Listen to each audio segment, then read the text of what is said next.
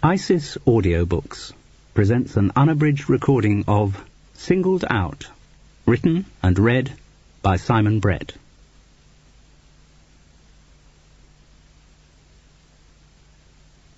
Part 1, 1973. Chapter 1. The man looked suitable for her purposes. He sat at the bar, swirling melting ice in a glass of scotch. His eyes darted about, undecided, unresolved. His suit, large checks, wide lapels, slight flare to the trousers, was smart, but seemed to say he was from out of town. He was sensationally good-looking, firm, spare body, dark brown hair that lapped over the top of his collar and curled tightly in long sideburns, blue eyes nestling in surprisingly luxuriant lashes. Laura sat on the stool beside him. She shook back her dark hair and fixed her hazel eyes on his. "Hi," she said. "My name's Carol." The room, in a hotel near Paddington, had been booked in advance, and Laura had targeted the bar after months of research in central London. The date, too, had been carefully chosen. Over the previous few months she had spent other evenings in the bar, but not seen anyone suitable. The man was the first she had taken back to the hotel. He said he was called David. Quite possibly he, too, was using a false name. Laura didn't care. His name was one of the many things about him that didn't interest her. She established that he was from Manchester, in London for a business meeting the following morning. Laura asked no questions about the nature of his business, and he didn't volunteer it. The man seemed as keen to limit personal information as she was. The details of her life held no interest for him either. But of course he was interested in fucking her. He was a man, after all. Laura ordered a bottle of scotch from room service, and when their glasses were charged, took control. She pushed away the low coffee table and sat beside him on the sofa. "Cheers." The man raised his glass to hers. There was still a wariness in his eyes. He was not fazed by the unexpected turn his evening had taken, but remained on his guard. A long swallow of scotch. Then he asked in his flat Mancunian voice, "What do you want from me?" "I want you to fuck me," Laura said. He considered his reply for a moment, then half smiled. "Well, I dare say that could be arranged." A new thought disturbed him. "You're not expecting me to pay, are you? Because I can assure you when I want sex I don't need to—" She silenced him with a reassuring hand on his knee. "I'm not expecting you to pay." "Just a bonus, is it? Why? It's not my birthday." "Just a bonus." For a moment he seemed about to ask more, find out why he had been singled out for this largesse. Laura moved her hand along his thigh, and, as she intended, lust dispelled his curiosity. He leant forward to kiss her. His lips were firm, slightly salty in taste. Laura pressed hers against them, flicking her tongue chameleon-like into his mouth. He pressed closer, a hand reaching to the side of her face. It outlined the angle of her jaw, slid down the neck, landed lightly on her shoulder, feeling the brassiere strap through the Indian cotton of her dress. Her finger described a wide, slow circle over his thighs and stomach, just avoiding the evident erection. Then her hand moved up to brush against the roughness of his chin. Their lips were still conjoined, her tongue teasing his forward to invade the privacy of her mouth. Laura's hand loosened his wide, flowered tie and slipped between the buttons of the tightly cut shirt. Her fingers tangled lazily with the hairs on his chest, then expertly freed a couple of buttons. His free hand cupped a breast, squeezed tentatively as if anticipating rebuff. Encouraged when none came, the hand slipped down to caress her buttocks, defining the line of her bikini briefs each time it passed. Though it was chilly October, Laura had decided against wearing tights. They would only have got in the way. The sweeps of his stroking hand grew longer. moving down the smooth muscles of Laura's thigh, ever nearer the hem of her skirt. She felt herself moistening. The skin around her nipples tightened and tingled. It was as she had hoped. Though her emotions stayed frigidly detached, her body was responding. Laura drew away from the kiss and looked up into the beautiful blankness of his eyes. "All right?" she asked. "All right," he mumbled back. "I enjoy fucking you." Emboldened, his hand moved swiftly under her dress, homing along the inside of her thigh to the mound between her legs. Laura let out a little moan, part involuntary, part calculated, as a finger found the cleft of her through the thin silk. "Shall we go onto the bed?" she murmured. The man nodded, and slowly rose to his feet, rendered cautious by the erection that strained against his trousers. He looked down at his empty glass. Laura poured in more scotch and placed it on the bedside table. She took hold of the bedclothes and in one fluent movement pulled back top-sheet, blankets and coverlet so that they crumpled down to the floor at the end of the bed. The man stood watching. "What turns you on most?" Laura asked. "To undress yourself? Have me undress you? What?" "You undress me." His voice was throaty with desire. "Then undress yourself while I watch." Laura shrugged and gestured to the bed. The man unzipped shiny brown boots with a slight platform sole, kicked them off, removed his socks, and came across to lie on the sheet. He propped himself up on pillows against the headboard. The man said nothing, but watched closely as Laura removed his tie, undid the remaining buttons of the shirt, and slipped it off. Her hands deftly freed the metal clasp of his waistband, then edged his zip undone over the bulge of flesh. She worked the trousers and briefs down his legs. As she slipped them off, Laura ran her hand lightly down the length of his erection. He let out an involuntary sigh. "Very satisfactory," said Laura. "Now I undress?" The man nodded. Laura behaved as if she was relishing the routine she went through, teasing undone the buttons down the front of her dress. Slowly, she reached round to unclasp the black brassiere, gradually allowing it to fall away from her tight-nippled breasts. She slid 2 fingers inside the waistband of her bikini briefs, let them circle idly for a moment, then slowly worked the thin material downwards. All the time she could feel the man's heavy-lidded gaze, and it gave her a sense of power. She stepped out of the briefs and stood facing him. Deliberately, she rubbed her right hand over her breasts, snagging against the hardened nipples. Then she let it slide gently over the contour of her stomach to rest against the black bush between her legs. The man groaned. With a will of its own, his right hand moved up to encircle his penis. Laura's sense of power grew. "Let me do that for you," she said, moving forward.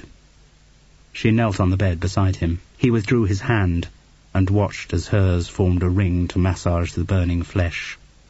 With each downward stroke, she let her finger tickle against the puckered tightness of his scrotum.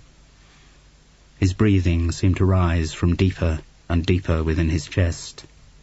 Laura relaxed her fingers, widening their span so that now each stroke only dusted against him. "Tighter," the man moaned. "Tighter." "No." Laura spoke firmly, took her hands away, and quickly moved her body to arch over him.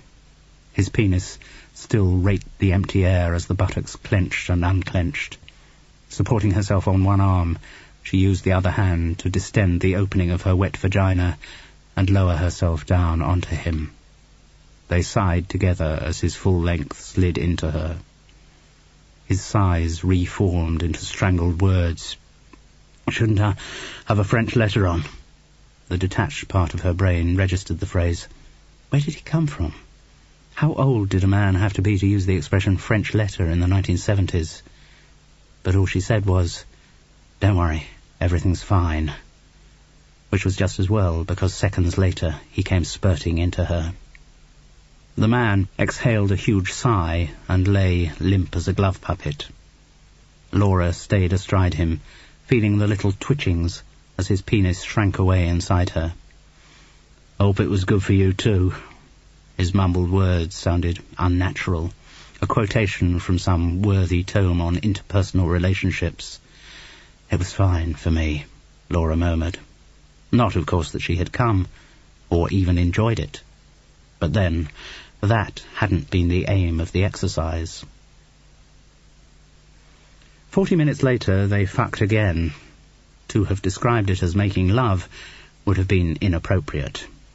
The man seemed to feel no great need to repeat his performance, but after all her planning, Laura was determined. This time she manoeuvred him on top of her. He tried to control himself and extend the action, but she was in charge. A few well-organized twitches of her vaginal muscles, and once again he had shot his load inside her. "You made me come too quickly," he grumbled as he withdrew. Laura said nothing, but reached for the whiskey bottle and recharged his glass. The man drank it down and lay still beside her in feigned sleep.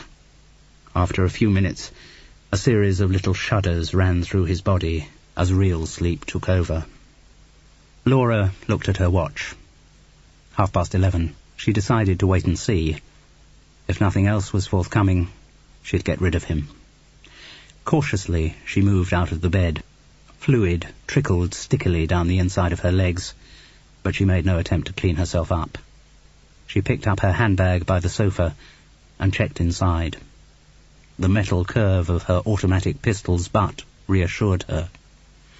She hoped she wouldn't need the gun, but was comforted to know it was there. Placing the handbag on the floor nearby, she lay back down on the bed. It was about an hour before the man shuddered awake again. For a moment, he gazed around blearily, uncertain where he was. With recollection seemed to come revulsion. He swung his legs round to sit on the side of the bed, his back to Laura. "Have you got a cigarette?" he growled. "No, I don't smoke." "I'd have bloody known it. Pass the whiskey." As she handed the bottle across, Laura let her hand linger on the man's shoulder. He made no attempt to remove it, so while he poured another drink, she let her hand glide down his back, round the curve of the hips towards his penis. "What are you, some kind of nymphomaniac?" he snapped, breaking free. "No, I just thought we might do it again." "Well, I don't want to." He sounded as petulant as a schoolboy. "All right," said Laura coolly. "You'd better go." "What?" "I said you'd better go." "Listen." The man turned sharply towards her. His face tightened up into an expression of fury was no longer beautiful. "I decide when I want to go, right? You're just a tart, a bloody whore, and just because I fucked you it doesn't give you any rights over me." Laura's voice stayed even and unemotional. "I'm not claiming any rights over you. I'm just saying it's time for you to get dressed and go." "Don't you order me around!" His right hand leapt out as if to slap, but Laura was quick enough to move her face away. In spite of his beautiful body, the man looked ridiculous in his nakedness, trying to assert control. Laura hadn't intended to smile, but she must have done. With a cry of, "You cow, don't you dare laugh at me," he suddenly had his hands round her neck. The pressure was light, but his muscles were rigid, ready to tighten, and the glint in his eye was ugly. Laura offered no resistance, but slipped back onto the bed, her right arm trailing over the side. "All the bloody same, you women," the man hissed. "Either you won't let us have sex when we want it, or else you bloody force yourselves on us. Cunts. That's all you are, just bloody cunts." She had no alternative.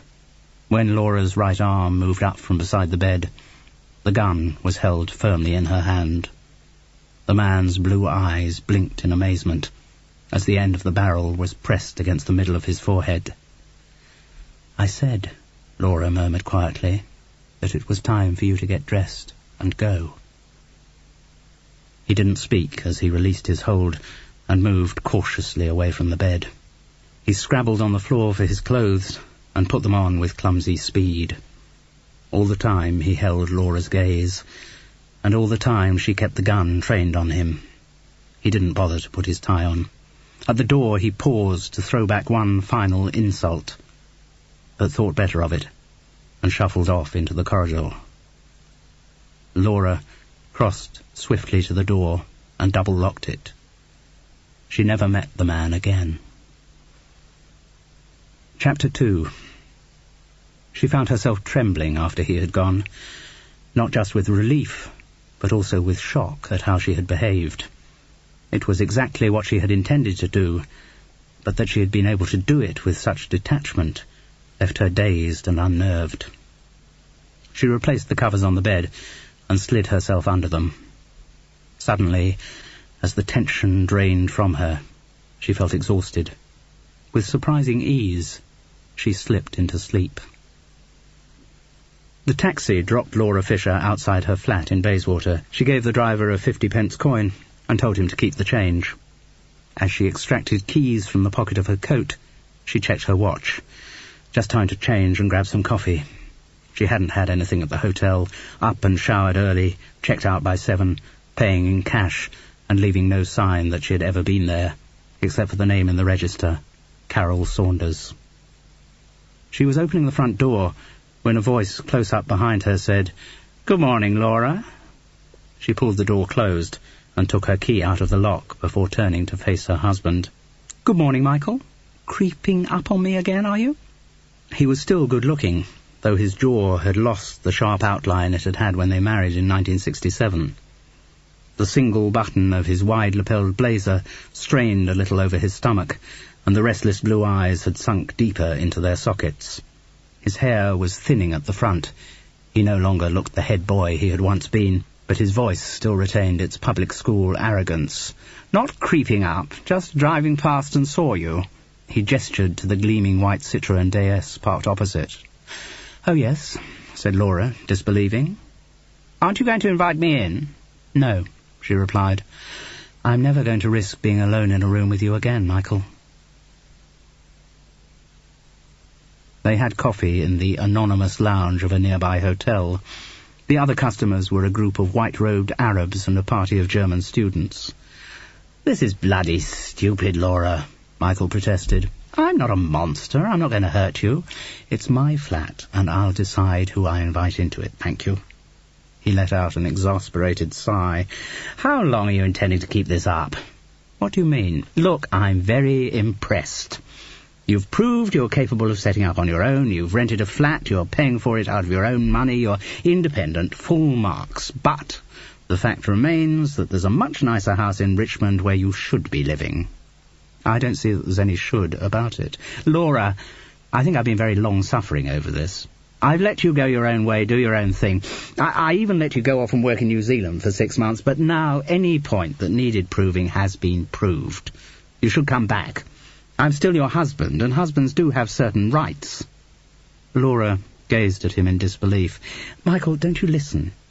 Haven't you heard any of the things I've been saying over the last few years? Our marriage is over. We are going to get divorced." He shook his head with infuriating calm. "There's no reason for us to get divorced. I haven't got anyone else. You haven't got anyone else." "How do you know?" "I know. I keep an eye on what you're up to, Laura." She looked up sharply, but with a smug smile he avoided eye contact. His words had stimulated a suspicion which had been growing for some time, the suspicion that Michael was spying on her. That morning wasn't the first time he had appeared as if by accident. There had been occasions when Laura felt sure she had glimpsed him on the street when she was out shopping, or seen a white DS flash by as she arrived at or left her office. She didn't think that she was getting paranoid. "Michael, you must cooperate on this divorce. Admit we made a mistake. We married too young before we'd found our own personalities." "I'd found mine, and I was established in my work. When we got married, I was already a partner in the agency, for God's sake."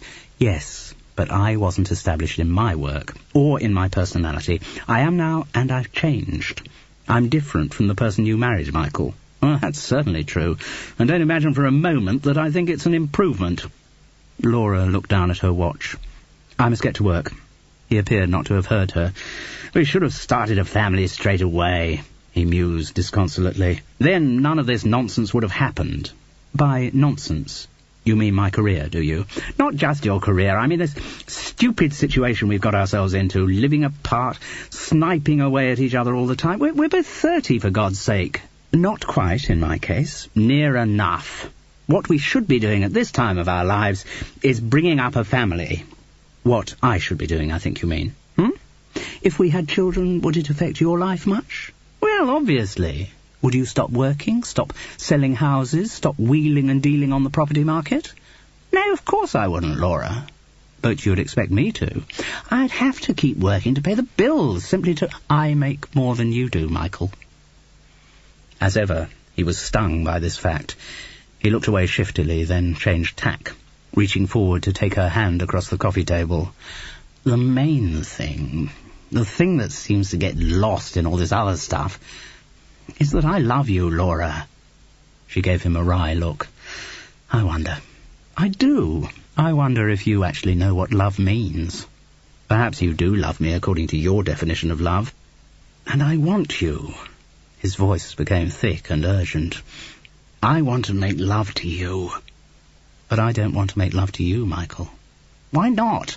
We've been through all this because love didn't seem to have anything to do with what we used to do in bed. It was just you taking me and exercising power. It was you trying to colonize my body. Don't be ridiculous.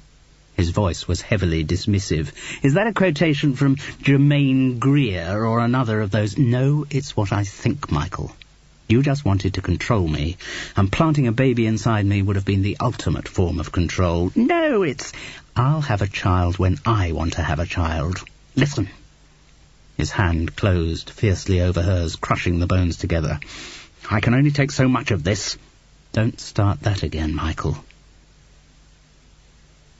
For a moment he could not contain the fury inside him, but then his grip relaxed. Laura withdrew her hand and rubbed it to restore the circulation. Now do you understand why I don't want to be alone in a room with you? He shook his head in exasperation. God, what can a man do with a bloody woman? He can refrain from hitting her for a start. Laura, that only happened once or twice. Catching sight of her expression, he looked away. And it wasn't as if I lacked provocation. You were my wife, for God's sake. Yes, I was. But, Laura, don't make a fuss about the divorce, Michael.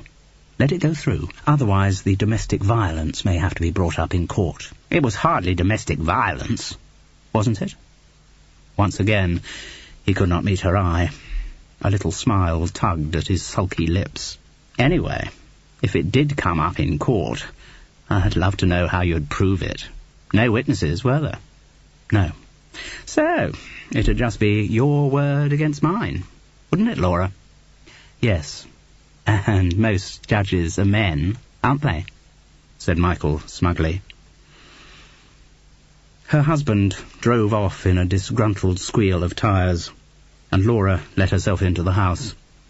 It was a tall white building fronted by an impressive portico and black railings. Her flat was on the second floor with a view over the trees of the central square. Rented. Soon she wanted to buy her own place, but needed a few more years of high earnings. Building societies were still wary of giving mortgages to single women. She switched on the transistor radio, which was tuned to the new commercial station Capital, and looked round the living room.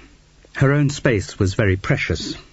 It gave Laura enormous and continuing satisfaction to know that every item in the room was hers alone. She had chosen them. She had paid for them. They expressed her identity. She put on the kettle in the kitchenette, and while it was boiling, changed her clothes. Basic, functional underwear, tights, ribbed T-shirt with a row of buttons at the neck, Indian cotton dungarees, green shoes with platform soles and appliqued leather flowers. It was hot in the office. Better to dress as for the summer and ward off the October chill with her coat when she went outside. She put all her dirty clothes in the washing machine. They didn't make a full load, but Laura needed to start the wash straight away. The clothes didn't exactly feel soiled, but the events of the night before required a symbolic cleansing. The unimportant details of what had happened needed to be purged away. She ground coffee, put it into the glass funnel of the Kona, and poured over hot water from the kettle. It started to percolate through. Capital Radio announced the 9 o'clock news. She must hurry. The lead item was once again the fighting between Egypt and Israel in the Sinai Desert. The oil states threatened to raise prices in protest against America's support for Israel. A woman had been found strangled in a West London car park. England's football team had only achieved a 1-1 draw with Poland and wouldn't qualify for the World Cup. Laura perched on the back of an armchair as she sipped her coffee. Facing her on the mantelpiece was a small wooden-framed mirror, and beside it the photograph of her mother. As she often did, Laura shifted position so that her face filled the mirror. She and her mother matched. The hairstyles were different, but the features uncannily alike.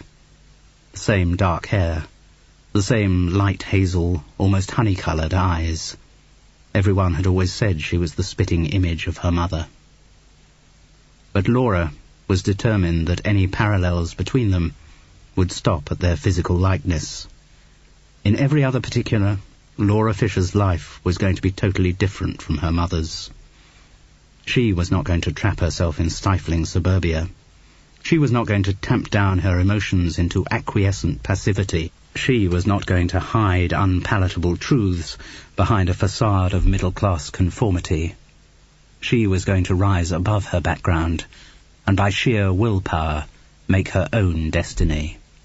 Above all, Laura Fisher was determined that her life, unlike her mother's, would not be prematurely ended by murder.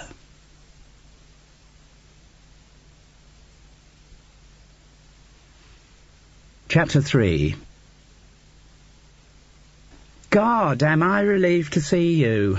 Rob's voice swooped in self-parodying campness as Laura entered the Newsview's office. She looked at her watch. Bloody Michael's appearance hadn't made her late, had it? But no, she was all right. I'm on time, Rob. Not what I meant, lovey. His hand gestured languidly towards the day's bulletin board. Amidst the usual pinned-on cuttings and notes about potential stories was a black-and-white photograph. It was grainy, passport-size blown up, and showed a young woman with dark hair and pale eyes. For a moment, thought it was you, sweetie, Rob cooed. Doesn't look anything like me, does it? Oh, yes, dear. Very like. I can't see it. No, well, we never can we? We all have this image of ourselves that's totally different from what the world sees. Source of most of the tragedies that ever happened, that fact, you know, Laura, dear. Is it? She grinned as she moved across to the coffee machine and filled herself a white plastic cup. As ever, it was almost too hot to hold. She took a scalding sip.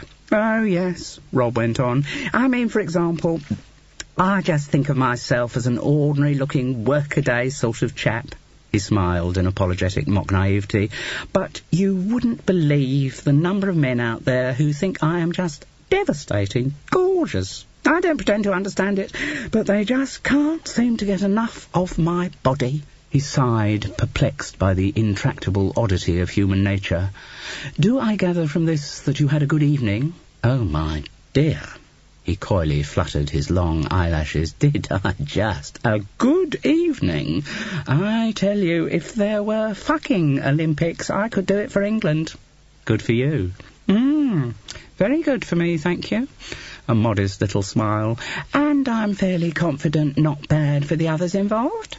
You? Me? Laura was annoyed to find herself colouring. Your evening.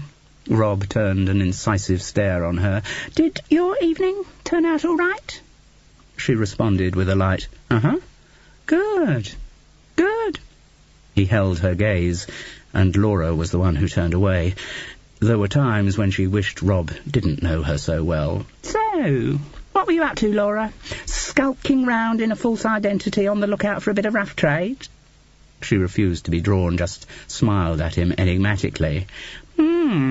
Certainly what I was doing. He reached out, took her hand, and planted a slobbery kiss on it.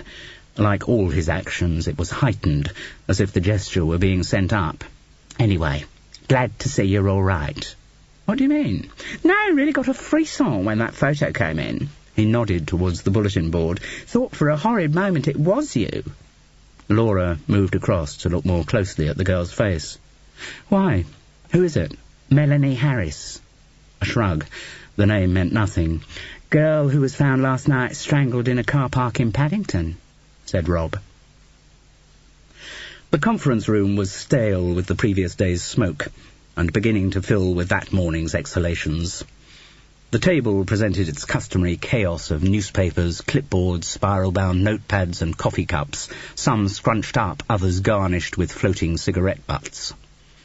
The News View's production team liked, even nurtured scruffiness, as if it reinforced their serious journalistic credentials, gave gravitas to what some might regard as a lightweight programme. This attitude came from the editor, Dennis Parker, who, though he had moved some years before to the lucrative pastures of television, allowed no one to forget his gritty Fleet Street background. He sat at the head of the table, jacket over the back of his chair, shirt sleeves unnecessarily held up by elasticated metal bands. A broad, garishly bright tie was loosened at the neck and curved over a large stomach, a legacy of the hard lunching which Dennis Parker thought essential to his image. His face had the pumice-stone surface of a heavy smoker. The producers, directors and researchers lolled around the table with studied casualness, as if self-consciously recreating television's image of a journalist's meeting. Dennis's secretary sat a little behind her boss, shorthand notebook and pencil at the ready, cigarette slotted into the corner of her mouth. Laura was the only other woman in the room. She and Rob were the only people not smoking. "I don't think we can do anything on this strangling," said Dennis Parker definitively. "I think we should," Laura countered. He looked at her through narrowed eyes. He did not like having his judgment questioned, least of all by a woman. But he gave a conciliatory smile and said, "Listen, love, we're not in the hard news business. News Views is a news magazine programme. We're trying to make inroads into the nationwide audience, not the panorama one. I still think we can do features on more serious subjects when they come up. We are doing features on more serious subjects, love." Each time he used the endearment, he managed to make it more diminishing. "Today we're doing this report on alternative fuels that can be used if the oil really does dry up. But we're also doing the feature on how often fire brigades get called out to rescue cats caught up trees. Sure, we mix the serious with the more light-hearted.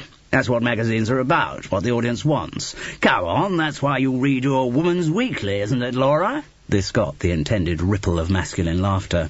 Laura restrained her anger and continued in a level voice, "I still think we can use this murder as a peg for something on violence against women." "Oh, come on. News Views is a news magazine, not a soapbox. We aren't the bloody Guardian women's page. We do women's stories, yes. I like that one a couple of weeks back about the girl who'd set up her own mail-order trouser suit business, but we don't do women's lib stuff." "I'm not talking about women's lib, Dennis. I'm talking about crime. We always get good audience reaction when we do crime features." "Well," Laura took advantage of the editor's brief moment of uncertainty. "That report I did on how easy it is to buy an illegal firearm in London got some of the best audience reaction we've ever had." "Yes, maybe, but—" "And if we did a feature on the reasons why women are the target of so much violence, you know, get in a psychiatrist, round up some women who've been victims of—" "No, Laura." "But, Dennis, I said no. I'm editor of this programme, and I'm the one who knows what fits into the News View's brief." "Yes, but I think you should be open to the possibility that the News View's brief can be widened." "Laura!" This time she'd got him angry. He had interpreted her words as a direct criticism of his judgment. There was no point in pursuing the argument. It would only make matters worse. Dennis Parker sank back into his chair with some satisfaction at her silence and continued, "Now, didn't somebody say they'd picked up a story about make-up for men?" There was a general giggle as a young researcher moved eagerly into the spotlight. "Yes, found an American magazine article which said in 10 years' time men will think as little of wearing makeup in the street as women do." The editor chuckled. "The day you find me wearing the stuff, you have my full permission to have me certified." Allowing time for the sycophantic laugh to subside, the young researcher went on. "The article says it's a natural progression. 10 years ago, a lot of men couldn't envisage wearing aftershave or deodorant or washing their hair more than once a week." "I still think that's a bit iffy," said the editor, who habitually went around in an aura of what he regarded as a natural masculine smell. "All right for the pinkos and perverts, but—" A visionary look came into his eye. "I've had a thought." This was one of Dennis Parker's catchphrases. The meeting was appropriately silent, awaiting the revelation of their editor's latest brainwave. We should do some vox pops on the idea of men wearing makeup. That'd be good, yes. Ask people in the street, women, men, try and get the odd coon, usual mix. Now, right, who'd better set that one up? He scanned the table, enjoying his power of allocating work. The researcher who'd brought up the idea looked almost pathetically hungry to be given the job. Dennis Parker's eyes lingered on the young man for a long, tantalizing moment before moving on. End of Side 1. Side 2. You by any chance know anything about make-up for men, Rob? The editor spoke with a hint of a lisp, and his audience provided predictable sniggers at the innuendo. As ever, Rob played up to expectations. Well, maybe the teensiest bijou bit-ette, he confided with a lowering of his eyelashes. The meeting guffawed its appreciation of this sally. Good, said Dennis. You had better research it, then. Ignoring the disappointment in the other researcher's face, he looked round the table. And who shall we delegate to direct the vox pops? His eyes came to rest. Think this could be a good one for you, Laura. The bastard, she muttered, as they walked back to the office. Oh, come on, lovey. Don't get so heavy about it, said Rob. You ought to know by now. Suggest an idea Dennis doesn't care for, and you get rapped over the knuckles. All right, Laura. For that, you're going to have to stand in the corner with a dunce's hat on, or go out and do some dreary vox pops, which comes to the same thing. But it is a good idea. It really is. Never said it was a bad idea, just said it was one Dennis doesn't care for. He'd like to get me off the programme, you know. I'm sure he would, but he's not going to. Dennis may be a pompous old fart, but he's not stupid. He knows you bring more original ideas to Newsviews than the rest of the team put together. Laura didn't appear comforted by this, so Rob went on. What'll happen is what usually happens. In a couple of weeks' time, dear Dennis will suddenly bring an editorial meeting to a standstill.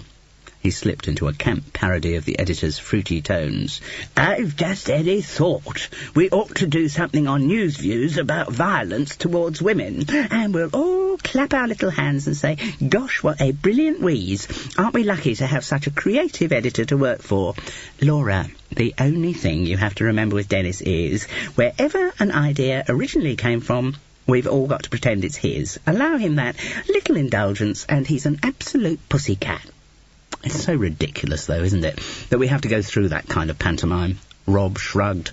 Worse things happen. God, and the way he patronises me.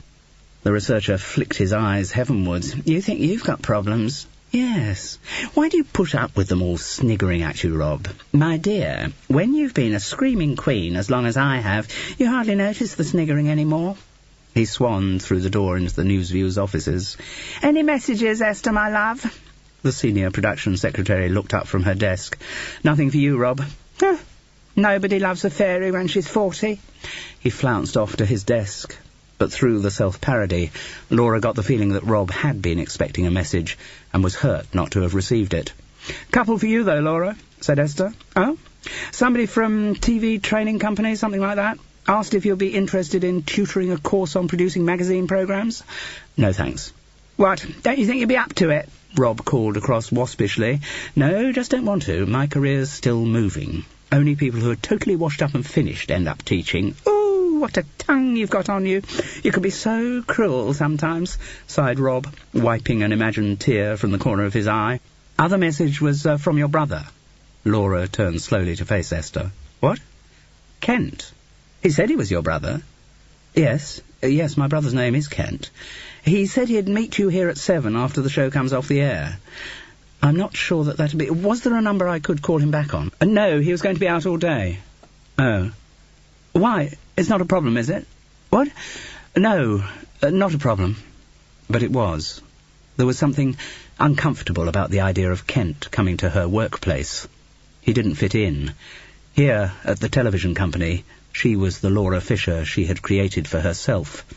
Kent brought back memories of an earlier Laura Fisher, one she tried passionately hard not to think about.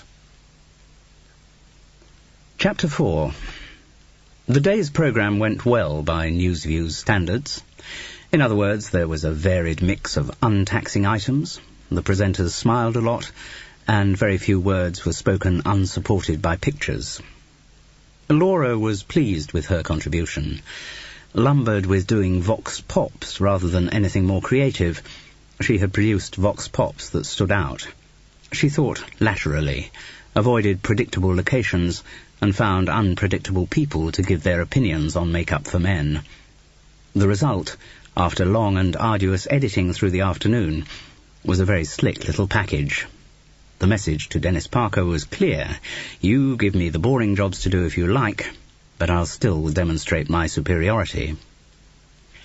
In the rush of meeting her deadline and the excitement of the live transmission, Laura had no time to think of the evening ahead. When the News View's closing credits rolled, it took her a moment to locate the reason for the slight unease within her. Kent, of course. She rang reception to see if he was waiting for her. No. She said she could be contacted in the bar, and if they let her know when he arrived, she'd come down to the foyer to meet him. That way, she wouldn't have to introduce him to any of her colleagues.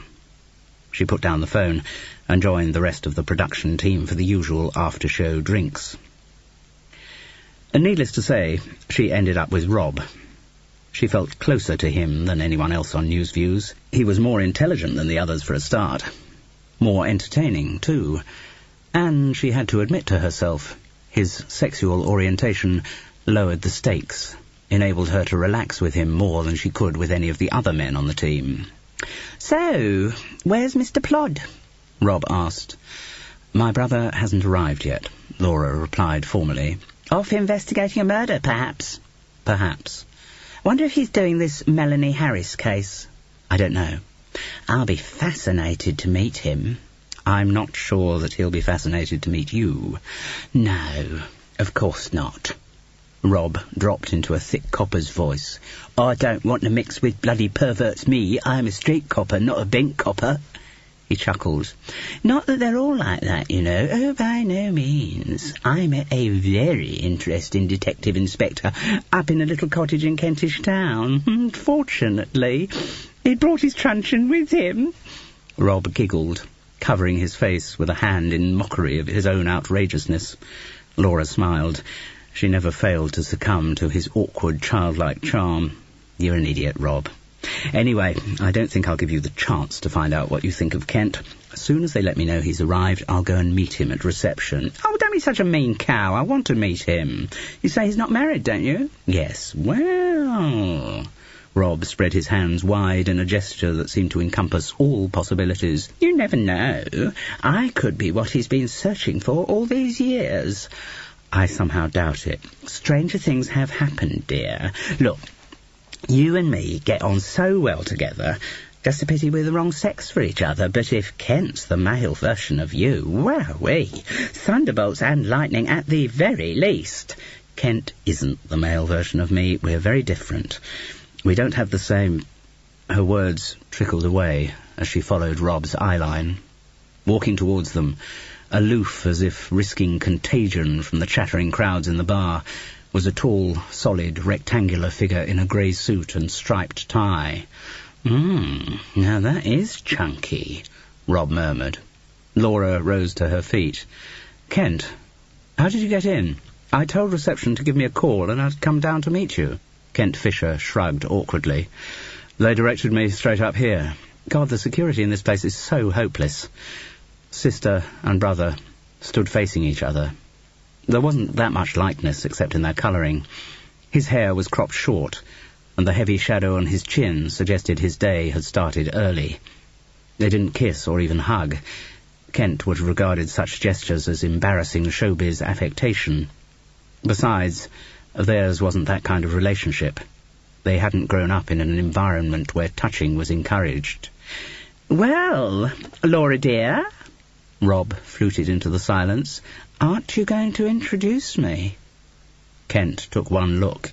He noted the tight, long-collared shirt, the velvet trousers, the small diamond finger ring, and Rob was instantly pigeonholed. "This is my brother Kent, Rob Sinclair." Rob held out, or rather flourished, a hand. Without enthusiasm, Kent reached across and gave it a perfunctory shake. "Do join us for a drink, please. Laura's told me so much about you." Rob sat down and patted the seat beside him. "Do sit down and tell me all about what it's like being at the sharp end of the battle against crime." Laura couldn't decide whether Rob was being more camp than usual, or whether he just seemed so in Kent's awkward and forbidding presence. "Get you a bijou drinkette, Kent?" Rob inquired. "Well, go on. We're going to have another, aren't we, Laura, darling?" "Well, course we are." Rob sprang up again from his seat and asked in a self-consciously butch way, "What's your poison, Kent, old man?" A light ale, thank you."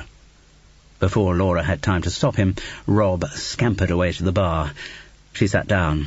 Kent lowered himself heavily onto the seat beside Rob's, then pointedly moved it away. "So who's he, Laura?" "A researcher, someone I work with on the show." "Uh-huh." Again, there was silence between them. Laura felt, as she always did in Kent's presence, younger, immature. She felt she had to justify herself. "Today's programme went very well," she said. "Did it? Ah. You have a good day?" "Busy." He didn't volunteer any more. Laura looked at her brother and felt a familiar irritation.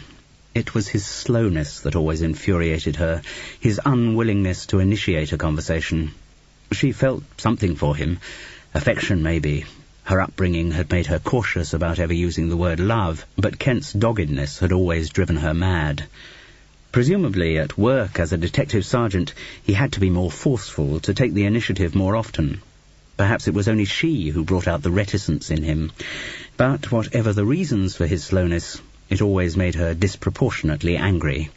She found herself demanding with more brusqueness than she intended.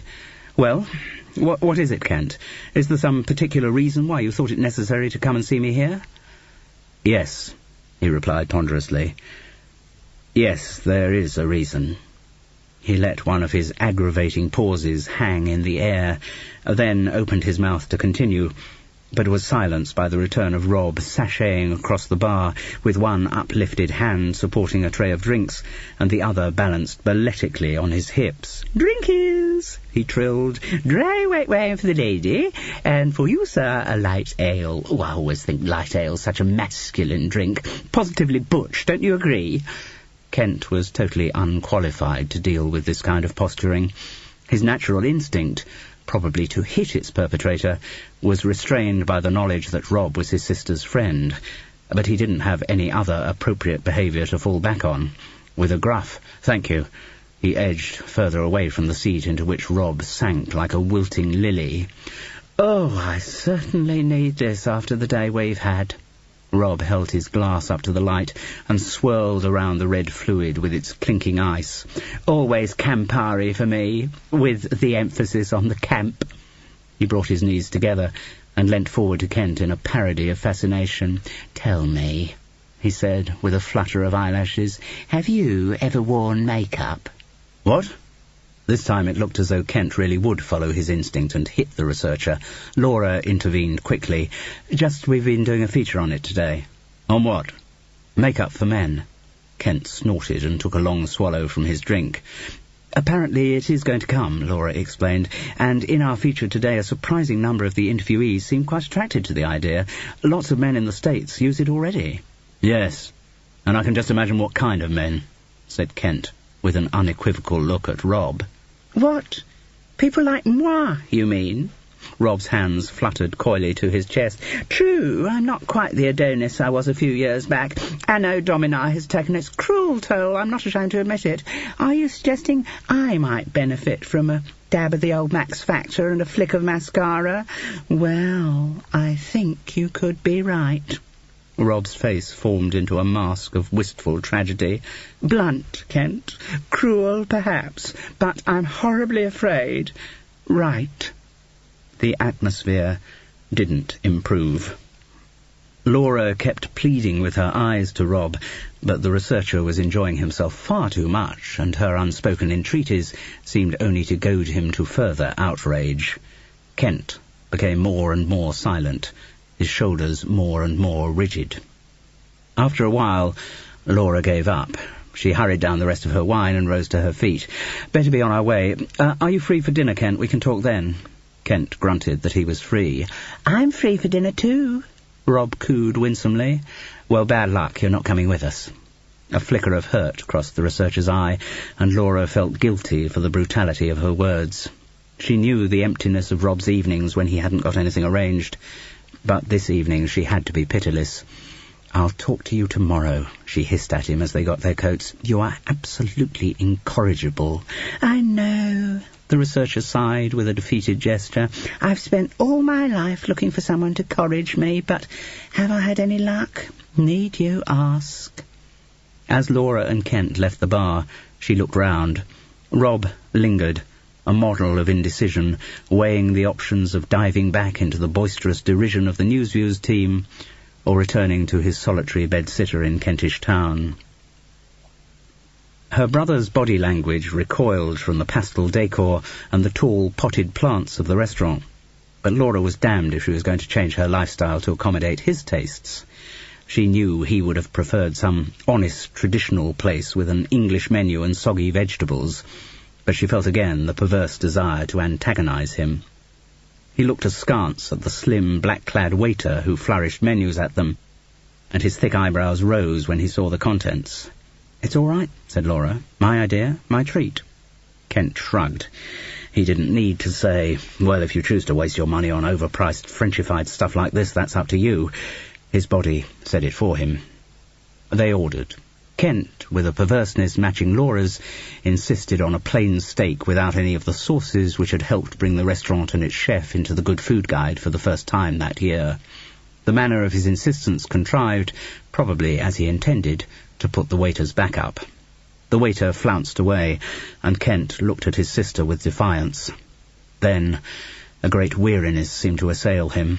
His shoulders slumped, tension seeping out of his body, and with the back of his hand he stifled a yawn. "Long day?" asked Laura, solicitude apologizing for her earlier brusqueness. Kent nodded. "Called out at 3 o'clock this morning." "What for?" "Someone had found a body in a car park." "Melanie Harris?" He nodded. "She'd been strangled, hadn't she?" "I don't want to talk about it," he said with sudden roughness. More gently he continued, "I'm not allowed to talk about it apart from anything else." No, obviously not." Kent looked down at his cutlery. He ran a finger slowly along the line of his steak knife. Laura once again felt the irritation well up in her. Why couldn't he just get on with it, say what he had to say? Why all this bloody preamble every time? But she buttoned her lip and let him make his revelation at his own pace. "I felt I had to see you," Kent began slowly. "Tell you this face to face. Didn't want to do it on the phone." He was silent again. 2 fingers wiggled the steak knife infuriatingly from side to side, but still Laura controlled her annoyance. "Fact is," Kent finally started again, "there was a message when I got back into the office this morning." He stopped and looked up, his eyes locking with hers. "The old man's dead." Laura knew exactly what he meant, but, perhaps to buy time to construct a reaction, found herself asking, "The old man?" "Our father," Kent confirmed. "He's dead." The moment of hearing this news was one that Laura had imagined all her life, but she was still unprepared for the rush of complex emotions which its reality triggered. Chapter 5. "We can't escape it," said Kent. A wooden hand gesture failed to encompass the enormity of what they couldn't escape. "It's going to be with us all our lives, bound to be." Laura shook her head firmly. "No, we can escape it. I'm not going to let it be with me all my life. I'm making my own life. I've started from scratch, I've remade myself, and I'm not going to allow anything to change the new me." Kent sighed and pushed back his unfinished steak. "I wish I could share your optimism. When I think back, there's no way things like that aren't going to affect anyone for the rest of their lives. I don't think back. I try not to, but come on, Kent. You're strong. You know you are. If you hadn't been strong, I don't think I'd still be here. You protected me, and I always will protect you," he said with sudden fervour. "I know. I appreciate that very much. But what I've been doing over the last few years is to put myself in a position where I don't need protecting. I want to look after myself. Sure, we all want that. But there are things that happen. Things that did happen in our lives when we were too small to look after ourselves, and I just don't think we'll ever get away from them. I'll get away from them, Laura asserted. I have got away from them. I mean, think what I was like at 14, 16, even 18. Could you ever imagine then that I'd be holding down the kind of job I am now? Not just holding it down either, doing it bloody well. And I've got the job, and I'm doing it well simply because I made a decision that that was what I was going to do. Maybe, but listen, I decided to join the BBC as a secretary. I decided to pull up my roots and work those 6 months in New Zealand, in the face of incredible opposition from Michael, I may say. I decided to make the move to ITV when I came back. I decided I wanted to be a director, and that's what I'm now doing. I haven't let anything that happened in the past hold me back. All right, he conceded. All right. Another of his interminable pauses. But you're still scarred by it. No, I'm not. I'm not scarred, she countered passionately. I have healed the scars. I've made myself whole again. Huh.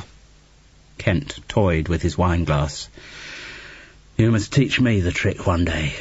I'd be happy to. Despair reasserted its control over him. Not that I think it'd work for me. Why not? Listen, Kent, we're only here for one life. It's not very long. And I'm certainly not going to let my entire life be ruined by things that happened when I was just a kid. It went on way beyond when you were a kid. You were nearly 15, remember, when you know. Laura was angry that Kent could not bring himself to say what he meant. Even angrier to discover that she too was unable to put into words the horror they had shared. All right, yes, I was nearly 15, but that was 15 years ago. I've got over it. Bully for you, said Kent, with tired disbelief. And you got over a lot of it too. Come on, Kent. You're holding down a pretty stressful job. You're doing well. You said you were in line for promotion. You haven't let him destroy you. No? Laura, it's one thing to be able to cope at work. It's another to... He shook his head. I'm never going to be in a relationship. I've recognized that now. Why? He looked at her bleakly. Because I'm too afraid of the possibility of history repeating itself. It needn't repeat itself. Kent looked away. Why are you so sure? Things happen. You can change. Another defeated shake of the head. No. Whenever I've got close to a woman, things get complicated. So many emotions come into my head that... It was rare for Kent to reveal so much of himself. Normally, he kept his feelings tightly reined in, and Laura could only conjecture what went through his mind. The shock of their father's death had broken down some barrier within him. Kent seemed to realize the singularity of what was happening at the same moment Laura did. His eyes flickered away from hers. When he looked back, their shutters had been replaced. So I'm always going to be on my own, he pronounced without self-pity. Without any emotion, in fact. Anyway, he continued with something that was almost a sneer in his voice, your track record on relationships isn't that great, is it? You may be able to be a star in the job, but your personal life... You know nothing about my personal life, she snapped.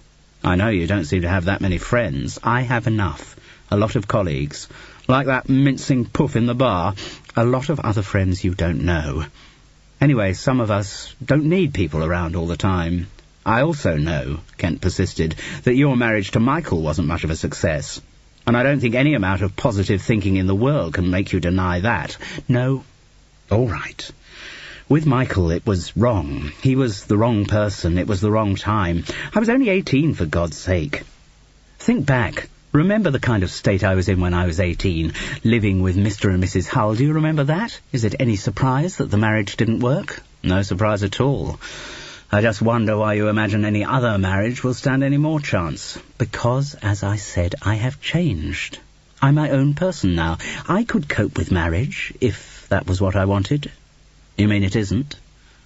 I didn't say that, she replied, suddenly cautious. So... Are you in a relationship at the moment? This was an unusually direct question, according to the strict rules of circumspection which governed their conversations. None of your business, Laura replied lightly. No. Right. He accepted the point without argument. They moved to other topics. Both felt shocked by the intimacy with which they had talked.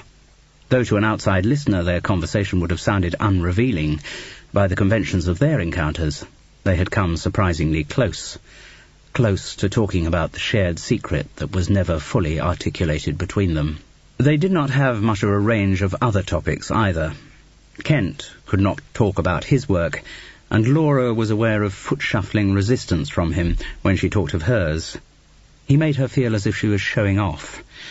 With so many subjects off bounds, there was little left to talk about. Neither was particularly interested in the other's views on the Arab-Israeli conflict or the prospective fuel crisis.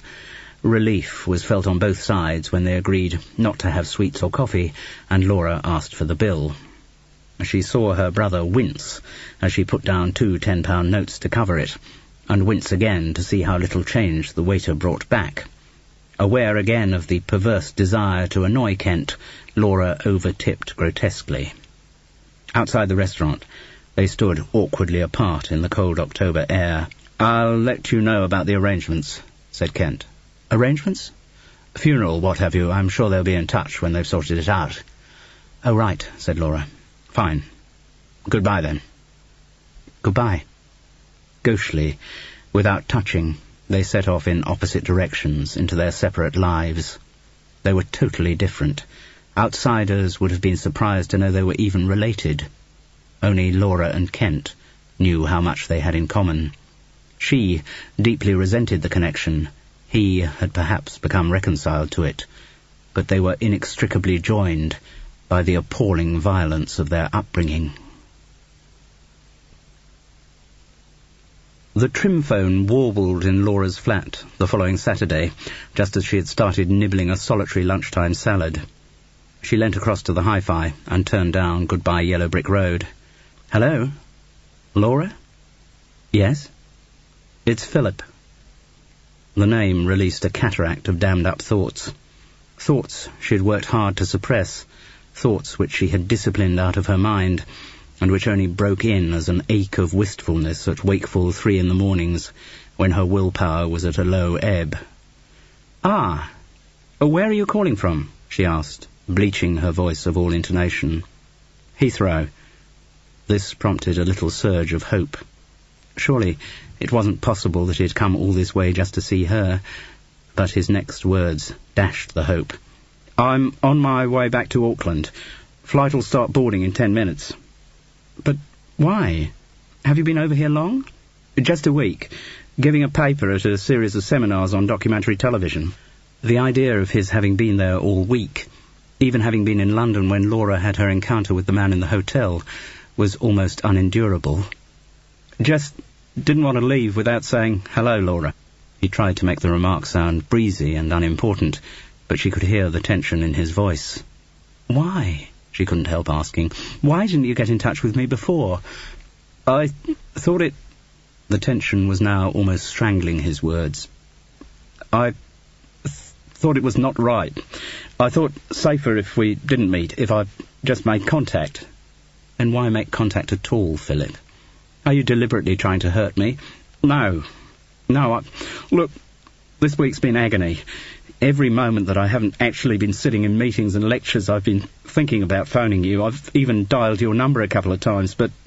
Oh, Philip, it's better this way, really." The words still struggled out with difficulty. "This is the right thing to happen. And now you'll be able to sit on that plane for 24 hours or whatever it is," said Laura, a harsh note creeping into her voice, "congratulating yourself on having resisted temptation once again. Is that it?" No, it's not. I'm not scoring points or anything. I'm not trying to hurt you. It's just... This is the right thing to happen," he repeated lamely. "Right for you, perhaps. Right for Julie. Have you ever considered what might be right for me? We went through all this, Laura. We've been through it many times. This is the only way it can be. But don't you still want me?" "Yes," he swallowed.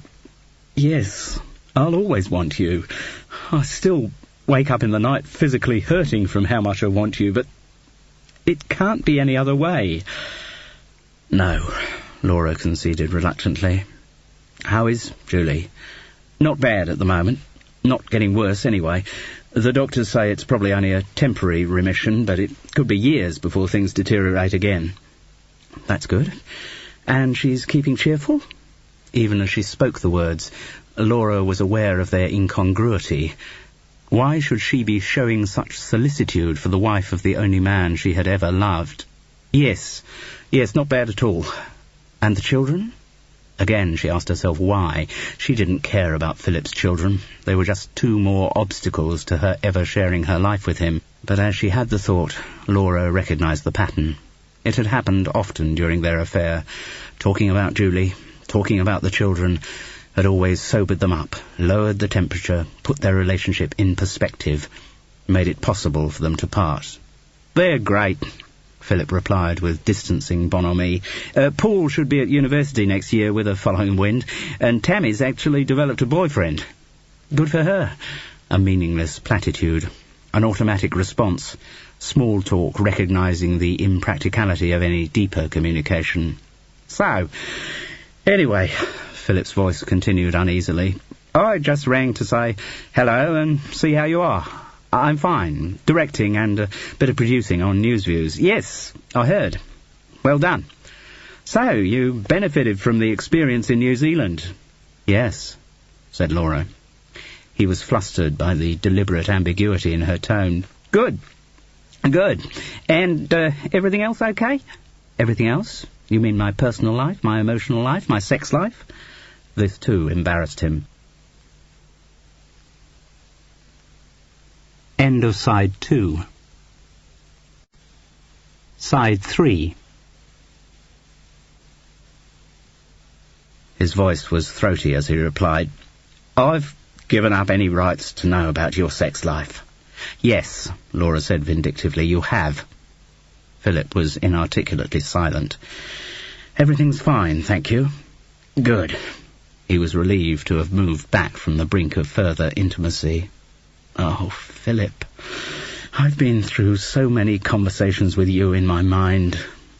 "Yes, and I with you. But this is the only way it can be." Again he repeated his mantra, the sole article of faith he could cling to. "This is the right thing to happen." Yes. Look, they're calling my flight. I must... Laura, knowing that the flight hadn't really been called, that he just wanted to get off the emotional hook, reverted to polite small talk. "Well, nice to hear from you, Philip. Do keep in touch, won't you?" He caught the impersonal tone. Yes, of course, and hope all continues to go well for you. "And you? Your work still okay, is it?" "Yes, they've made me head of documentaries of all things." "Congratulations." "Thank you. Well, I must, really, the flight." "Yes." Suddenly her restraint burst once more. "Philip, I can't believe I'll never see you again." "No. Well, maybe one day. I must go. Goodbye, love." "Goodbye." The tone droned in Laura's ear for a full minute before she put the trim phone down. She pushed her salad to one side and turned up the Elton John. Candle in the Wind mourned away in the background. Hearing Philip's voice had brought it all back. The iron lid she had crammed down on the whole episode lifted in an instant. She remembered the touch of his skin, even the musky smell of his aftershave. Her mind filled with that first afternoon when he'd come to her flat. She had known when she'd seen him in the doorway that they had both been fighting the same impulses. For 6 weeks, they'd each tried to argue them away, tried to convince themselves their feelings weren't reciprocated, that any declaration would only be met by embarrassing incomprehension. Neither had said anything. And they had said little at the beginning of that afternoon. It hadn't seemed necessary. They had just come together, neither one making an advance to the other. Everything had been mutual. And the love-making that followed had shown the same egalitarianism. For Laura, whose only previous experience of sex had been adversarial, it was a revelation. Compared to Michael's rough and inept pursuit of his own gratification, Philip showed infinite patience and gentleness. For him, the touching seemed at least as important as the orgasm. That first time, though time had been a hazy concept while it was happening, it must have been hours before he came. But he used those hours to worship her body, to learn its contours, its triggers, its curves and crevices. His hands, his lips, and just the silky contact of his skin brought her to levels of pleasure she would not have believed possible. She came and came and came again, and each climax washed away a little more of the accretions of bad sexual experience. With him, it all seemed natural, all continuous, all different. There had been no orders, no compulsion except the mutual desire to touch and be touched. Instinct had taken over. Each seemed to know what the other wanted, and when they wanted it. It was not love-making that stopped and started. Michael's sexual offensives all ended with his climax. Then all Laura got was the turned shoulder and a gruff good night, or if it was in the morning, his immediate silent departure from bed to bathroom. But with Philip, one encounter flowed seamlessly into the next. "Where did you learn to be such a wonderful lover?" she had asked in one of the lulls as they lay gently entwined. "I didn't learn," he said. "I've never thought of myself as a wonderful lover. It's only with you. I knew it'd be perfect with you, and I knew it'd be perfect with you. The moment I saw you, Philip, I just knew. And it remained perfect. The love-making, that is. They were two people physically designed to complement each other, two people who could never be in the same room without wanting to make love to each other.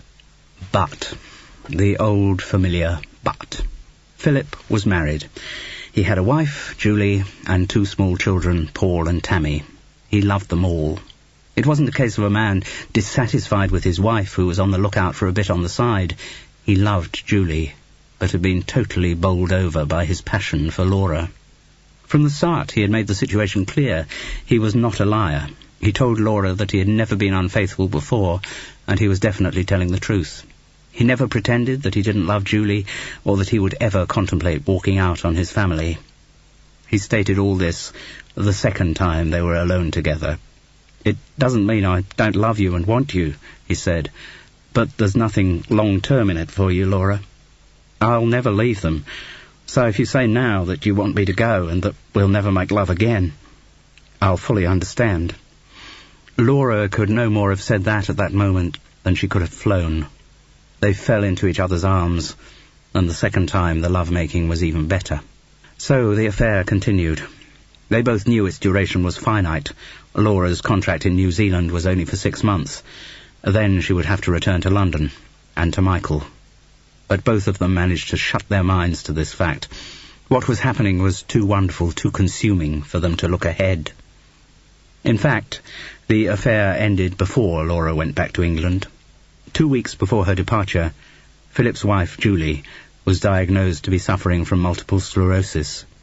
The disease was in its very early stages, but barring some unexpected advance in medical science, it would undoubtedly get worse.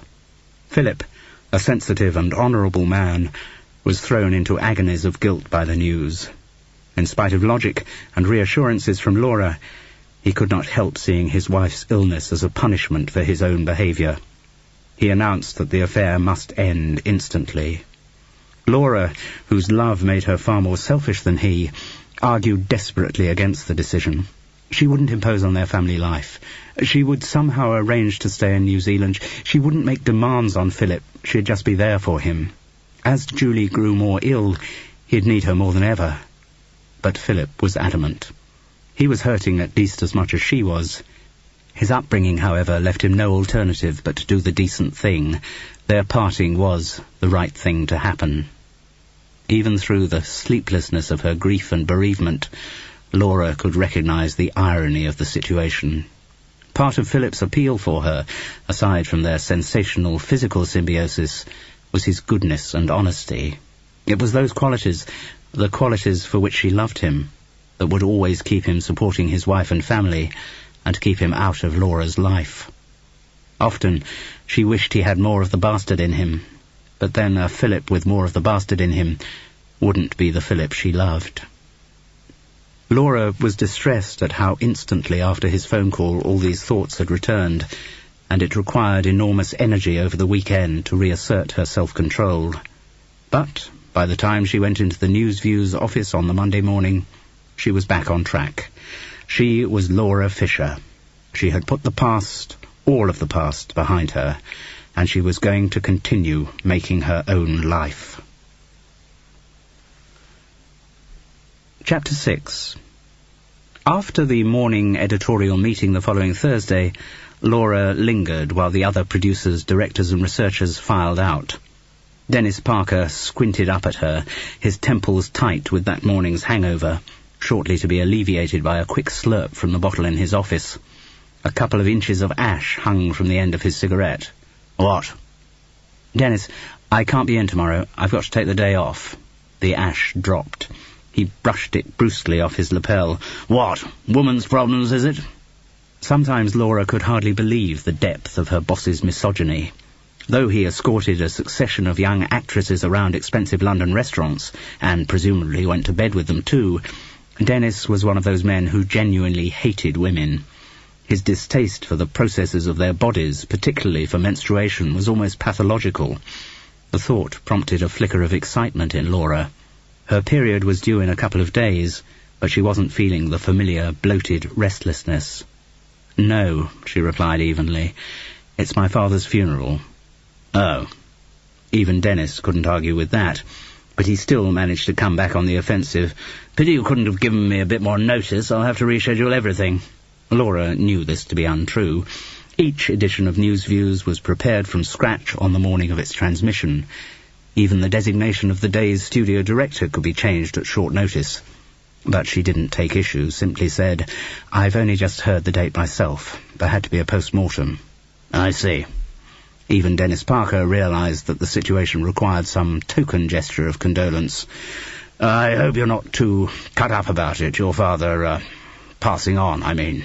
It was odd that someone as professionally blunt should hide behind a euphemism like that. "No," said Laura, "I'm fine. We weren't close." Though even as she said the words, an involuntary tremor ran through her. Dennis Parker, realizing he was in danger of being gracious, reasserted his customary boorishness. "Good, because the last thing I bloody need is one of my directors sobbing her eyes out over the control desk." Laura often wondered what triggered this obsessive hatred of her sex. She generally concluded it was fear. "And bear in mind," Dennis added as a parting shot, "I won't forget. If you ever try to use your father's funeral as an excuse to get another day off work, it won't wash." This, too, was gratuitous offence. Laura had never missed a day since she had started working on the programme, but she knew the pointlessness of taking issue with Dennis on such a detail. He wasn't worth the effort. "I didn't even know you still had a father," said Rob that evening, as he looked wistfully through his Campari at her. "I haven't seen much of him in latter years." "No, but you might have mentioned him. Makes me feel very excluded, you suddenly springing a father on me, and I thought I was your friend."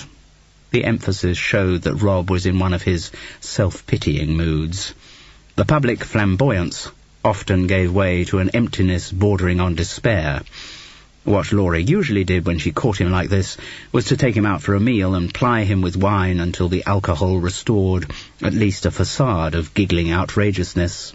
But that evening she didn't think she had the energy. The events of the next day were weighing on her mind. She wanted time alone to prepare her reactions to them. "You are my friend," said Laura, reassuringly rubbing the back of his hand. "Probably the best friend I've got. And the safest. At least you know I'm not going to spend all my time trying to get inside your knickers." She acknowledged the truth of this with a little smile.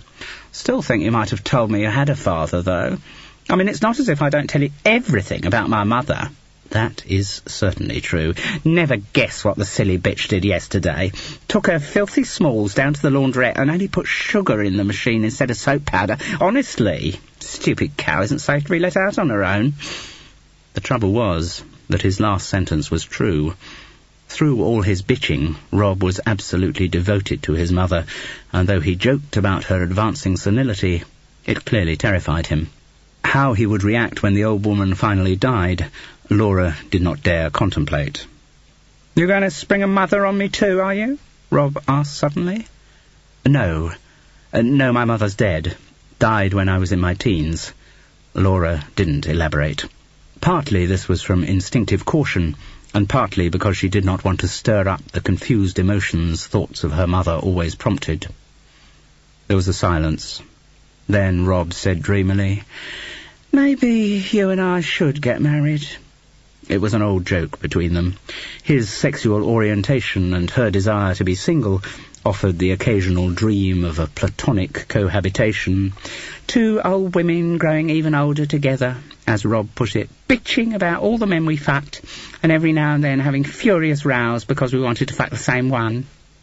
Laura would play along with the joke, but it was Rob's fantasy, not hers. Much as she liked him, she valued her single state too highly to succumb to his possessive presence. Whereas for him, the dream did offer an opportunity to stave off the terrible loneliness of the aging queen. On this occasion, Laura limited her response to an affectionate "maybe."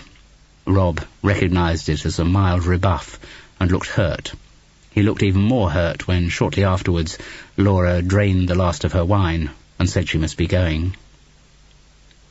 The Friday was markedly colder, one of those face-tingling late October days which bring a sudden reminder of winter's proximity.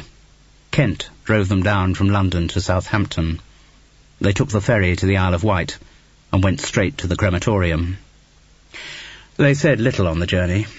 Kent confirmed that he was still working on the Melanie Harris case, but gave no further information. Laura did not mind the silence. Their shared childhood had not involved many words, a factor which had perhaps strengthened the bond between them. Inside the family home, words had been dangerous. Words might have prompted painful reactions. And outside their home, silence had been the rule. Silence about anything that mattered. Silence that maintained the myth of middle-class family normality.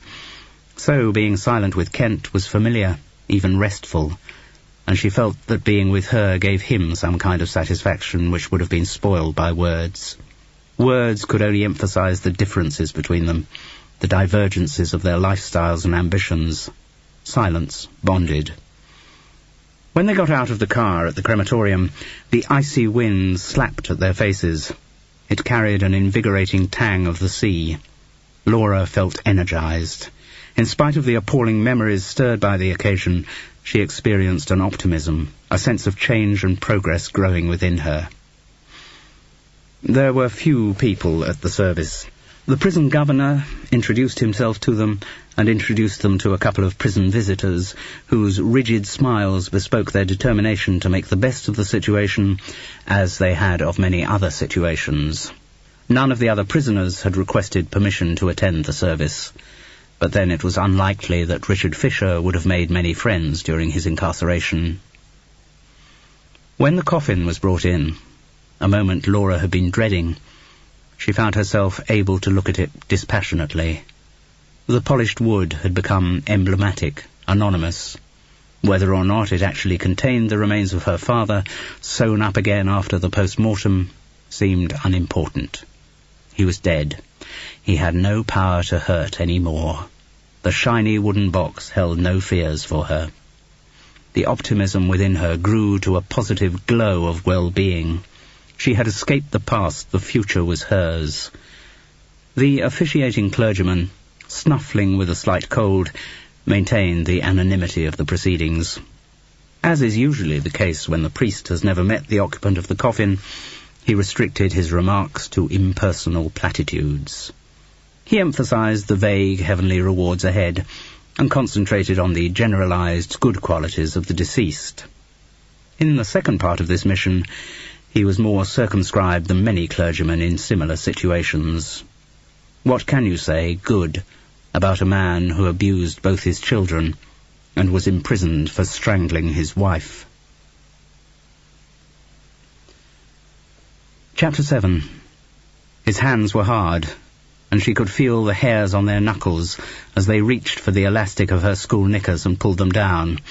She knew the hopelessness of resistance, but still the repulsion engendered by his flesh, by the object that poked through a frill of airtex from his unbuttoned tweed trousers, was so strong that her body recoiled and her fists rose instinctively to fight him off.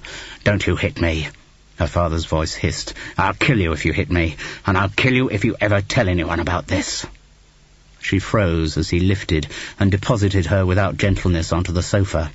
Again she felt the tickle of knuckle hairs as he flipped the pleats of her Navy school skirt above her waist. Then the hands took firm hold of her upper thighs. She tried, as always, to detach herself, move the real Laura Fisher away to stand aside and look down dispassionately on what was happening to the other, anonymous Laura Fisher on the sofa. As he brought his groin towards hers, there was a commotion, the door opening, the dull thud of her father being hit over the head with something, a muffled curse as he turned in fury to face Kent. The boy, in short-trousered school uniform, stood his ground while the blows rained into him, not into his face, nowhere that the marks would show, but hard into the chest and abdomen. Nothing must be seen at school. Nothing must be allowed to make the boy's mother embarrassed to be seen out with him. The facade of middle-class gentility must never be threatened. Kent let out no sound, but stumbled under the onslaught.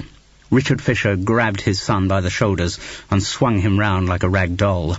Laura just had time to scramble off the sofa before her brother was slammed face down onto its cushions. She saw a bead of blood on his lip, and she knew it had not been caused by their father's blows, but by the boy's own determination not to allow any cry to escape. "You get out," Richard Fisher snarled at her. "I'll deal with you later." Laura did not need a second bidding. She made no attempt to defend Kent. That was not part of their relationship, but snatching up her knickers, stumbled blindly out of the room. Though she knew the pain it would engender, she could not stop herself from lingering in the hall, the neat middle-class hall with its slightly convex oval mirror, its polished oak telephone table and anodyne-flowered curtains. From inside the sitting room she heard the familiar sounds, the rough, accelerating grunts from her father, and from Kent the muffled sighs as he bit into his lip to resist the pain. This was always the worst bit. The sound was more shocking than the sight. She stood frozen, incapable of escape. Her arms would not move to bring her hands up over her ears to shut out the appalling noises. A tremor ran through Laura's body, and she found herself sitting up in bed, nauseous and drenched in sweat. It was a long time since she had had the dream.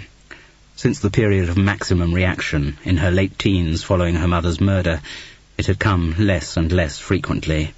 Sometimes in moments of erupting confidence, she even thought the dream had gone for good. And when, inevitably, it did recur, she was quicker at rationalizing it, more efficient at limiting its aftershock. She knew what had prompted the nightmare's return. Though nearly a month passed, her father's funeral still reverberated through her mind. Laura took a deep breath and contrived with surprising ease to force the dream out of her thoughts. Outside her curtains a thin light glowed. She switched on the bedside light and looked at her watch. 7:15. She swung her legs round to get out of bed. In sitting position she paused for a moment. Her head felt light and the nausea remained. A little surge of excitement told her that reaction to the nightmare was not the only reason why she still felt sick. Cautiously, she rose to her feet. Her mouth was dry. She crossed to the kitchenette and took out a packet of coffee beans, but their sharp smell immediately conjured up the metallic taste of vomit in her mouth. Laura returned the packet to the cupboard, filled a glass of water from the tap, and sipping it went through into the bathroom. She took off her nightdress and looked at herself in the long mirror. During her teens, it had seemed impossible to Laura that she would ever love the body that had prompted so many disgusting encounters. Marriage to Michael had not changed her attitude one iota, though with Philip, at times, just for a little while, she had ceased to see herself as dirty and defiled. Now, as she looked in the mirror, Laura positively loved what she saw. She put her hands to her breasts, cupping them slightly away from the tingling nipples. She ran her hands down her sides till they rested together on the smooth flatness of her stomach. The nightmare was forgotten. Well-being flooded through her. She turned to the sink to clean her teeth. As she opened the tube, the peppermint tang of toothpaste rushed up her nostrils. She only just had time to poise herself over the lavatory bowl before she threw up. Laura knew, but needed formal confirmation. She wished there was some kind of simple do-it-yourself test that could be bought over the chemist's counter, but there wasn't, so she had to go to the doctor. She knew during the days of waiting for the test results to come back. She had known from the moment she missed her period. Her body had always worked with metronomic accuracy. Even during the worst traumas of her teenage years, the curse had never failed to arrive on time, accurate to the day, almost to the hour. She rang the surgery at the appointed time and discovered, with very little surprise, that she was officially pregnant. "Michael's not the father," said Laura. "Never occurred to me for one teensy moment that he might be." Rob was in one of his high moods. His voice swooped down dramatically onto individual words. "You wouldn't want to reproduce anything like that, would you?" "No." "So, am I going to be let into the bijou secretesse of who it is?" "The father."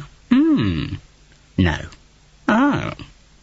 Oh, well, there you go. It's not that you don't know, is it? I mean, you haven't been putting it around so much that it could be virtually any cock in the London telephone directory?" "No." "No, thought not. Not your style, is it, Laura, sweetie? Now, if it had been me..." He spread his hands wide in a gesture of mock modesty. "I mean, where would one begin? In the last week alone, the candidates must be in double figures. Oh, dear. I have been a bit reckless recently. Still, what can a chap do? It's the penalty of being absolutely gorgeous, something I have to live with. Men just swarm around me, positively swarm. Bees round a honeypot, and though I say it myself, a very nice little honeypot I've got too. No, I think all things considered, it's just as well there isn't a womb at the end of my arsehole. So many suspects. I don't think Hercule Poirot, Miss Marple and Sherlock Holmes, pooling their researches, would ever find out who done it." Laura giggled. Now the doctor had confirmed the news. She felt vindicated. All the planning had paid off. She would give birth in July 1974. As intended, she'd make it before her 30th birthday on the 4th of September. Laura Fisher was once again in control of her life. "So, is the father going to be involved in the child's upbringing?" "No." "Does the father even know that he is to be a father?" "No," said Laura. She phoned Kent the next day to tell him the news. He wasn't at his desk, and rang back to her flat in the evening. She told him simply that she was pregnant. She could feel from his voice the way the shutters had come down, and could visualize the stony, deliberate lack of reaction in his eyes. "Are congratulations in order?" he asked, with the minimum of intonation. "Yes, they are." "Congratulations, then." He did not ask for any supplementary information, but apologized that he was busy and would have to get on. "Still working on the Melanie Harris case? I haven't seen anything in the press about an arrest." "Working on that and others," he replied cagily. "Must go. Goodbye." Laura wondered what her brother really thought about the news, but 29 years of knowing Kent had taught her the impossibility of discovering what actually went on inside his mind. "Oh, for God's sake!" Dennis Parker downed the remains of his scotch in one gulp. "What is the point of employing bloody women? Just when they're beginning to learn something, they get themselves bloody knocked up, and suddenly it's all, oh, I never really wanted a career anyway. All I really want is to be a wife and mother." "That's certainly not true in my case," said Laura evenly. "I want a career too. I'm going to have a child and continue with my career." "You'll be lucky. If you think I'm going to have you breastfeeding round the Newsviews studio, you've got another thing coming." "That will not happen, Dennis." "But look, you're going to be out of action for years." "No, I'll work up until the baby arrives, and I'm not that keen on having the Newsviews studio turn into a labour ward either, come to that." "I will work until the baby arrives," Laura repeated, "and then I'll come back 6 weeks later." "You can't leave a 6-week-old baby on its own." "I will not leave it on its own, Dennis," she said patiently. "I will employ a full-time nanny." "Huh. And then every time the bloody sprog has a snuffle, you'll be pissing off home early to look after the little bugger. I will not, Dennis. I can assure you that, except for the 6 weeks I'm away, you will not notice any difference in the amount or quality of work that I put in on news views. He nodded to the barman for a refill. You want anything? Or don't you think you should be drinking in your condition? She didn't actually want to drink, but to counter the sneer in his voice, asked for a dry white wine. It tasted oddly acid on her tongue. Dennis took a big swallow from his scotch. And what makes you think I'll keep your job open for the 6 weeks when you choose to go off and have a baby? I think you'll find that you're contractually obliged to, Dennis. I don't give a shit about contracts. I'm editor of News Views, and if I want someone off the team, I get them off. I'm sure you do. But you don't want me off the team. Why not? Because I'm good. Modest too, I see, Dennis snorted. Modesty or lack of modesty doesn't come into it. I just have an accurate assessment of my own abilities. I know how many ideas I contribute to the programme, and I know you'll get a lot fewer good ones if I wasn't there. There are other people around with good ideas. But he didn't pursue it. Tacitly, he had accepted her point. He chuckled. Must say it's a bit of a turn-up. Didn't think Michael had it in him. I'd assumed he'd been firing blanks all these years. Laura was surprised Dennis didn't know she was living apart from her husband. They were both members of the same continuation of public school gentlemen's club, and she knew they met there from time to time. On reflection, though, she realized how characteristic it would be of such masculine encounters for nothing personal to be discussed, and also how typical of Michael it would be to maintain the front that nothing was wrong with his marriage. Dennis's words reminded her, though.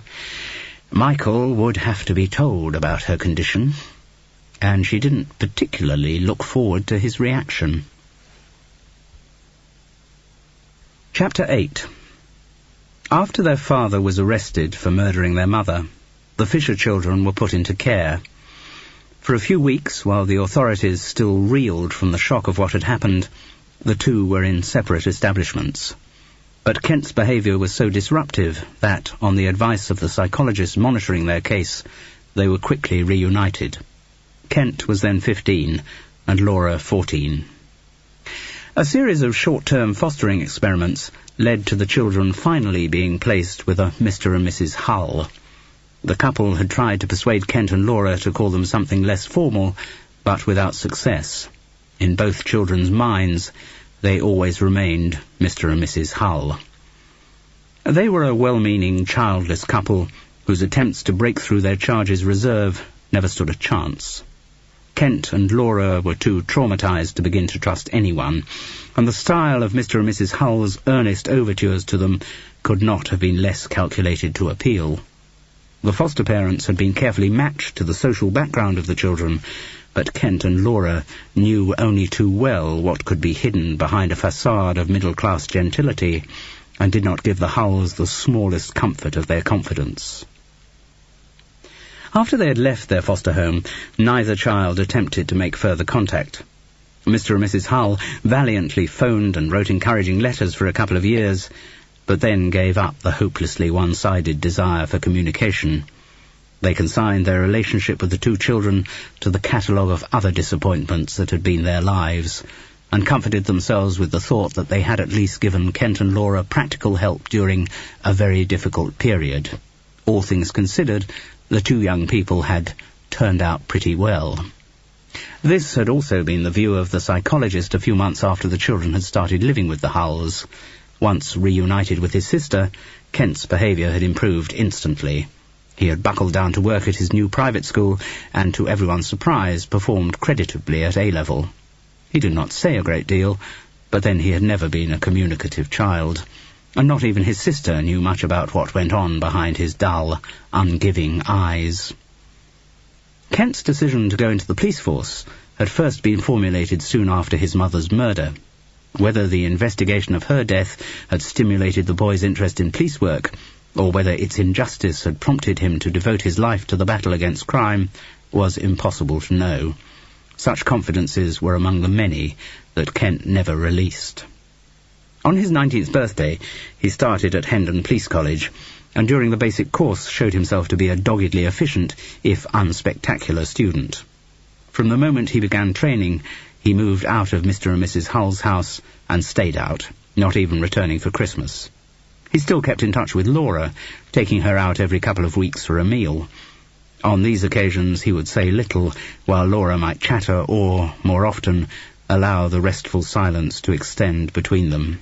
She felt, as she had felt all her life, that Kent was there to protect her. The fact that he was now in uniform only reinforced that feeling. Laura's difficulties in growing up with the Hulls were different from Kent's. Mrs. Hull, who had always wanted a daughter of her own, attempted to fit Laura Fisher into this preordained mould. She would take the girl off on generous shopping trips and try to engender an atmosphere of all-girls-together matiness between them. Nothing could have appealed to Laura less, but Mrs. Hull seemed unaware of the girl's repeated recoil from intimacy. The older woman went on confiding and giving herself, perhaps in the expectation that Laura would eventually follow her example and open up a little. It was a forlorn hope. Mrs. Hull, without children of her own, also had a slightly dated notion of morality. She still subscribed to the 50s view that teenage girls must be rigidly chaperoned to protect them from the predatory intentions of teenage boys. As a result, Laura was guarded as rigidly from romantic adventure as any medieval princess locked up in a castle. Laura did not enjoy this. It was not that she had any desire for sexual experimentation. Her early experiences had left her numbed and apathetic. But she did resent the curbing of her freedom. The control her father exerted over her life had been inescapable, but she did not see why she should submit to similar restraints from a woman who had, in Laura's view, nothing to do with her. Mrs. Hull had a strong will, however, and an equally strong determination to produce as her own a young woman of impeccable social demeanour. To this end, Laura was groomed and educated as a young lady should be. She completed her education at a socially correct girls' private school, where she was totally indifferent to the social and sexual aspirations of her classmates, and was then sent to an upper-class secretarial college, where her fellow students inspired in her the same lack of interest. But she could not help noticing how much more freedom the other girls had. End of Side 3. Side 4. They were sharing flats, even in some cases moving in with boyfriends. They were allowed to behave as grown-ups, while Mrs. Hull still insisted on Laura living at home and seemed to keep a continual surveillance on her. Whether this protectiveness arose from Mrs. Hull's knowledge of her charge's troubled past, or from fulfilment of the fantasy of her own perfectly behaved daughter, Laura neither knew nor cared. She had no emotional reaction to Mrs. Hull, simply a resentment of the way the older woman restricted her freedom. In retrospect, Laura could not understand why she hadn't just walked out. It would have been easy enough. At first, Kent would have helped her out financially. He had frequently offered to do so. And then she could have got a job and never seen Mr. or Mrs. Hull again. But at the time, she had had no will. Looking back on it, Laura decided that for the 4 years after her mother's murder, she had been in shock. She had felt emotions and resentments, but all through a gauze of apathy. She had wanted to break away from the Hulls. She had felt chafed by the way her foster mother circumscribed her life, and yet the effort of doing anything to change her situation had seemed insurmountable.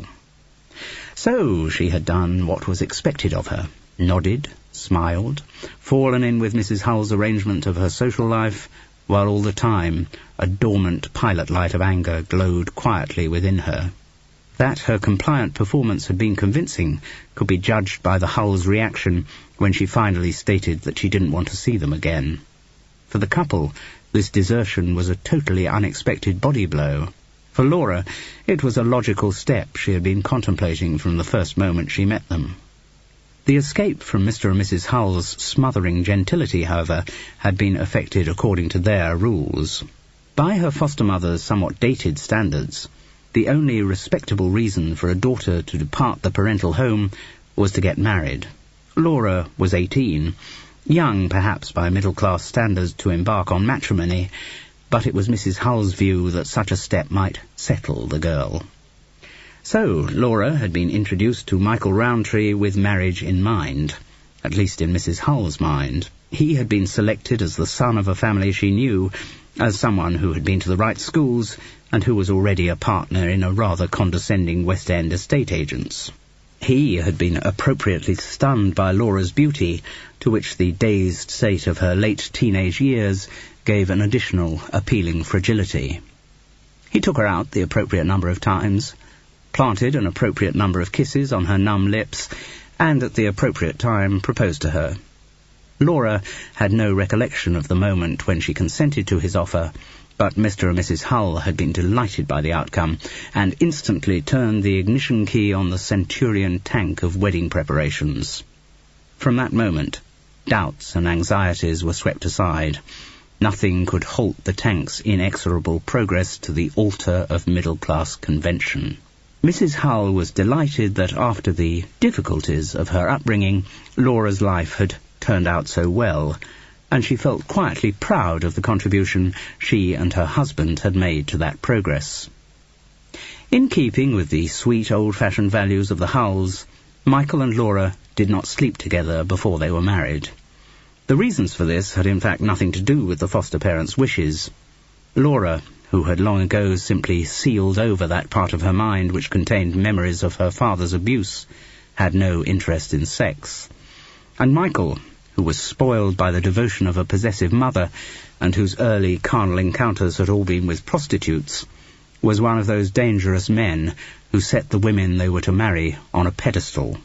Commercial sex had been a grubby, secretive transaction.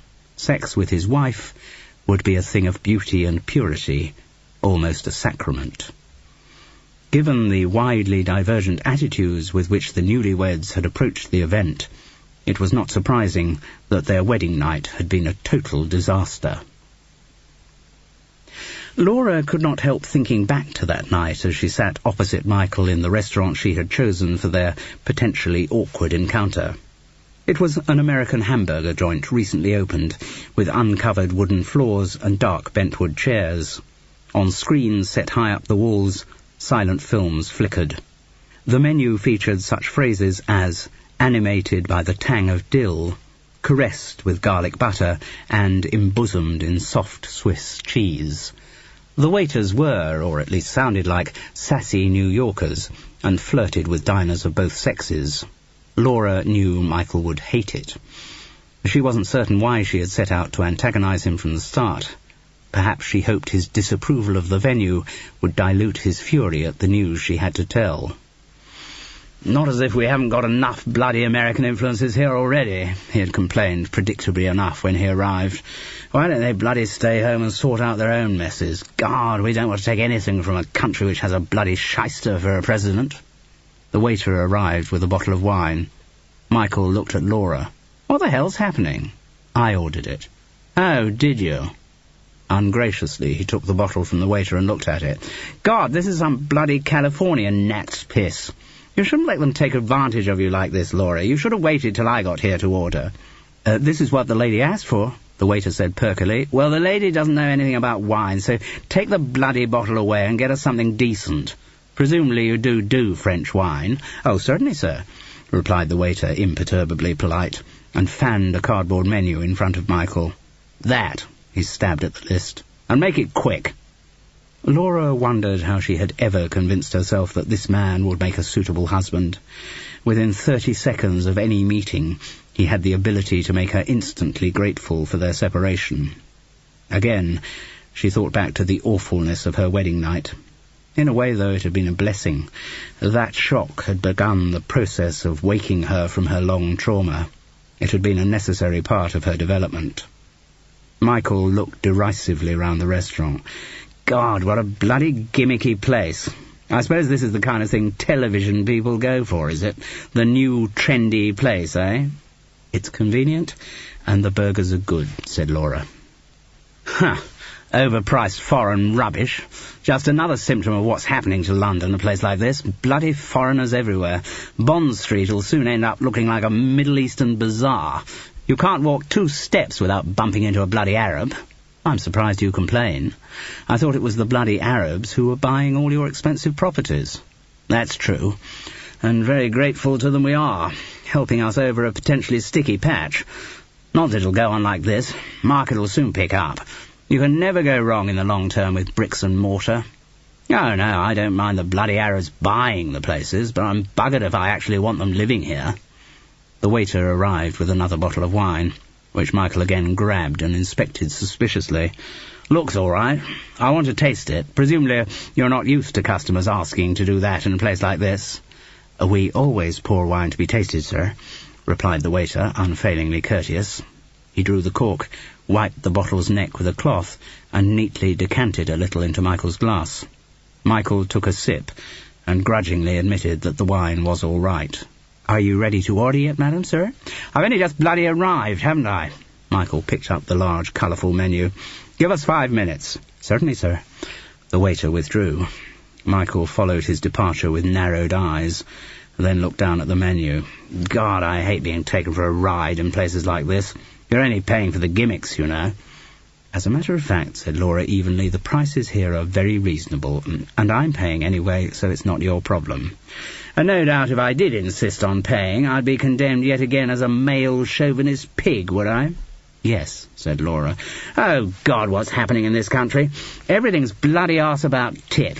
Men are no longer allowed to behave like men. Women have completely lost their femininity. The place is being taken over by bloody Yanks and Arabs. And now we've even got the Arabs messing up our fuel supplies. Do you know, I had to queue for nearly an hour to get a full tank of petrol this morning." "Yes. We've done a few features for news viewers on what's going on at the pumps." "Really? Well, I'm sure those must have been jolly interesting. Sorry I missed them." His voice was heavy with sarcasm. He turned his attention to the menu. "So, let's see if they do anything mildly edible." He huffed and puffed disapprovingly through the list of hamburgers, then called the waiter across and elaborated his demands for a plain, rare steak, without any of that filthy garnish muck on it, one of the very few tastes he and Kent had in common. While Michael detailed his demands, Laura found her mind going back again to their wedding night. She had known what was required of her as a bride, and had her new husband shown even the smallest gesture of tenderness, might have overcome the revulsion for male flesh that her father's actions had generated within her. But Michael's only experiences of masturbation, and with prostitutes its interactive equivalent, gave him no consideration for a partner's feelings. His first assault had met unexpected resistance. Following the sniggered after-lights-out dormitory advice that women always mean yes when they say no, he had made a second attack, which was near to rape. When Laura had managed with difficulty to repulse this, he had lost his nerve, and with it his erection. He had stormed out of their Mayfair hotel room, and apparently spent most of the night walking the streets of London in fury. They had left the next day for a honeymoon in the south of France. By the end of 2 weeks there, a kind of sex life had been evolved. Michael had agreed to be less violent in his approaches, and Laura had agreed to submit to them. She expected no pleasure from this compliance, and got none, but it was what her married state required of her. For Laura, pleasure and fulfilment from sex were to wait until she met Philip. As she looked at her husband across the table, as she heard him patronizing the waiter, Laura felt again the awkwardness, the sheer embarrassment of their wedding night. She should have got out of the marriage right there and then, but she had still been numb, still half there, still lacking the self-worth that could have given her the impetus to escape. So she had gone through the agonies of the relationship. Once again, as it had been with her mother, as with Mr. and Mrs. Hull, the main priority for Michael seemed to be the preservation of a middle-class facade of happiness. Nothing made him more furious than the suspicion that Laura might have confided to someone any doubt about the perfection of their marriage. It was when Michael feared some such lapse or deception had been perpetrated that he was most likely to hit his wife. Then, and on those increasingly frequent occasions when drunkenness rendered him impotent. Laura's crawl out of the marriage had been long and slow. First, against her husband's wishes, she had taken a job. She had not told him of her application to work as a secretary at the BBC, simply announced the appointment when she was accepted.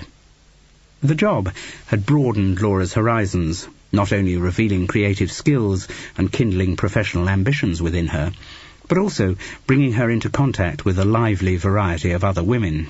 Their relaxed attitude to relationships and their lack of reticence in discussing them made Laura question even more the advisability of her own marriage. Though she still held back from getting too close to any of these women, their influence was enormous. The 6-month contract in New Zealand had been the big break. Michael, needless to say, had made an incredible fuss about the suggestion and had tried everything in his power to stop Laura from going. He had even at one point hidden her contraceptive pills and tried to rape her into pregnancy. But Michael's power over his wife was diminishing. As her own confidence grew, she saw the fragility of his and came to recognize his bluster for what it was, a mask for an ineffectual spirit and a frightened soul. The New Zealand episode had achieved what she had hoped for professionally, broadening her experience and putting her in a position to apply confidently on her return for a job as researcher on Newsviews. Meeting Philip and discovering the potential of her sexuality had been a glorious bonus, but a bonus which, she soon came to recognize, could lead nowhere.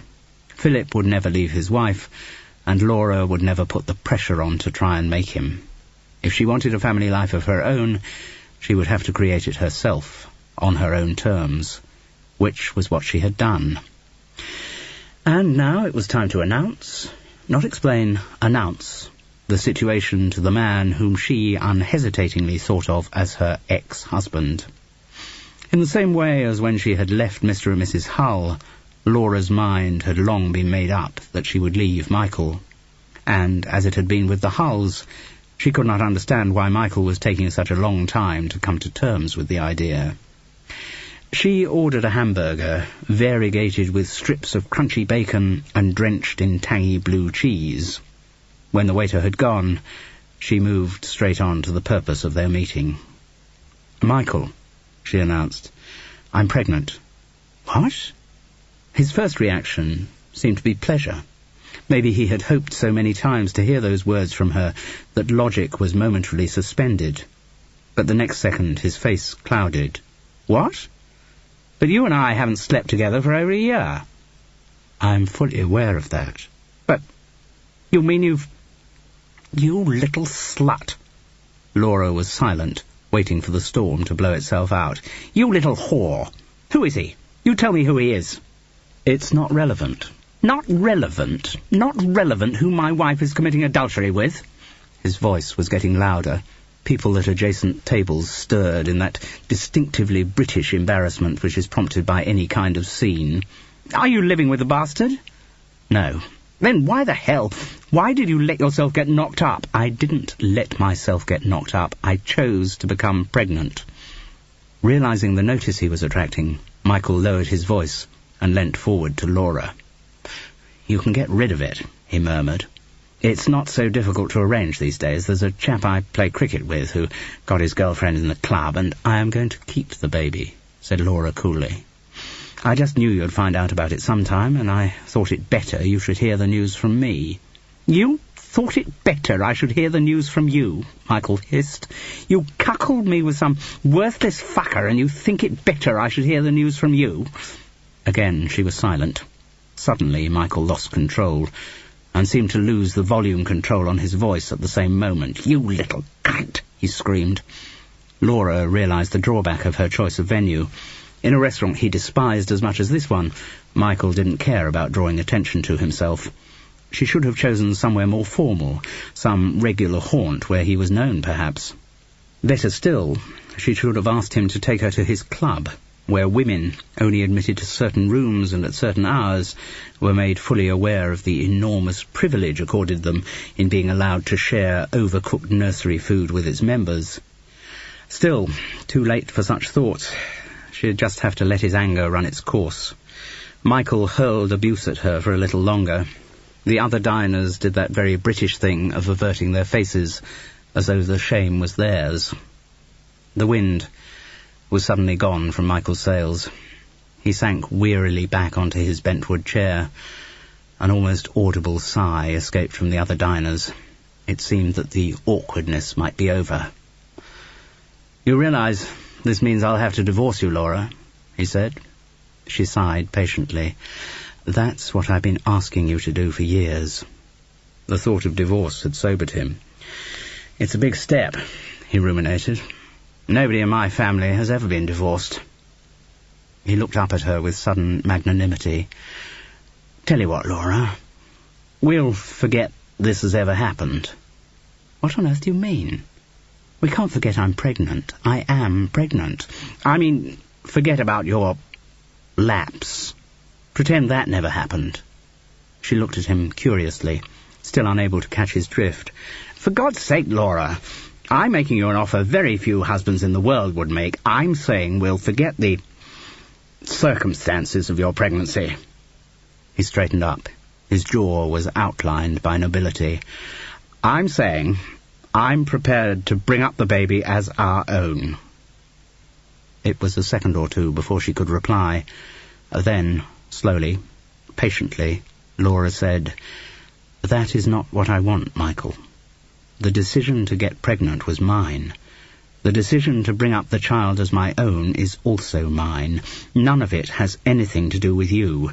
So far as I'm concerned, Michael, I have no desire ever to see you again." This time, he really did go berserk. He grabbed the wine bottle like a club and advanced on her. She had to be rescued by the waiters who pinioned his arms. Only when they had actually called the police did Michael break free and hurry off out of the restaurant. The other diners cleared their throats, started light conversation, and studiously avoided looking at Laura. She ate her hamburger and drank the entire bottle of wine. Chapter 9. Laura didn't get any more trouble from Michael. For a few days she walked around in fear, even going to the extent of carrying in her handbag the gun she had procured when doing the Newsview's feature on illegal firearms. But her husband made no attempt to accost or even contact her. When she calmed down, Laura could see the logic of this. For someone of Michael Rowntree's conventional outlook, her pregnancy really would be the final straw to break the back of their marriage. She reckoned the next time she would hear from her husband would be through his solicitors. In spite of this, she could not lose the old feeling that Michael was spying on her. More than once, she thought she had glimpsed him in a crowd, following her at a distance. But maybe she was imagining it. She felt so ghastly, on the edge of nausea most of the time, that paranoid visions might well be another symptom of her general malaise. She had hoped to have the kind of pregnancy in which the mother-to-be glowed throughout, given new energy and certainty by her condition. Instead, Laura felt positively ill for the first 3.5 months. She threw up every day on waking, and had to make many unscheduled and deviously explained rushes to the ladies during the day. All the time she felt lumpish, drained, and as if she was about to succumb to gastric flu. What made the situation more difficult was her determination not to let anyone on the Newsview's team see how she was suffering. This was sensible with regard to the men, particularly Dennis, for whom the slightest lapse from health or good humour would provide a cue for more misogynistic jibes. But Laura also kept the way she felt from her female colleagues. This was instinctive. Although she got on perfectly well with them in a work context, she didn't have any close women friends. Only to Rob, at the end of a particularly heavy day, might she now and then let the mask slip and hint at how wretched she was feeling. But the wretchedness was purely physical. Never for a moment did Laura question the wisdom of the decision that had put her in this position. It was still part of her life plan, and the knowledge that she would now achieve motherhood before the deadline of her 30th birthday never failed to prompt a little surge of confidence and satisfaction. In the 4th month of her pregnancy, Laura suddenly felt better. The change was instant, and though brief moments of nausea recurred, she knew the worst was over. The improvement started on the 16th of February. It was a Saturday, so after getting up to make a cup of tea, she still couldn't tolerate the aroma of coffee, and pick up the post, Laura allowed herself the luxury of a lie-in. In the cocoon of sheets and blankets, she felt secure, and it was a while before the realization trickled through that she didn't want to throw up. The improvement in her mood was boosted by the receipt of a valentine. 2 days late, but it was always hard to judge the postwrite from New Zealand. "I will love you always," the printed message read, and Laura believed it. Underneath, Philip had scribbled, "It was wonderful to hear your voice." In a way, the inadequacy of the message had a calming effect. It seemed to encapsulate the hopelessness of their relationship and the impossibility of its ever being more than it was. The occasional card, perhaps now and then a snatched, awkward phone conversation, that was all that could be hoped for. Laura had recognised this truth long before, but perhaps only recently had she fully accepted it. Her decision to get pregnant had been one of the consequences of that acceptance. So now, though Philip's card brought a pang, it was not the old anguish. No, it was a kind of melancholy, a rueful recognition of the untidiness of a world in which the obvious harmonies are not achieved and the loose ends are never adequately tied up. Laura Fisher had put all thoughts of Philip behind her and was moving on. She was also, she knew, doing her job better than ever. Through all the discomforts of early pregnancy, she had raised her work rate, endlessly scouring her brain for new ideas and ways of enlivening old formats. She was determined to prove her worth to Dennis, partly so that he would have no excuse for blocking her return to Newsviews after the birth, and partly because she was damned if she was going to give him any prompts for disparaging put-downs about hormones. At work, she told everyone that the baby's estimated time of arrival was late August 1974, a month later than the real date. She reckoned that this precaution would save her from overzealous solicitude as her time grew near. "Thank God I haven't got your job," said Laura. "Don't somehow think I could do it." The vision mixer, a pretty girl in her 30s, grinned back. In the control cubicle, other production staff shifted in their seats, twitchy with pre-transmission nerves. Laura, in a voluminous Indian print dress, sat awkwardly, dwarfing a swivel chair. The distended belly that would have prevented her from reaching the vision mixer's controls swelled massively in front of her, so that the only comfortable posture she could find was with her legs apart. Even then, comfortable was a relative term. The aching in her back had been continuous for the previous month, and in spite of the studio's air conditioning, Laura could feel the sweat trickling down to the waistband of her knickers. On a table beside her stood a glass jug and paper cup of water, from which she kept sipping.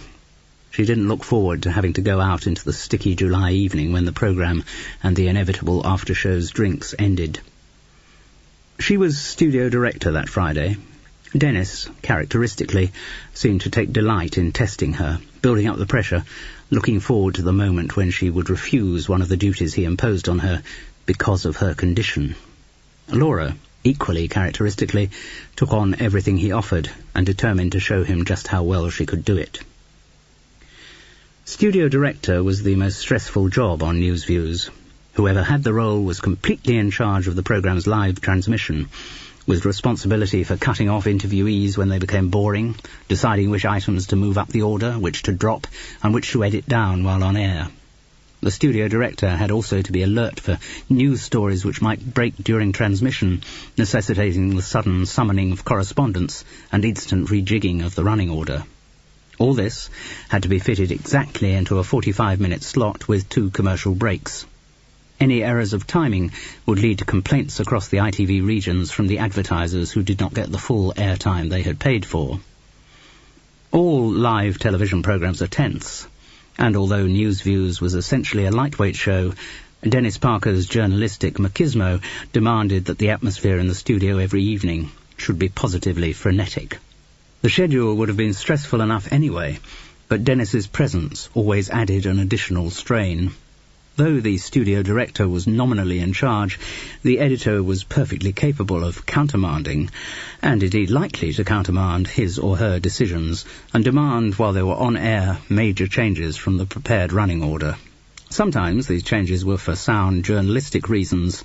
More often, Laura had long since concluded, Dennis was simply flexing his muscles and showing who was in charge. As ever, he was in the control cubicle that evening, standing just behind her. She knew that once they went on air, his belly would start to bump rhythmically against her chair, jarring her already aching back. He always did that during transmission. Some of the team reckoned it was an involuntary nervous habit. Laura knew Dennis to be fully aware of how annoying the mannerism was.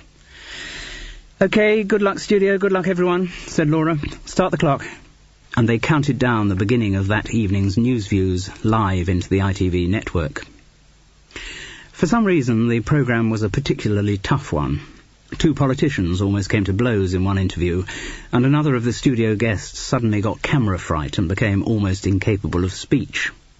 The link with Spain broke down in the middle of a correspondent's live report about General Franco's handover of power to Prince Juan Carlos. Laura rode all these crises with aplomb, though they were made more critical by conflicting orders from Dennis. As tension in the studio mounted, the tapping of his stomach against her chair became more like a drumming. That day's news views was a very long 45 minutes. When the credits had finally rolled to their end, and in different regions different commercials had started, the vision mixer, sweat gleaming on her brow, pushed to control and faded to black. Laura leant uncomfortably forward and pressed down the talkback key. "Thank you, studio. Well done, everyone. Buy you all a drink in the bar." It was the movement that made her aware of the wetness on the inside of her legs. Instantly she realized what had happened. Just at that moment, the waters had broken. The baby had started. As if to reinforce this message, she felt a sudden, breath-draining spasm in her stomach. Oh my God, she thought, a contraction. Surreptitiously, Laura looked down to the green institutional carpet. A pool of fluid was spreading round the front wheels of her swivel chair. Close behind her, she could hear Dennis congratulating himself on how well he had dealt with the programme's crises. She was damned if he was going to know what had happened. She could imagine how long he would make ammunition like that last in his misogynistic joke offensive. In one movement, Laura rose to her feet and swept over the water jug so that it spilled down her skirt and onto the floor. "Oh, bugger," she said. "No need for language like that," Dennis reproved. "Don't like to hear ladies swearing."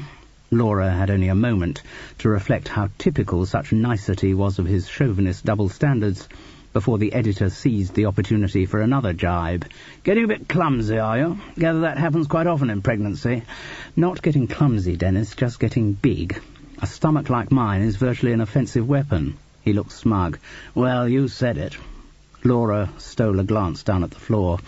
It was all right. The water from the jug had mingled with the existing pool. "See you all in the bar," she repeated, and moved swiftly but gingerly out of the control cubicle. Fortunately, there was no one else in the ladies. She mopped herself up as far as was possible, then was almost immobilized by another shuddering spasm. She tried to remember what her book on pregnancy had said about frequency of contractions. Maybe she should abandon her team and get herself to the hospital as soon as possible. But no. She wouldn't give Dennis the satisfaction. The Newsview's studio director's job wasn't finished until drinks had been bought for all the studio guests and crew. Breathing deeply and concentrating hard, Laura Fisher left the ladies and took the lift up to the bar. There, supporting herself against the counter, she waited as the programme team trickled in and relayed to the barman their shipping order of drinks. She passed Dennis his customary quadruple scotch, and although she had gone off the taste of alcohol, ordered a dry white wine.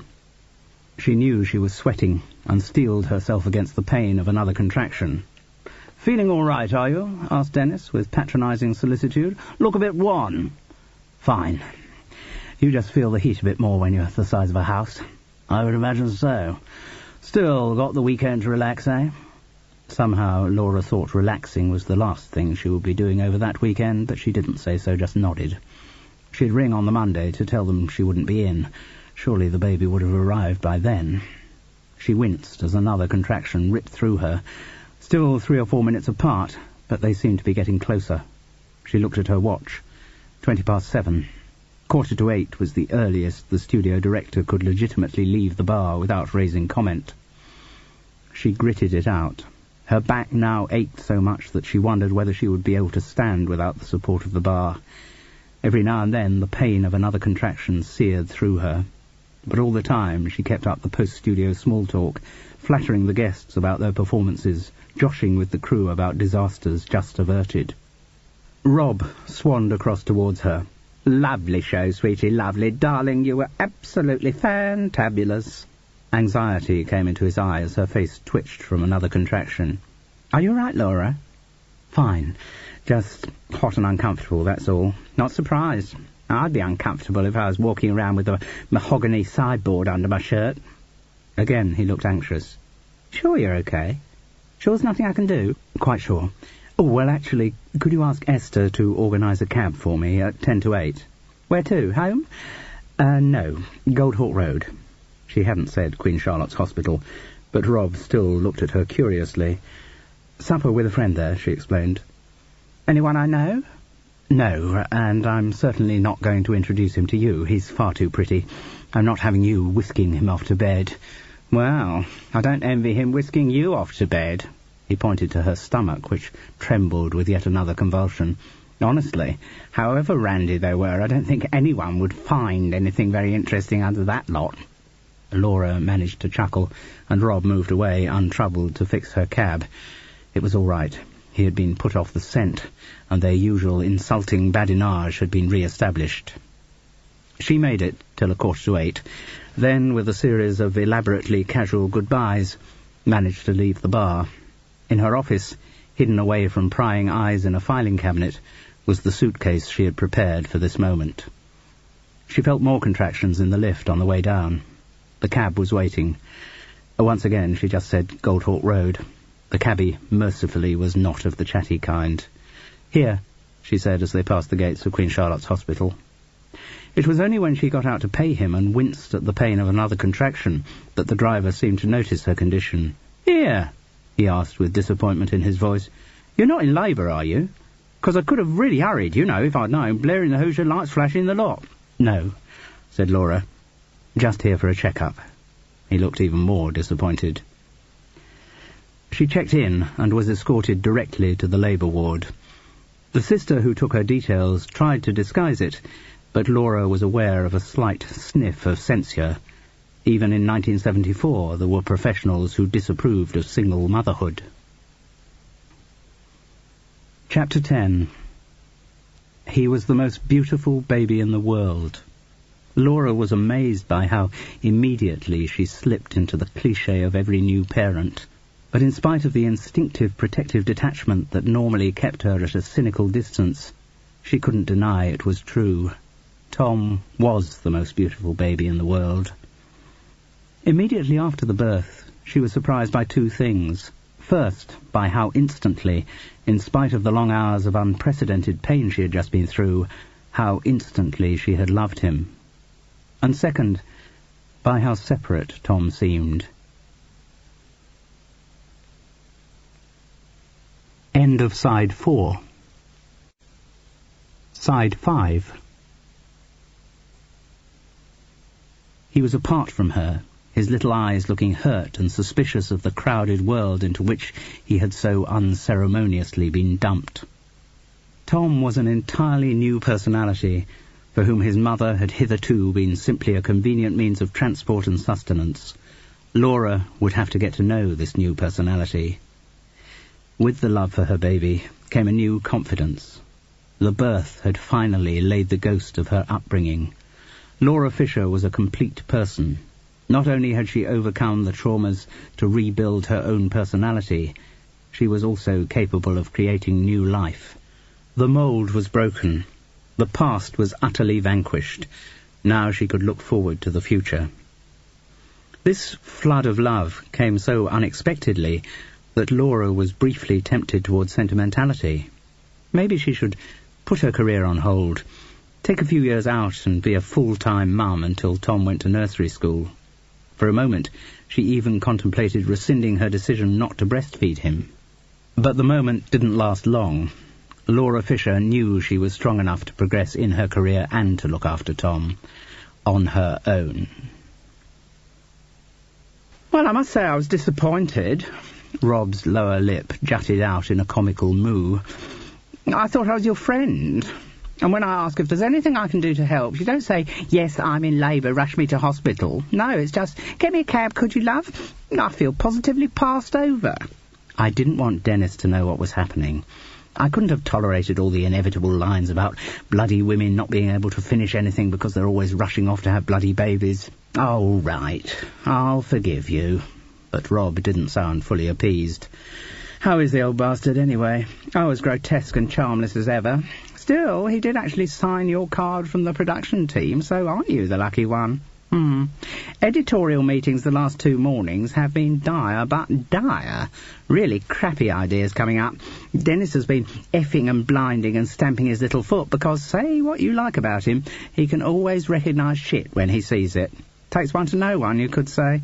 No, you've only been away for 2 programmes and already he's missing your inestimable contribution. Good, said Laura. In his perspex cot at the side of her bed, Tom stirred under his much-washed blue cotton blanket. Laura, as recommended by the hospital for first-time mothers, would be staying in for nearly a week. Her initial reaction on hearing the suggestion had been to disagree and contemplate discharging herself after 48 hours, but reason had prevailed. There would be no one to help her when she got back to the flat, and besides, she needed to build up her strength before she took over the full responsibility of looking after Tom. He was making the little hacking noise which Laura now recognised preceded crying, and she heaved herself up on the pillows. "Pass him to me, would you, Rob?" "Really?" "Well, don't look so surprised. I'm sure you can manage to pick a baby up. He's not very heavy." "No, it's just some people wouldn't like the idea of my handling their baby." It took Laura a second or two to realise what he meant. "Oh, for God's sake, Rob. Surely you've known me long enough to know I wouldn't think that." "What, so I'm meant to be afraid homosexuality is so infectious that Tom will catch it just being touched by you?" Rob looked embarrassed. "There are people who think like that. There are people who want to bring back hanging, but I'm not one of them. Go on, pick him up." "Yes."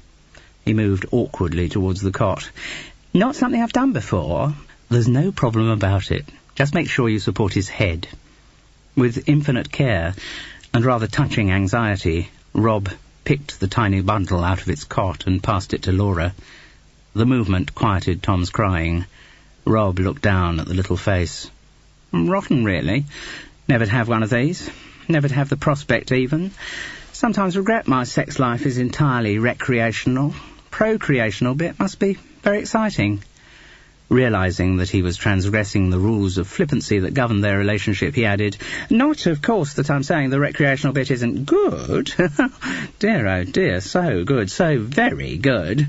Maybe you should try it with another woman, Laura. Maybe that's what's been wrong with your sex life all these years."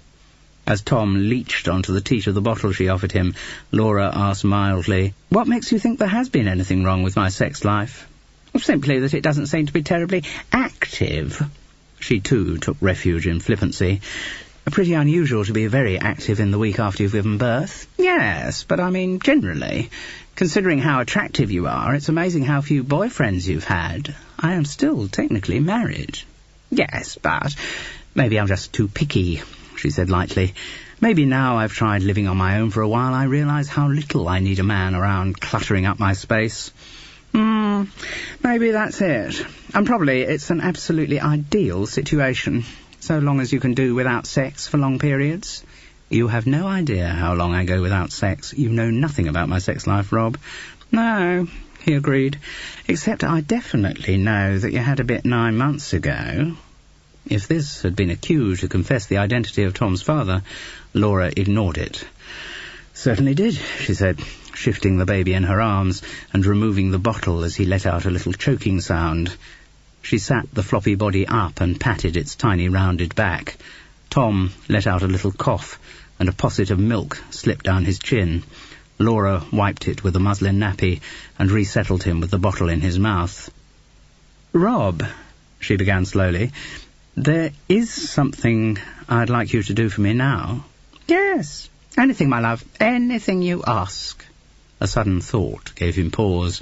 Raising his hands to his face in a gesture of mock panic, he shrieked, "Oh, my God! You don't want me to change his nappy, do you?"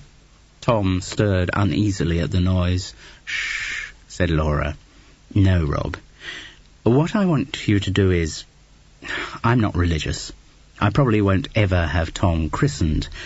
But nonetheless, I'd really like it if you agreed to be a kind of godfather for him."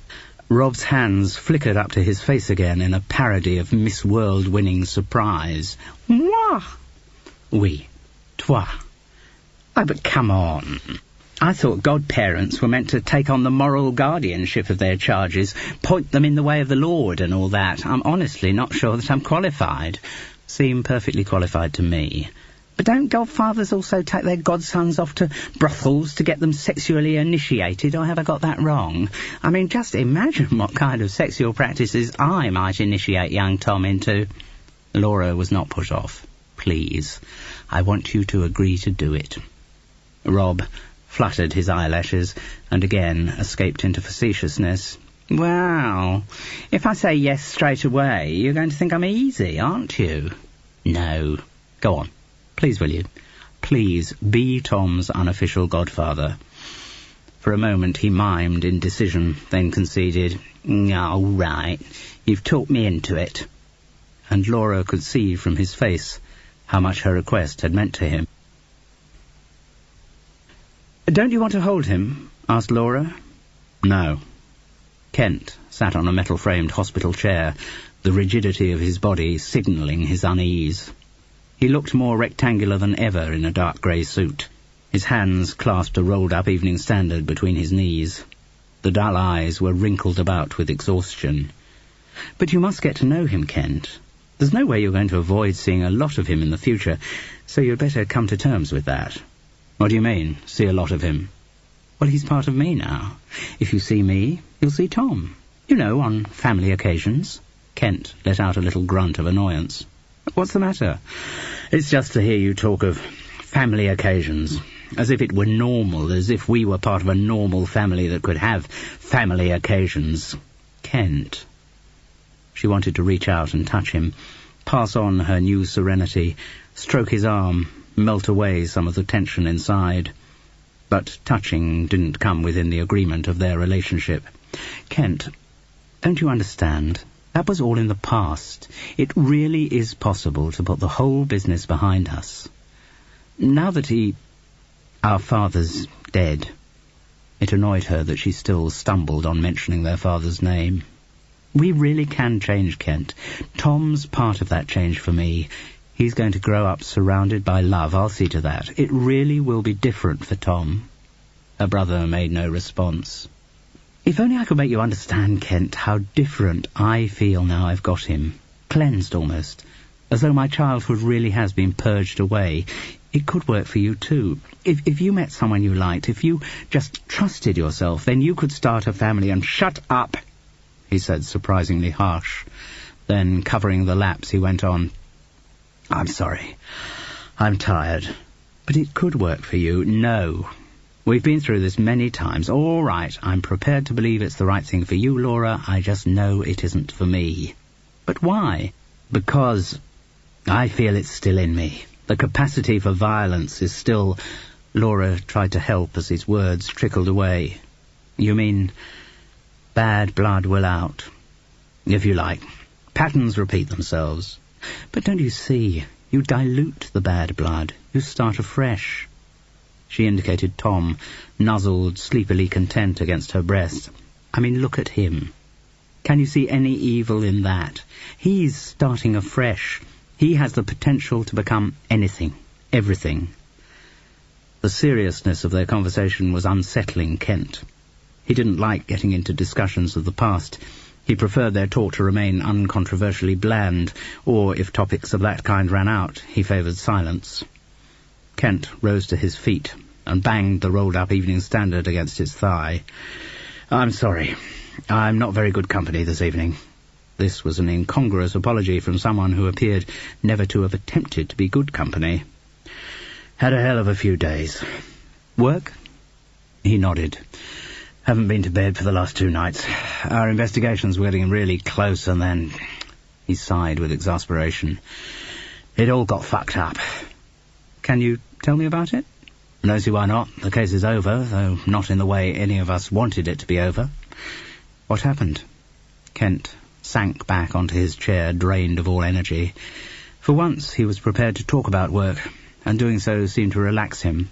Laura comforted herself that preoccupation with an investigation probably explained her brother's lack of response to his nephew. You remember the Melanie Harris case, strangling in a car park in Paddington last October? Laura nodded. Well, we've been following up all kinds of leads, kept going cold, kept looking as if we'd never get anywhere on it. Then, suddenly, a couple of weeks ago, we got something hot, real definite proof of who we were after. Witnesses who had seen him round the relevant place at the relevant time. We'd got a name, at least. We knew who we were after. Been tracking him down for the last week, finally got him and pulled him in for questioning. We were so close and... He sighed in exasperation. Now we'll never be able to prove it. We know it was him, but we'll never be able to prove it. So the case will just be closed. God, it's so fucking annoying when you put in all the hard graft and don't get a result. But why haven't you got a result? What happened? Only bloody topped himself, didn't he? Kent unfurled his Evening Standard and spread it out on the bed so that an edge just touched Tom. Laura followed her brother's pointing finger. She was vaguely aware of a headline reading, "Man found hanged in police cell." But it wasn't the words that grabbed her attention. It was the photograph. A head and shoulders studio portrait, unmistakably of the man she had met in a bar the previous October. Tom's father.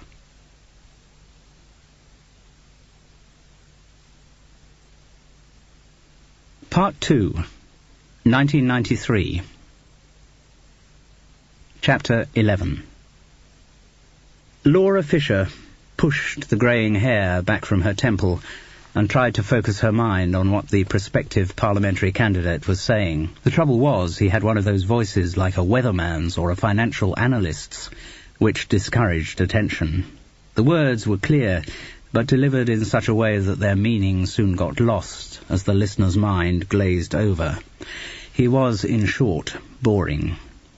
Still, it was because he was boring that he was in the Lewthwaite studios that morning.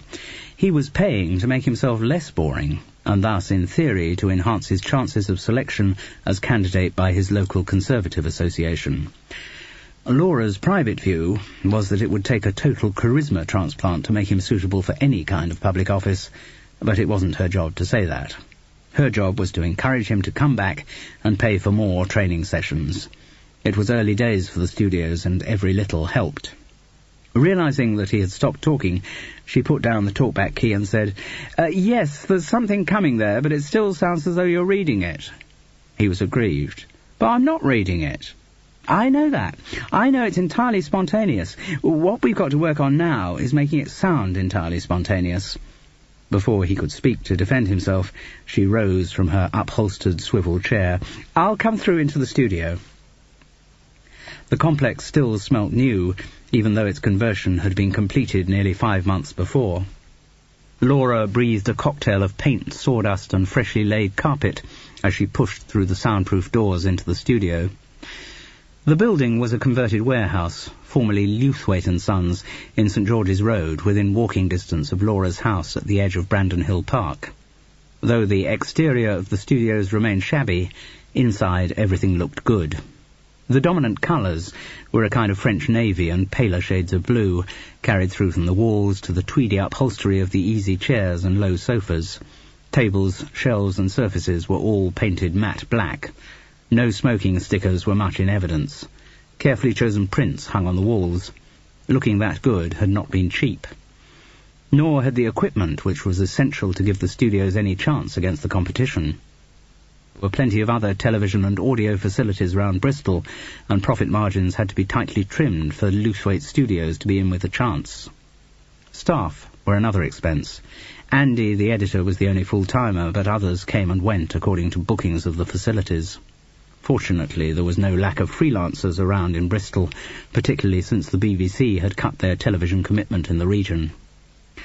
The project had been funded 50% from Laura and Rob's savings, 25% from a second mortgage on her house, and topped up by a bank loan. The finances just about worked, so long as all the facilities were fully booked most of the time. But the recession in the television industry, following the cynical Thatcherite distribution of ITV franchises, meant that there were a lot of other setups offering production facilities at bargain basement prices. Laura knew it would be tough, and Rob's illness didn't help, but she reckoned she would survive. She was prepared to be flexible and explore alternative uses for her studios. The 4-day television production courses she had organised had been encouragingly oversubscribed, bearing out the old truism that when there are no jobs, there's never any shortage of hopefuls willing to pay to train for them. The courses were a part of the business she intended to develop further.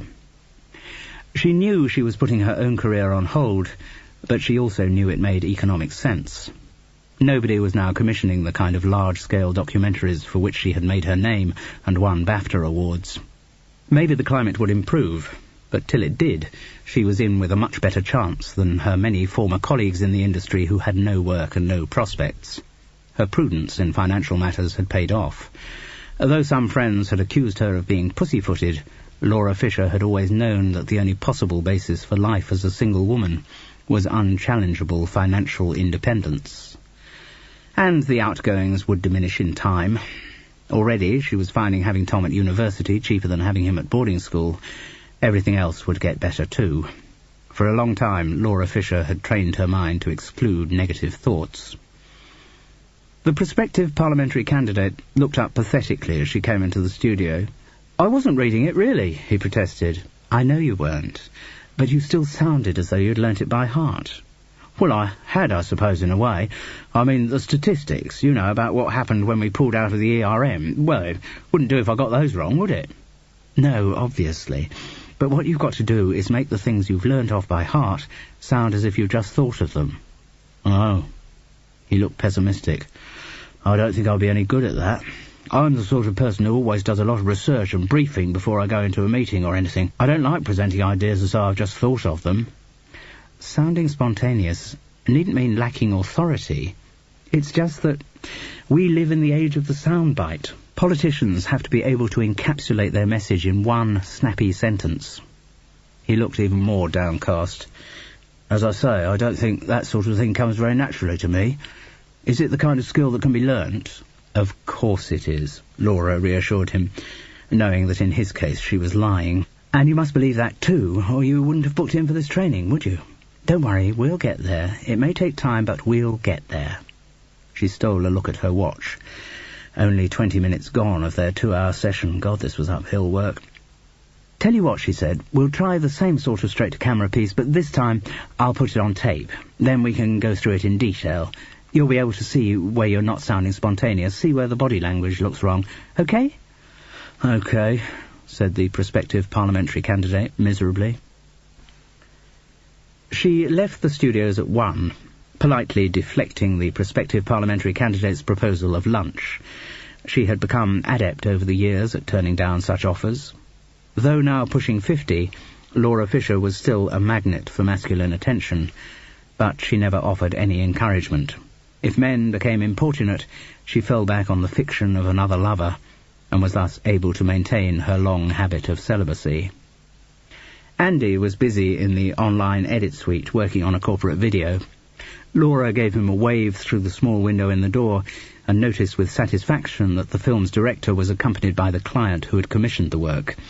The client had seemed a nitpicker, likely to argue with the director over every edit, which meant the session would probably overrun, which in turn meant more money for Looseweight Studios.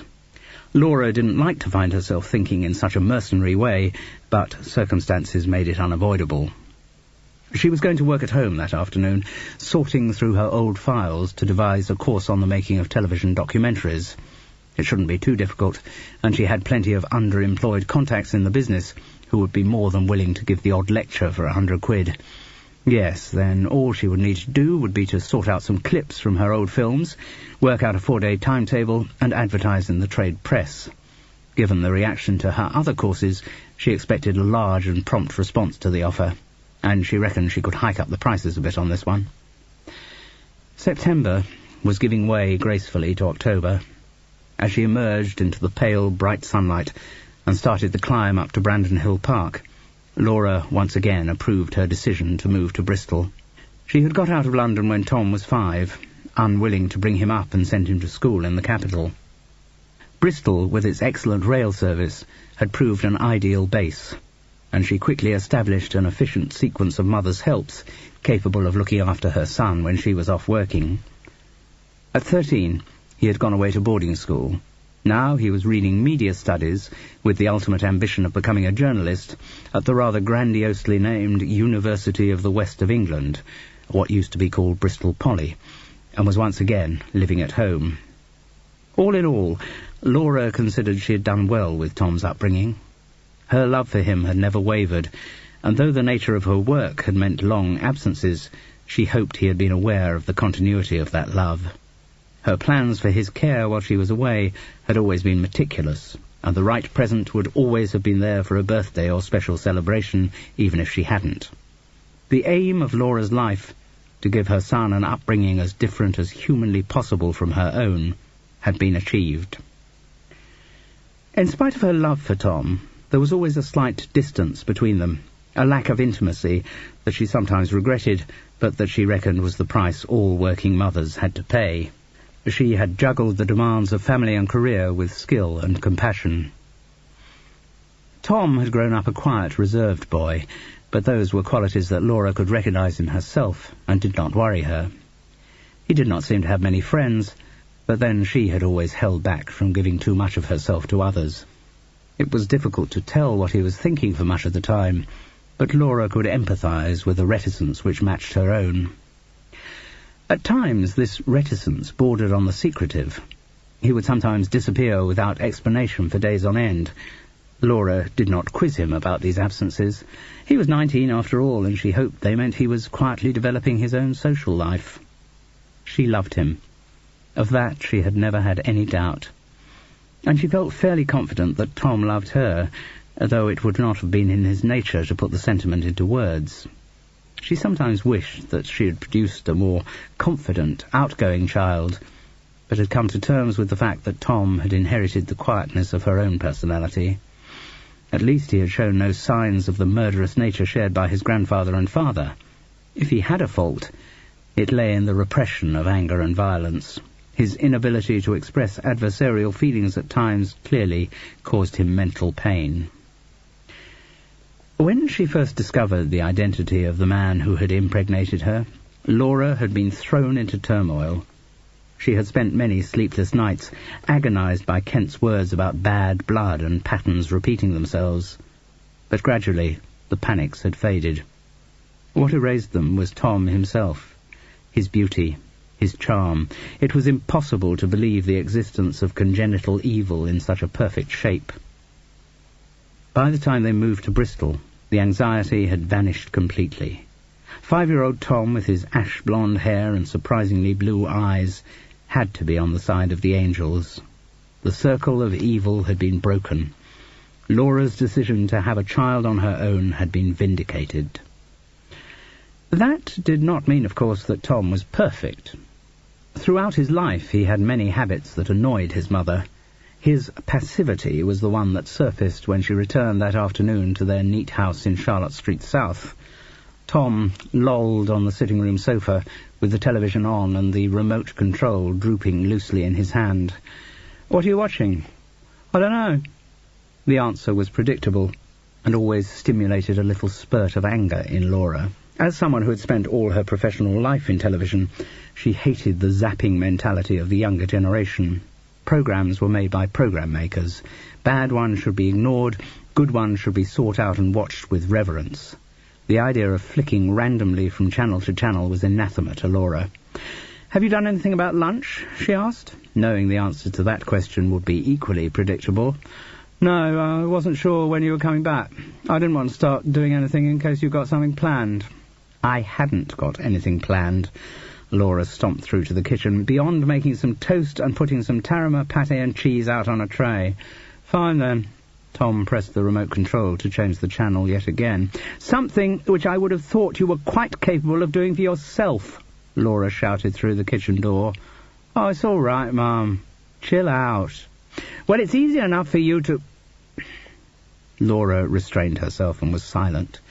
She didn't want to degenerate into the parody of a nagging parent, but she had to admit that living with Tom was not as easy as she had expected it to be. They hadn't spent so much time together for a long time, since before he had started boarding, in fact. During his school holidays, they had either gone away together or Laura had been off working. Now, while she developed Lewthwaite Studios, She was spending much more time at home than she was used to. She had discouraged Tom from going to university in Bristol. She thought he ought to show more enterprise and look further afield, but he had been adamant. The media studies course fitted his ambitions, and he seemed to like the idea of living with his mother.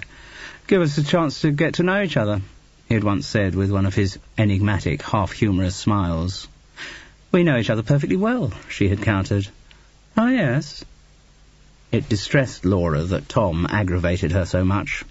Perhaps she just wasn't used to living with someone else in the house so much of the time.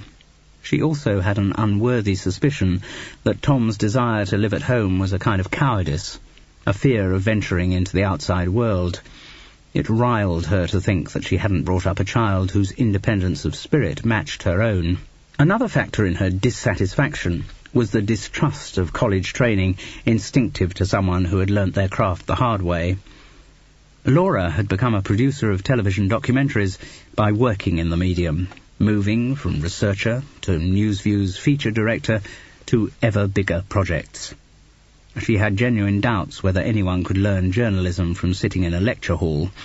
If Tom really wanted to work on newspapers, he should go out and work on newspapers. She looked at her son as she brought the tray of lunch in from the kitchen. The sofa seemed too low for him, and his legs took up a disproportionate amount of the carpet. The ash-blonde hair, which had made him such a stunning 5-year-old, had long ago dulled to light brown. It looked to her as if it could do with a wash, but she knew better than to raise the subject. The brilliant blue eyes seemed also to have dulled and taken on a slight shiftiness as he grew older. Spots burgeoned between Tom's eyebrows and gathered beneath the corners of his mouth. Laura felt an unreasoning regret that he didn't look better. Why couldn't she have produced a son who had outgrown the symptoms of adolescence by the time he was 19? Why couldn't she have had more control over the way Tom had turned out? He zapped the remote once again, and Laura felt certain he had done it to annoy her. Whether he had or not, she snapped, "Switch it off unless you're actually watching something." With a sigh of long suffering at the unreasonableness of all parents, Tom switched the television off. "Didn't you have any lectures this morning?" "No." "Been working at home?" "Done a bit." Laura didn't know whether to believe him or not. She knew she must stop imposing her own energy and imperatives onto her son, but sometimes it was hard. She tried to reason that she was almost a workaholic, and Tom's laid-back approach was a lot healthier, but she only half convinced herself. "Going in this afternoon?" she asked, hoping the inquiry sounded casual rather than reproachful. From Tom's sigh, it clearly hadn't been casual enough. "May do. Probably. Got some research I shall be doing in the library." "Research on what?" But this was a question too far. Tom clammed up again and replied, "Oh, this and that." Laura knew she shouldn't, but she couldn't help continuing her catechism. "Going to be out this evening?" "No, don't think so." "I thought students were meant to have a wild social life." "So?" "Well, you don't seem to." "I see the people I want to see." "When?" "I don't see much evidence of you seeing them. I see them when I want to see them," he replied, gnomically and unhelpfully. Laura forced herself into silence. She didn't consider that she nagged, but she knew that's how it might appear to an outsider. That was also, so far as she could tell, how it appeared to Tom. Rob's view was that Laura's personality, her relentless efficiency, had frightened Tom off. He didn't want to enter any kind of competition with his mother for fear that he might lose. In effect, what Rob was saying was that Laura swamped her son. Occasionally, she worried there might be an element of truth in the theory. Thinking about Rob brought his illness back into her mind. Things weren't looking too good. She didn't dare contemplate what would happen to their partnership and the finances of Lewthwaite Studios if he were to die. Must go and visit him again soon, she reminded herself. "Oh," said Tom suddenly, a half-eaten slice of toast and taramasalata in his hand. "A bloke came round this morning looking for you." "Bloke? What bloke?" Tom seemed deliberately to evade her direct question. "I said you'd be in this afternoon. He said he'd call them." "Who was he? What was his name?" "Said his name was Michael Rowntree," Tom replied, casually. Chapter 12. If he hadn't given his name, she wouldn't have recognised him. Michael's hair had virtually all gone. Only a few wisps were left, tucked away behind his ears. And whereas when she had last seen him he had been running to fat, he was now cadaverously thin. He could have been in his 60s rather than his 50s. End of Side 5. Side 6. His clothes were filthy. A checked shirt whose frayed collar was rimmed with grime, trousers of beige corduroy here and there worn smooth, a sports jacket whose tweed was dimmed with dirt and some of whose seams had unravelled. On his feet were grubby blue trainers with white flashes. His body gave off a sour odour. He looked like one of the homeless whom the recession had driven onto the streets of Britain's cities. More disturbing than Michael's physical decrepitude, however, was his expression. His eyes had the unfixed glaze of insanity. Laura was glad that Tom hadn't yet left for college. He was upstairs, supposedly getting library stuff together. "Aren't you going to invite me in, then?" asked Michael. She had not been intending to, but somehow this direct question was impossible to refuse. He came through into the sitting room. "Very nice," he said, looking round. "Very nicely done. Would you like coffee or tea?" "Coffee would be very nice, thank you." This formality, still couched in public school vows, came incongruously from his shabbiness. Laura went through into the kitchen to make the coffee. She kept half a nervous eye on the sitting room where Michael paced uneasily. He made her feel she would have to count the silver after he had gone. While she ground the beans and filled the cafetiere, Laura scoured her mind for the last she had heard of her former husband. There had been some professional falling out soon after their divorce, and Michael had left the family firm to start his own estate agency. That had presumably suffered in the property collapse of the late 80s. She remembered hearing from a mutual acquaintance that Michael had financial problems. He had also remarried, she had heard, but something had gone wrong there too. Michael had suffered the fate of many who thought the world owed them a living, and found out too late that the world wasn't aware of any such obligation. So Laura had expected him to be in reduced circumstances, but she was nevertheless shocked at how reduced those circumstances were. When she came back in with the coffee tray, he was looking at the photographs on her mantelpiece. They formed a little gallery of Tom's development, from blonde toddler to self-effacing adolescent. For the past 6 years he had refused to be photographed. "So, this is the love child, is it?" Michael sneered. "That's Tom. You saw him this morning," Laura replied crisply, and sat down to pour the coffee. "Why have you come here, Michael? What do you want?" "Just to see you." He gave an ingenuous shrug. "Does there have to be a reason? Isn't it better that we should remain good friends?" "We never were particularly good friends, Michael. And in reply to your question, I would say there does have to be a reason for you to come to visit me so suddenly. It's over 15 years since we last saw each other." An unnerving smugness came into his face. "It's over 15 years since you last saw me?" "What do you mean by that?" "I've seen you a good few times, Laura." "Where?" "Here, there, and everywhere, as the Beatles so inimitably put it." He gave a little self-congratulatory chuckle. "I've kept an eye on you, Laura. I'll always keep an eye on you." I don't believe it. But even as she dismissed the idea, she did believe it. The feeling that Michael was spying on her had never quite gone away. She had argued with herself that it was ridiculous, that she hadn't really seen him turning away from her gaze in a crowd from time to time, but his words now refueled the old anxiety. He didn't elaborate, but sat looking at her, a complacent smile on his face. He was behaving as though he had some kind of control over her, though Laura could not imagine what it might be. "I go back to my question, Michael. Why have you come here?" "I need some help. I thought you could help me." "What kind of help?" "Financial help." Well, putting aside for one moment the issue of whether I would want to give you any financial help, I must also tell you that you've come at a bad time. I've put all my savings into equipping my own studios. Not a lot of cash flow around at the moment. "I only need 500, just to tide me over." "I haven't got 500 to spare. and if I did have, I could think of more deserving causes. He was sullenly aggrieved by this response. Don't be hasty, Laura.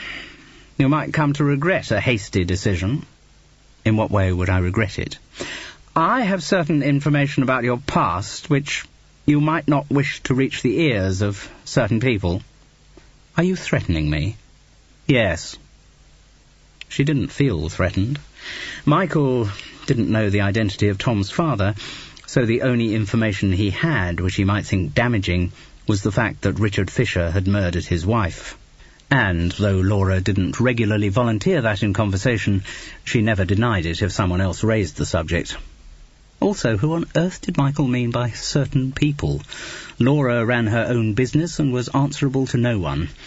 The idea that he could blackmail her by snitching to an employer showed how hopelessly out of touch he was with the real world.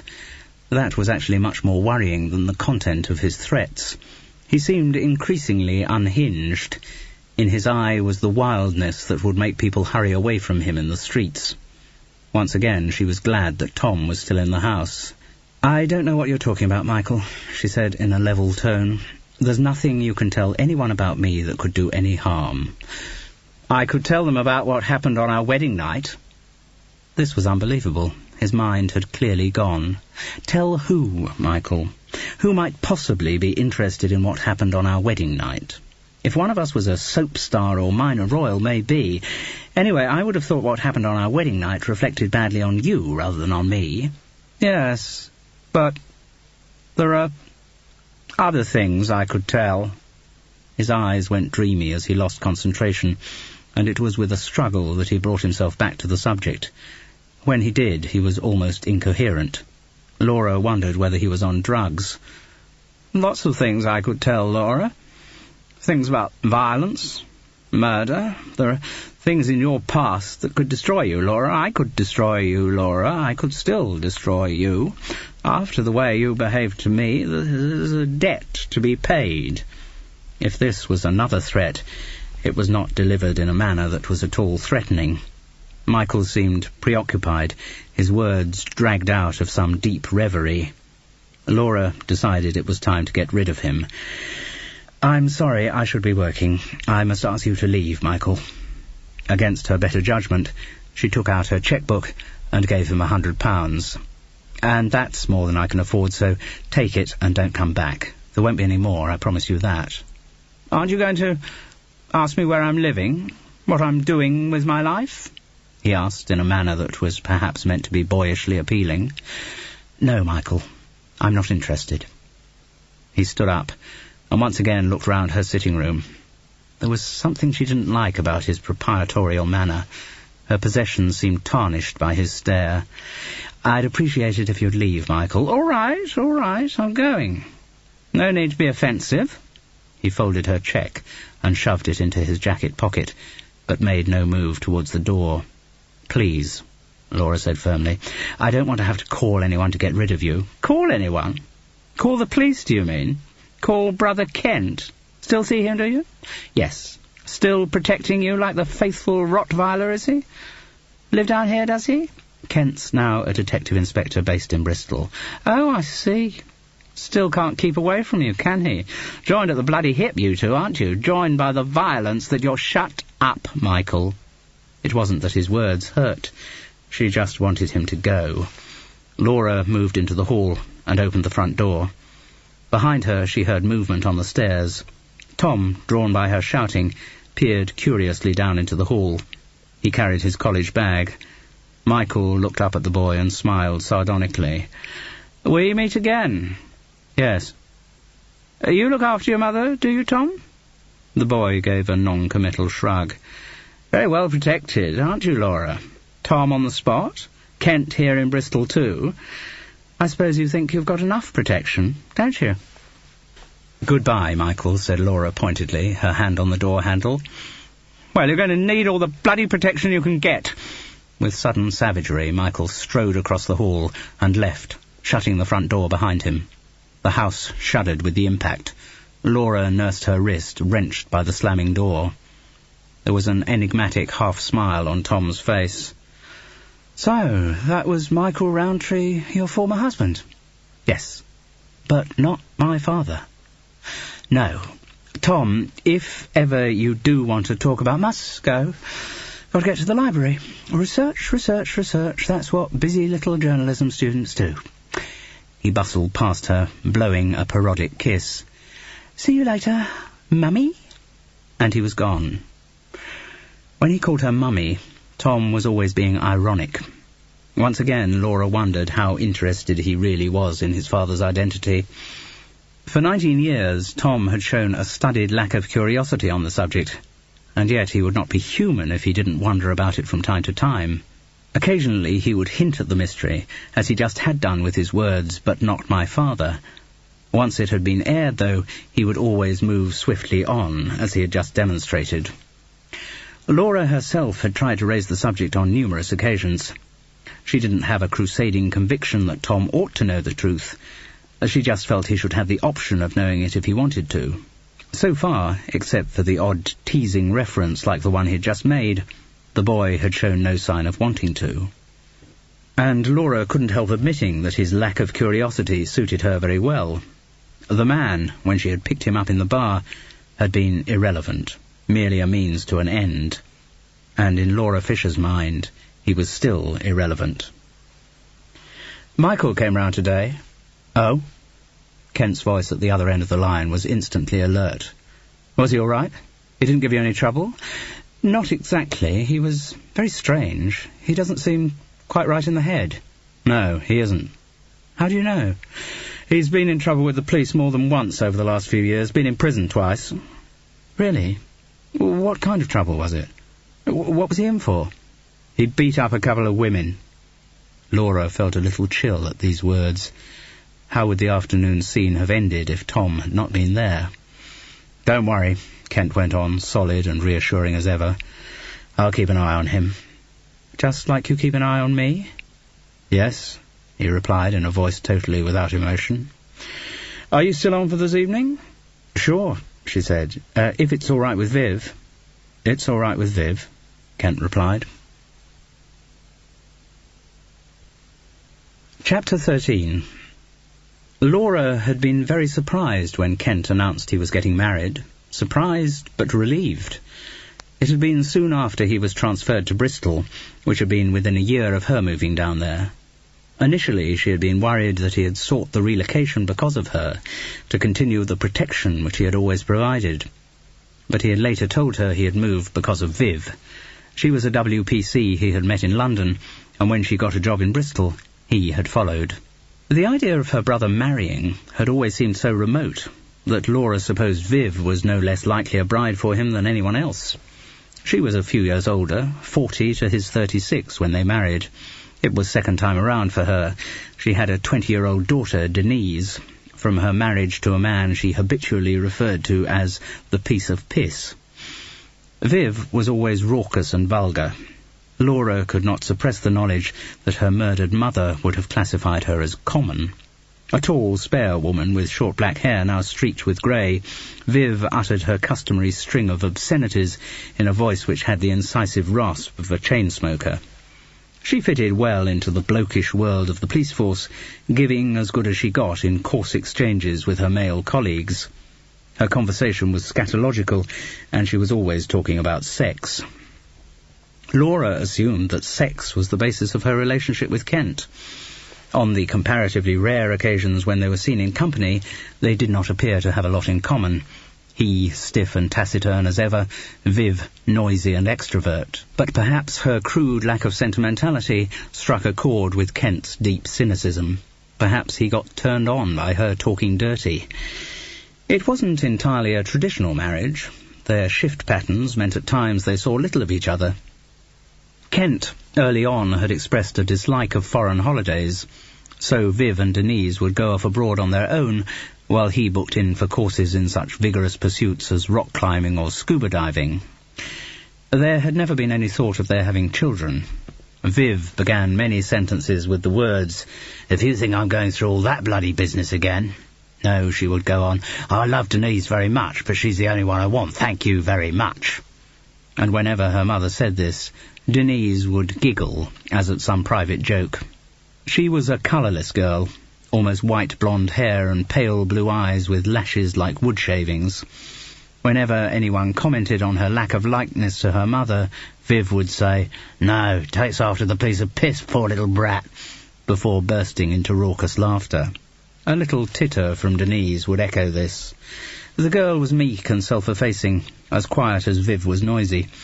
She worked at a supermarket checkout and apparently had no ambition to move out of the 3-bedroom semi in Hotwells that her mother shared with her new husband. Denise seemed to have no identity of her own, content to be swept along by the wave of her mother's forceful personality.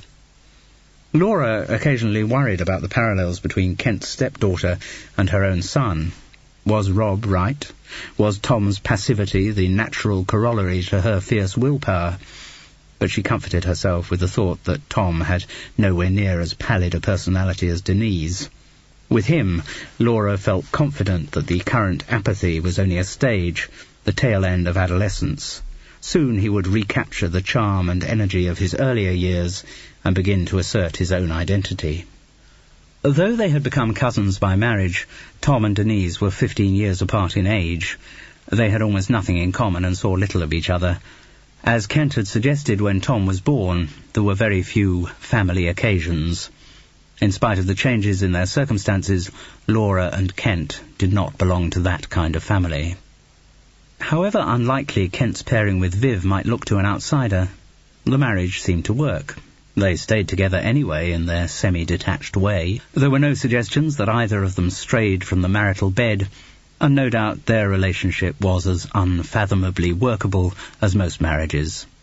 They were not particularly sociable. They certainly never made romantic gestures to each other in public, but like most married couples, they jogged along. For Laura, Kent's marriage had been an enormous relief. Not only did it still her fears about his never being able to form a liaison with a member of the opposite sex, it also diminished the claustrophobia of her relationship with her brother. Though she still appreciated his dour concern for her, she sometimes found his company a burden. With Kent, conversation could never lighten up. In his presence, the shadow of their shared upbringing always loomed over them. At any moment, he might bring the conversation back to the damage wrought on them by their father. Whether he spilled out these gloomy thoughts to Viv or not, and somehow Laura thought it was unlikely, at least she herself had got less of them since he had married. Laura still saw a lot of her brother. If she was free, Kent would take her out for dinner on Wednesday evenings, when Viv had a regular night shift. But their relationship seemed less intense and pressured. Sometimes she saw the familiar bleak hopelessness in her brother's eyes, and with a slightly guilty relief, convinced herself that it was no longer her problem.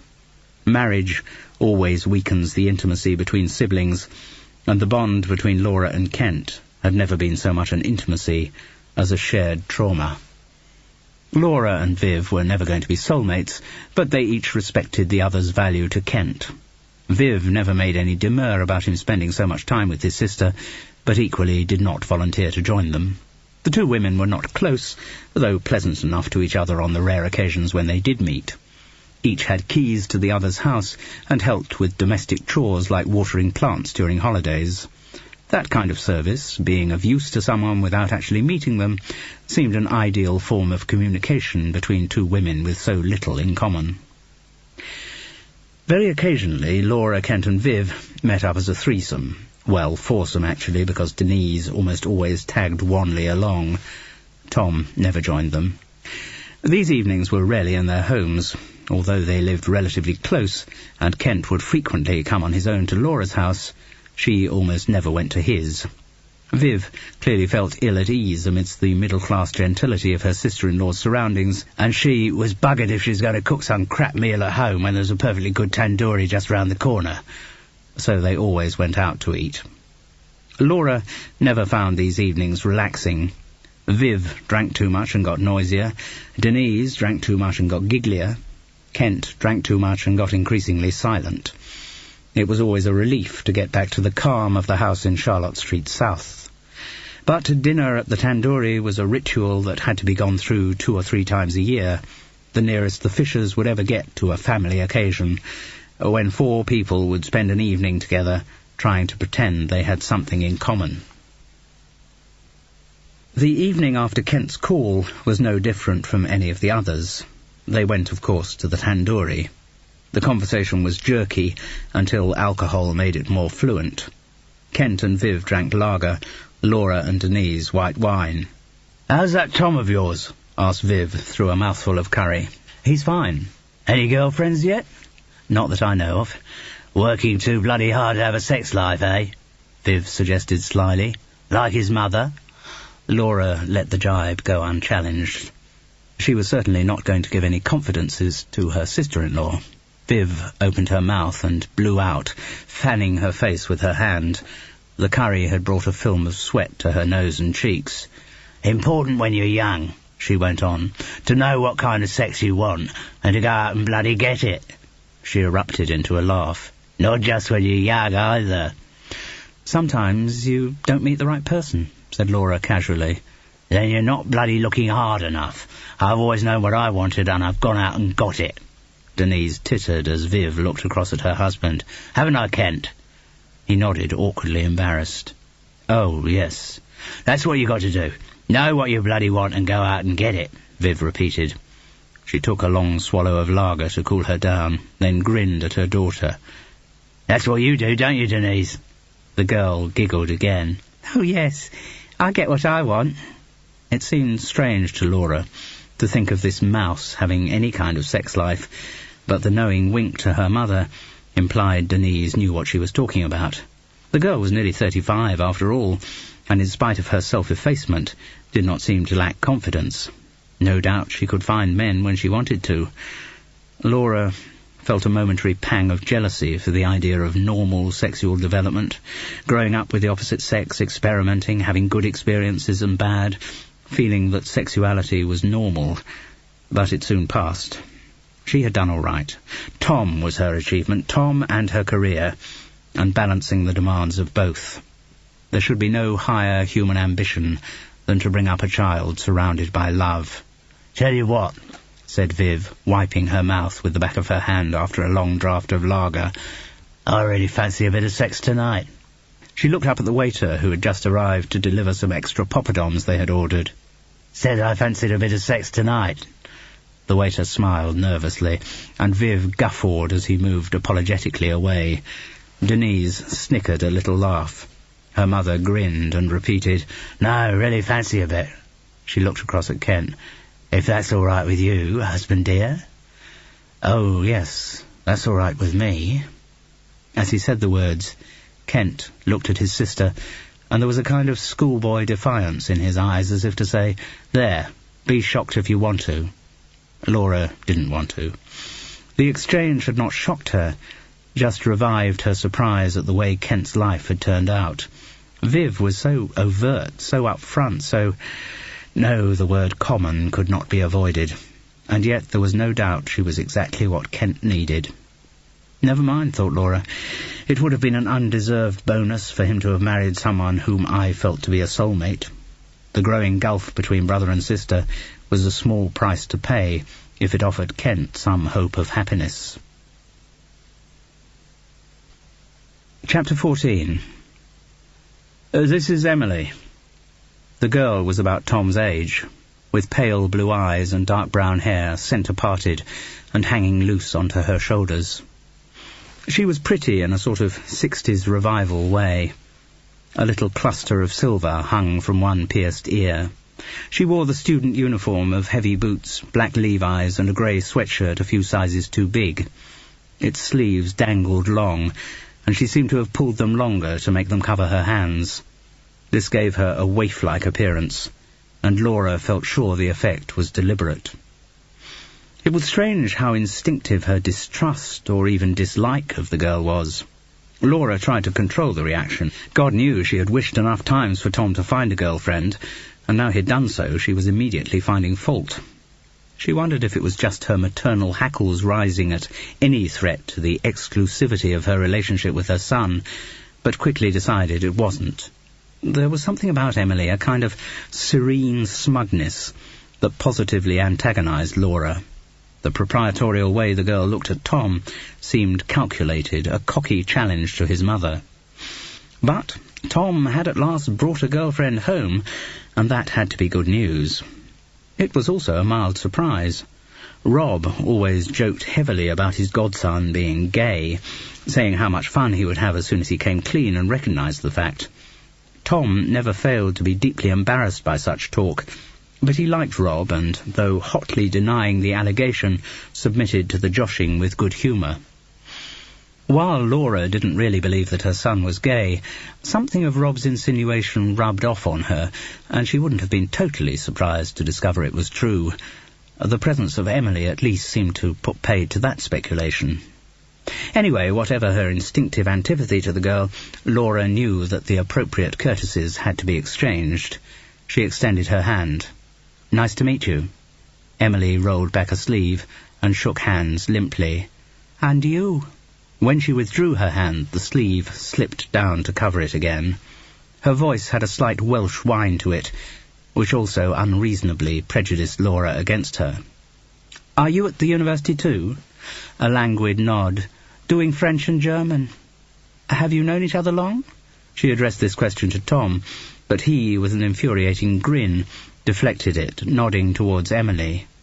"Met at a disco a couple of weeks back," she drawled. "I didn't know discos were your thing, Tom."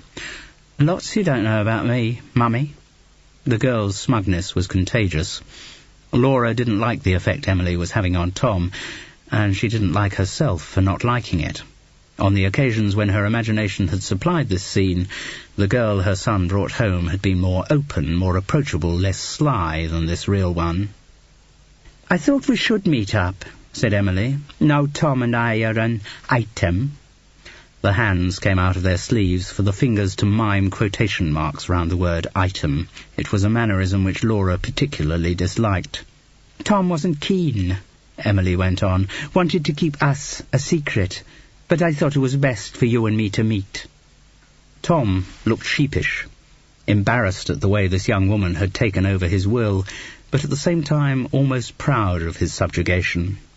He seemed to be watching Laura for her reaction, and she felt paradoxically that the reaction he wanted was disapproval. It was as if that would set the seal on the validity of his new relationship. "Can I get you a drink or something, Emily?" asked Laura, overcompensating with charm for her real feelings.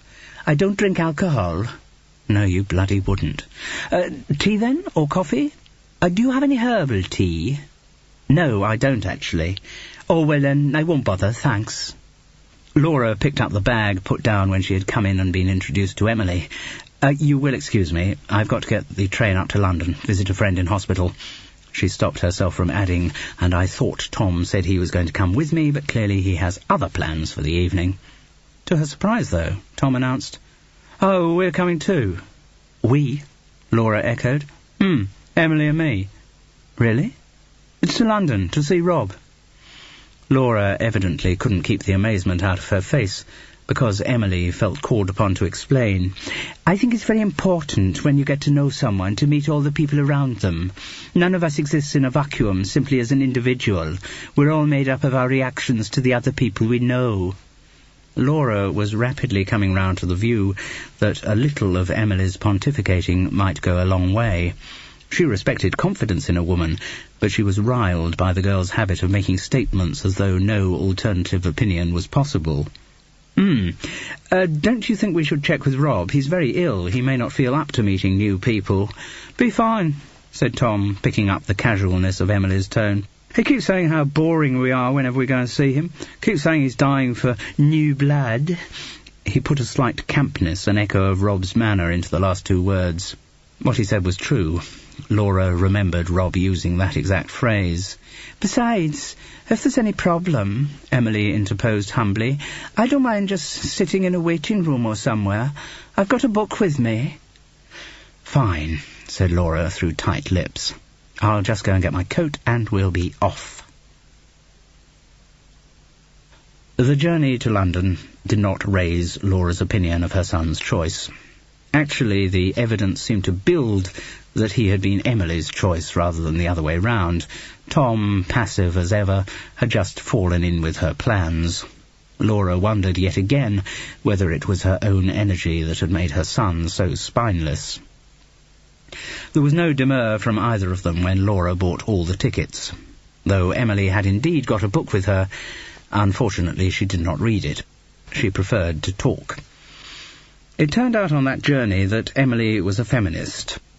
This might perhaps have given her something in common with Laura, whose life had been a practical demonstration of one brand of feminism. But no, Emily's views made for greater distance rather than any rapprochement between them. Her version of feminism was predicated on political correctness, and seemed to Laura mired in linguistics rather than having any application to real life. Emily pontificated at length about the political incorrectness of one of her lecturers, a Scot who insisted on referring to female students as wee girlies. She said she had been forced to make a complaint about this to her tutor, and then paused, as if expecting applause for her action. She didn't get any from Laura, who was becoming angrier and angrier. What annoyed her was not just the drivel that Emily kept spouting, but the rapt way in which Tom lapped it all up. She wouldn't have minded, or she told herself she wouldn't have minded, if she thought he was genuinely in love with the girl. Love, she knew, could sanctify for a time the most appalling personal characteristics. But the way Tom responded to Emily, it didn't look like love. His reaction seemed a mix of deference and eagerness to please. He certainly didn't seem relaxed with her. "We're going to be very responsible about our relationship," Emily suddenly announced after a merciful lull in her monologue. "Ah," said Laura, who had noticed that, unbelievably, they had still only got as far as Reading. "Good. Yes, we're going to get to know each other very well before we actually go to bed together." Tom turned scarlet, and Laura felt an almost uncontrollable desire to giggle. "Oh," she said, "you sweet old-fashioned things." "I'm not sure that it's very flattering," Emily reproved gently, "to speak of us as things. We are all people, you know." "Yes," Laura agreed. "Yes, aren't we just?" "No, people go on about the younger generation having no sense of responsibility," Emily ploughed on, "but I think they misjudge us. We're certainly very concerned about issues like safe sex, aren't we, Tom?" Surely he would try to wriggle out of the stranglehold of that "we," thought Laura. But no. Avoiding his mother's eye, he concurred with Emily's view. "One interesting thing Tom said to me, Laura." "He said he doesn't know who his father is." "No," Laura agreed. "Well, don't you think you ought to tell us?" That us nearly did make Laura lose her temper. "Fuck it," said Rob with exaggerated despair. "I should have got bloody AIDS. That would at least have been a lifestyle statement. God knows, no one could have tried to get it harder than I did, had I known it existed, that is. And here I am, dying of bloody lung cancer instead. How too shame-making." He dropped into a Noel Coward parody for the last few words. "You're not dying," said Laura gently. "Well, I feel like I'm dying. Honestly," he went on, worrying away at the idea, "lung cancer's so common, isn't it? I mean, everyone gets that. Even bloody Dennis Parker managed to die of lung cancer. I think AIDS has more dignity." "I'm not sure that many of the people dying of it would agree with you." "Well, from the outside it has more dignity. It looks more dignified to me." A little cough shook his frail body. "Not some crap disease contracted by any Tom, Dick and Harry who's capable of smoking 60 cigarettes a day. I'd mind less if I'd actually smoked myself. There's me, Mr. Clean, being a good boy through all those endless studio days and meetings while everyone else was belching out smoke like Victorian Manchester, and I bloody get the disease too. Passive smoking, that's what they call it." A thought struck him. "I wonder if you can get passive AIDS if you're just a voyeur." He looked straight at Laura. "Didn't Tom come with you?" "Yes, he's waiting outside. He's got someone with him." "Oh?" Understanding dawned. Thin hands fluttered up to clasp his face in the old parody of surprise. "Oh, wonderful. Oh, positively frabjous day, Kaloo-Kalay. You mean he's got a boyfriend?" "No, a girlfriend." "Ah." The deep lines of his mouth dragged comically downwards. Well, there's a letdown. Has this been going on for long? Pretty recent, I gather. I'm sure it'll end in tears. No, I don't think tears come into the scenario Emily has in mind. Laura had tried to avoid saying anything judgmental about the girl, but knew from the sharp look in Rob's eye that she had failed. I see, he said. Bit of a little madam, is she? Well, let's say she seems to be the one who's running the show. Rob gave her a teasing, interrogative grin. Laura was tempted to say more. It would be very relaxing to slip back into one of their bitching sessions. But no, that wouldn't be fair. Rob hadn't even met the girl yet, for God's sake. She mustn't prejudice him against her. End of Side 6. Side 7. Laura reproved herself for slipping so readily into the overprotective, no woman's good enough for my son stereotype of a mother. Perhaps her sourness was menopausal, she wondered. Seems strange to think of that. She'd always known it would come, seen it happen to friends, and in a detached way she was aware now of it happening to her. It wasn't worrying, just seemed strange. She had that recurrent feeling of not being grown up enough to be as old as she was. She ignored the prompt in Rob's eye and said primly, "There are a few decisions we've got to make about the studios. I think we should talk those through quickly before the others come in." Spoil sport. Rob lay back in his bed, unable to get comfortable. He coughed again. "Keep the character assassination until after I met the little charmer, eh?" There was no opportunity for the promised bitchery, since Laura, Tom and Emily all left the ward together. Laura reflected that this was probably just as well. Tempting though the prospect was, she must not pander to her worst instincts. And if Tom and Emily being an item, in crook-fingered quotation marks, was going to become a fact of life, then it was one that Laura must come to terms with. Rob's first comment on being introduced to Emily had been enigmatic. Your mother casts a long shadow, Tom," he had said. In response to Laura's puzzled expression, he explained, "I mean that you should be flattered." "Why?" "Because Tom's chosen a girlfriend who looks so like you." "What?" Laura and Emily had spoken the word together, both equally affronted by the suggestion. "I don't think we look anything alike," said Laura. "Nor do I," Emily agreed hotly. "Oh, yes, there's definitely something about the colouring," Rob insisted. "No, my eyes are hazel and Emily's are blue." Pale blue, Laura thought. Very pale, very diluted blue, almost as pale as Denise's. "Still something about the contrast between the dark hair and the light eyes, and the way you hold your heads. No, you look very like Laura did at your age, Emily." The girl's expression was dubious, not flattered by the comparison, but unwilling to be outright rude. "Laura was an absolute stunner then," Rob reassured. "All the men on the Newsviews team were desperate to get inside her knickers. Not many succeeded, though, did they, Laura?"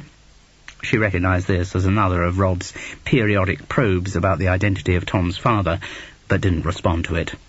In spite of considerable pressure over the years, she had never told even Rob anything about the man. Laura Fisher was the only person in the world who knew that her son's father had been a murderer. "Anyway, how are you feeling, Rob?" asked Tom, clumsily redirecting the conversation. "Oh, you know, pretty good," the emaciated figure in the bed replied with a bland grin. "As good as you would expect someone to feel when they're rotting away from the inside out." "There are great advances in the treatment of cancer these days," said Emily seriously. "Even lung cancer's no longer the death sentence it used to be." "Oh, thank you, dear. That's very comforting." Rob caught Laura's eye, and she had to look away. There were a few other similar moments during the visit, like when Emily announced that she had no prejudice against people whose sexual orientation was different from her own, or whenever she referred to Tom as her partner. The first time this happened, Rob had asked ingenuously, "Sorry, are you a firm of solicitors?" And Laura had had to convert her chortle into a cough. Emily seemed not to notice that she was being sent up, or if she did, the knowledge didn't faze her. Laura realised that the girl was totally impervious to irony. Tom said little, apparently quite happy to pass over all conversational initiative to his girlfriend. When the bell for the end of visiting sounded, everyone was quite relieved. As Laura kissed Rob goodbye, smelling the staleness of decay on his breath, he said, "Do ring me tomorrow, won't you, Laura darling? I'm sure we'll have so much to talk about." And as she drew away, one of his sunken, exhausted eyes winked at her. The prospect of her debriefing call to Rob the following day saw Laura through the interminable pontification of the journey back to Bristol.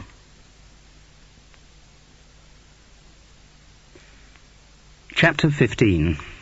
Dear Laura, I have thought many times about whether or not I should write to you, and will fully understand if you have no wish to make contact with me again after all this time.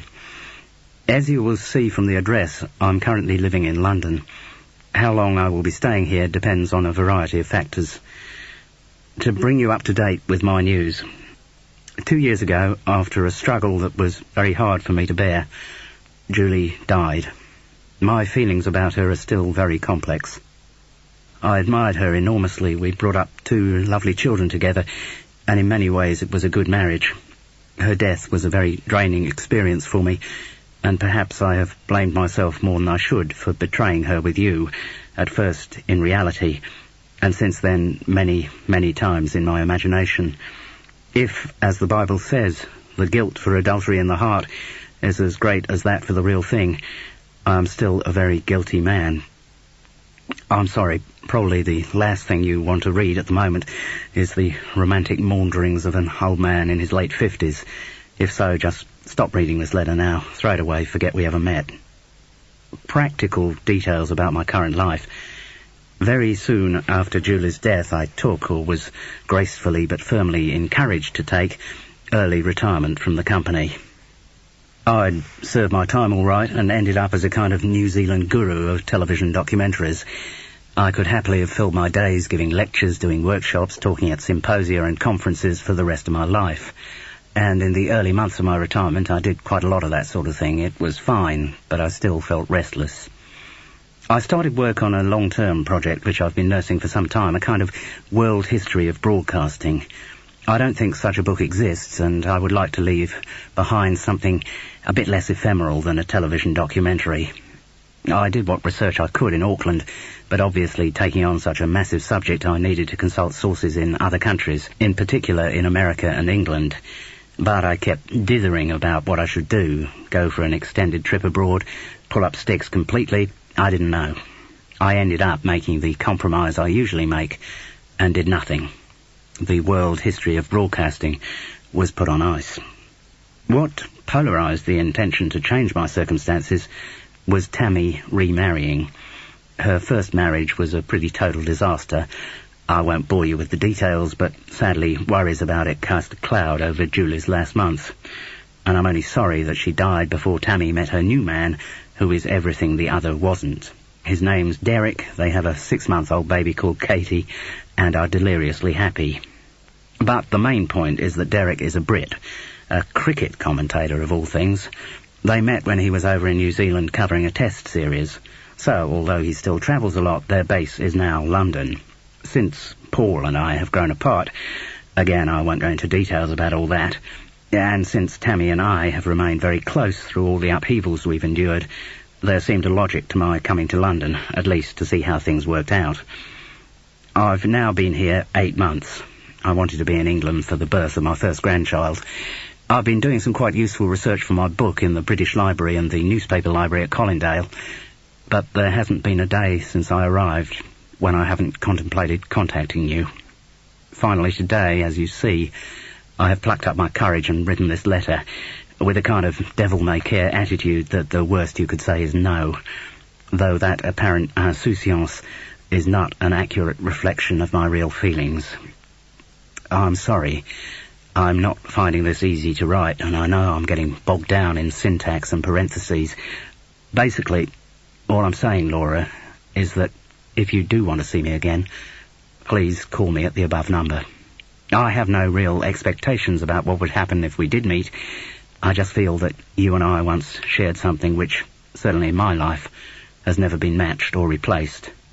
and it seems to me a pity that we should go to our graves without having at least seen each other again, to discover, I suppose, whether anything of what was once there remains. Though probably there won't be anything, but I'm sure we could at least still be polite to each other if we met for lunch or something. I'm not going to read this letter through. I know it's an incoherent mess, and if I did look back over it, I'm sure I'd just tear the thing up and throw it away. But I hope what I'm saying is clear. I know nothing about your domestic circumstances. For all I know, you may have been married or in a permanent relationship for years. If so, I apologise and hope that this letter doesn't cause you or your partner any awkwardness or embarrassment. But if you do want to meet, call me. Love, Philip. It was so characteristic of him that Laura almost felt he was in the room with her. The halting style, the continual qualification of everything, the earnestness, the constant feeling of pressure to do the right thing, those were the ingredients that made up the only man she had ever loved. And of course it was those same qualities, in particular his at times infuriating decency, that had kept Philip apart from her for nearly 25 years. Laura had no idea whether there would still be any attraction, anything at all left between them, but equally she had no hesitation about her decision. As he had written in the letter, they had to find out. They could not go to their graves not knowing. She rang him the morning she received his letter. They arranged to meet for lunch in Bristol the following Saturday. Laura went through a lot of emotions in the intervening 5 days. As someone who had always prided herself on her control, she was annoyed by how much she vacillated. One moment she thought the idea of seeing Philip was totally ridiculous and could only end in embarrassment. Then, within seconds, her mind had filled with visions of totally romantic mushiness. This wasn't what Laura Fisher was meant to be like. Maybe she decided it was hormonal, her age. Perhaps, although the idea didn't appeal, she should go to the doctor and investigate HRT. That thought prompted another anxiety. Her periods were getting so unpredictable that they could also threaten the weekend's romantic dream scenario. Laura felt an unfamiliar twitchiness during the week. Her concentration was bad. Just when she should be channeling all her energies into Looseweight Studios, those energies seemed diminished. She did television training sessions with a couple more would-be communicators. She had some preparatory meetings for a corporate video she was directing, but she felt lethargic, on automatic pilot, and she was afraid the clients noticed her ineffectuality. She really must pull herself together. If Rob ever did emerge from hospital, it would still be a long time before he could be an equal partner in their enterprise. Laura was going to have to run the studios single-handed for a while yet. The continued presence of Emily in the house didn't improve her mood. Though the girl kept talking about my flat up in Clifton, she didn't show much sign of wanting to be there except to sleep. For her leisure hours, she had apparently taken root in Laura's house, and her hostess, though she kept trying to make allowances, found the girl's ubiquity extremely irritating. Laura couldn't understand why it wasn't equally irksome to Tom, but he seemed quite content to sit and listen while Emily made more of her unarguable pronouncements. Maybe it was love. Maybe giving up all his independence and initiative to a woman was all her son wanted from life. Again, Laura felt the pang of potential guilt. Was it really her fault? Had her dominant personality sapped Tom's will and left him prey to any other strong-minded woman who fancied annexing his personality? "We're getting closer," Emily announced early on the Wednesday evening. "I beg your pardon?" Laura had just come in from a frustrating day in the studios, where there had been a series of crises which she hadn't controlled with her customary dynamism. "I said, Tom and I are getting closer." Closer in a general sense or closer to something, Laura wondered, but Emily quickly amplified her meaning. "I'm going to cook dinner for Tom this evening, at my flat up in Clifton," she announced. Laura couldn't help herself from saying, "Oh, what a good little housefrau you are." She refrained from adding, "About bloody time, too. I'm sick to death of cooking meals for the two of you." But she had still said something to offend Emily's politically correct sensibilities. "No, actually, Laura, it's not the housefrau syndrome. I don't feel any obligation to cook a meal for Tom. I choose to cook a meal for him." Well, lucky Tom. Laura looked across at her son, sheepish on the sofa. Since he had met Emily, sheepishness was his habitual expression. "And Tom's going to stay over," Emily went on, "so don't expect him back tonight." "Fine," said Laura, "though I would have thought you were capable of telling me that yourself, Tom." "Well, yes, A deep blush now overlaid his sheepish features. "We didn't want you to worry, so we thought it better to tell you," said Emily. "And really, Laura, when two people are," out came the crook-fingered quotes, "an item, it doesn't really matter which partner passes on relevant information, does it?" Philip had used the word partner in his letter, Laura was reminded, to describe some conjectural rival for her affections. She felt a sudden urge to touch Philip, to know if his skin still made hers tauten with desire. She was being stupid. She must stop this dreadful mawkishness. Then Laura realized what Emily was actually telling her. A statement was being made. Tonight was the night. Tonight, Tom, having established his credentials as someone responsible in his attitude to their relationship, was going to be allowed the inestimable prize of safe sex with Emily. "Rather him than me," was Laura's first reaction. After that came a surge of anger at the idea of this smug little girl moulding and manipulating her son as if he were just a cipher. Emily kept going on about the importance of treating people as people, but in practice her ambition seemed to be the total depersonalization of Tom. Laura was angry enough to have said something, but another thought stopped her. Was she, after all, in any position to criticize Emily? Though for different reasons, that night in October 1973, she had treated Tom's father as an object rather than as a person. "Michael hasn't been in touch again?" "No." "Good. I've tipped off a few people to keep an eye out for him. You should be all right." "Are you saying that he's really dangerous?" "Yes," said Kent, and turned his attention to his steak. It was the Wednesday evening, one of their regular meetings, always in the same steakhouse. Kent retained his suspicion of tarted-up food. A plain, medium-cooked sirloin steak with chips, and none of that garnish rubbish, was what he favoured. Laura usually had the same. The steakhouse's attempts at more exotic dishes were unreliable. She glanced across at her brother, and suddenly realised how old he looked. Only 52, but he could have been 10 years more than that. He had thickened out, his neck now the same width as his face. The hair was grey, cut so short that it was hard to tell where he was balding. Looks apart, though, he hadn't changed at all. Still as impassive, still rigidly self-contained, still taciturn. But for Laura his company was still strangely relaxing. Kent was a rock that had always been part of her landscape. "Viv will be relieved. Tom's got a girlfriend," she announced.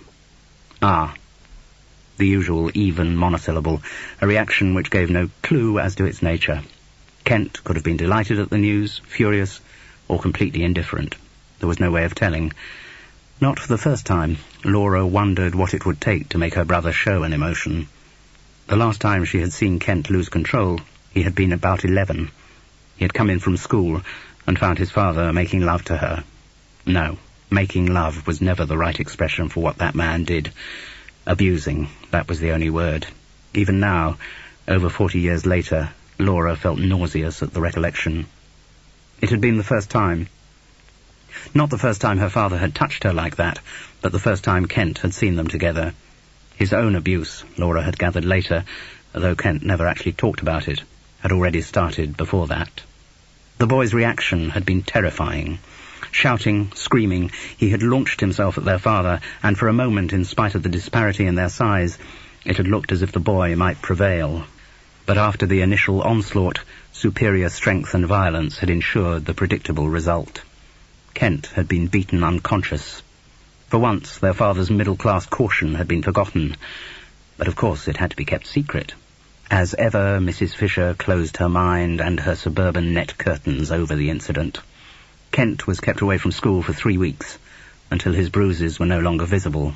When he went back, his teachers and classmates commiserated about his mumps. That was the excuse for absence with which Richard Fisher had made his wife ring the school. Thereafter, though Kent often fought to keep his father away from Laura, he never again shouted or screamed. He kept his thoughts bottled up. The only means he had of countering his father's attacks was matching but inadequate violence. "I'm afraid I don't like her," Laura confessed. "The girlfriend, Emily. Maybe that's just a natural maternal reaction." Kent didn't offer an opinion on this. Laura tried to visualise what might be happening at that moment in the bedroom of a flat up in Clifton, but her imagination was unequal to the task. Strangely, the thought of Tom and Emily in bed together didn't disturb her at all. It just seemed rather incongruous. "Still, I suppose I should be glad," she continued, accustomed to maintaining a monologue in Kent's presence. "At least it means the boy's normal, and that's a kind of relief." "How do you mean?" "Well, given the circumstances of our upbringing, you know, our—" Once again, to her fury, she found she couldn't look at Kent as she said the word "father," and so on. "It's nice to know that it hasn't carried on into the next generation. I mean, if Tom's out there forming relationships, well, that's good, isn't it?" "Good to know someone in your bloody family can," said Kent, atypically direct. "What do you mean?" "Well, come on, your track record's not that great, is it? Hardly a champion in the relationship stakes, are you?" Laura was taken aback by this sudden offensive, but Kent had not finished with her yet. "Oh, you aspire to normality. You behave like there's nothing wrong with you, but deep down you're irretrievably damaged. You're incapable of sharing your life with someone else. Kent, being a couple is not the only possible way of getting through life. Has it occurred to you that my single state might be a positive choice on my part?" "That's just a sour grapes reaction." She was incensed. "Is it? I see. So everyone has to be half of a couple, do they? That's the rule. Sounds like a form of fascism to me. I'm not saying everyone should. I'm just saying that you'll never be able to. And you say that from the smugness of your marriage, do you? From the safety of the perfect relationship you have with Viv?" She had tried to keep the sneer out of her voice, but failed. Kent coloured and said quietly, "Viv and me works.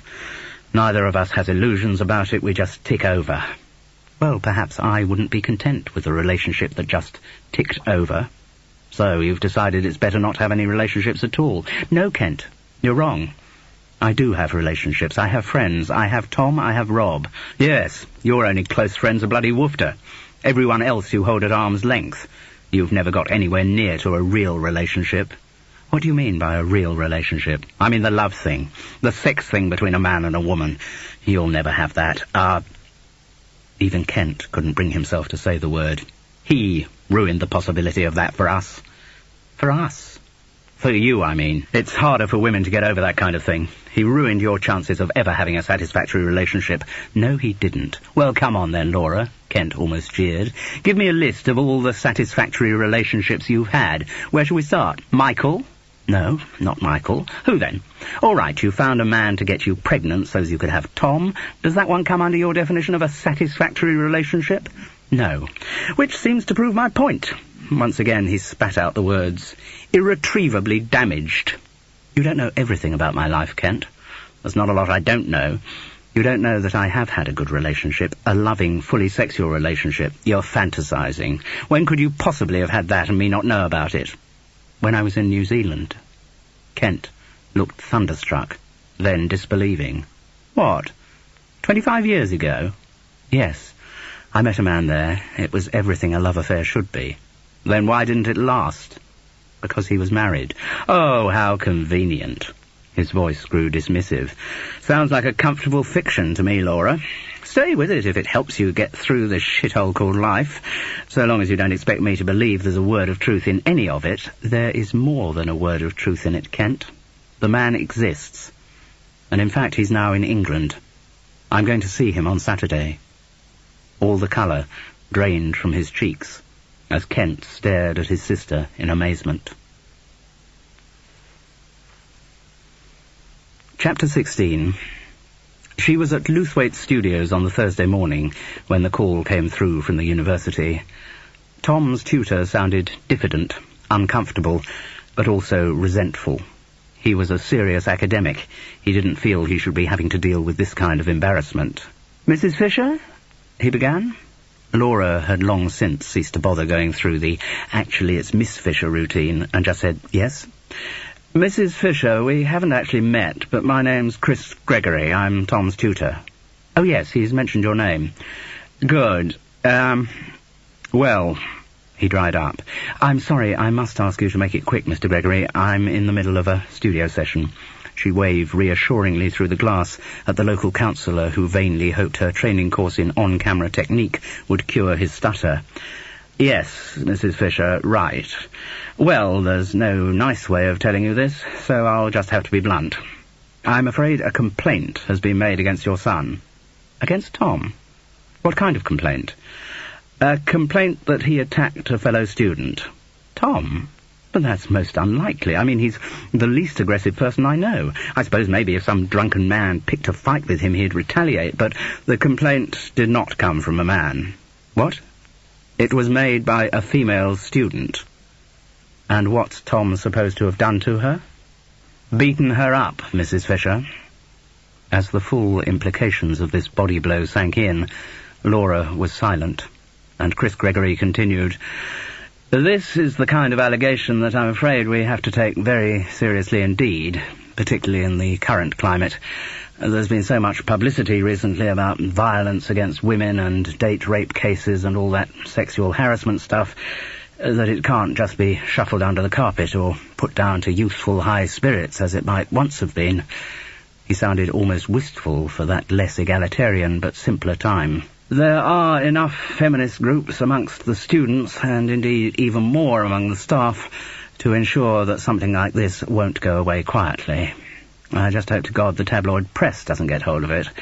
I also hope that any inquiry and, if necessary, disciplinary action can be kept as a private matter within the university.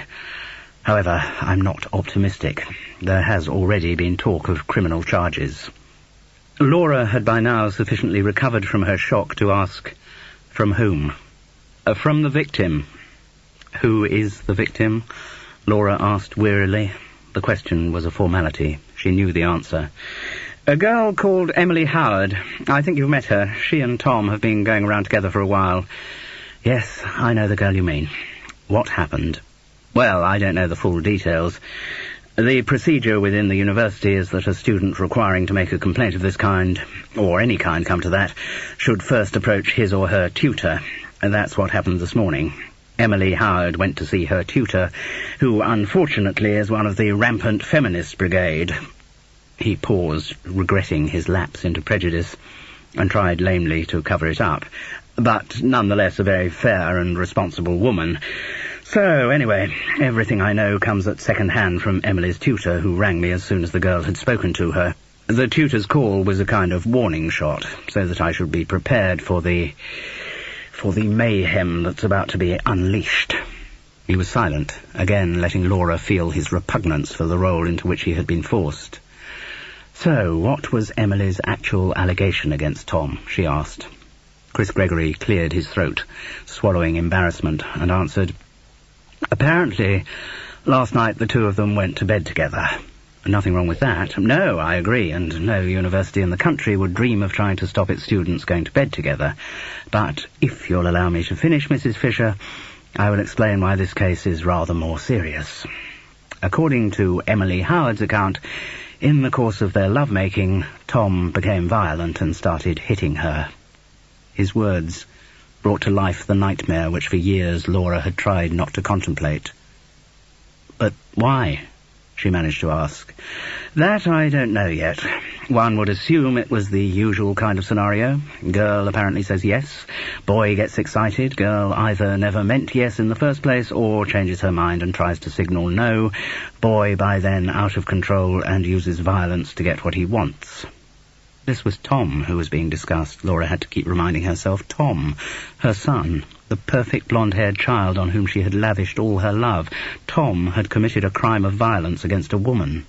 But what crime? "Are you talking about rape, Mr. Gregory?" Emily Howard did not actually claim she was raped, no.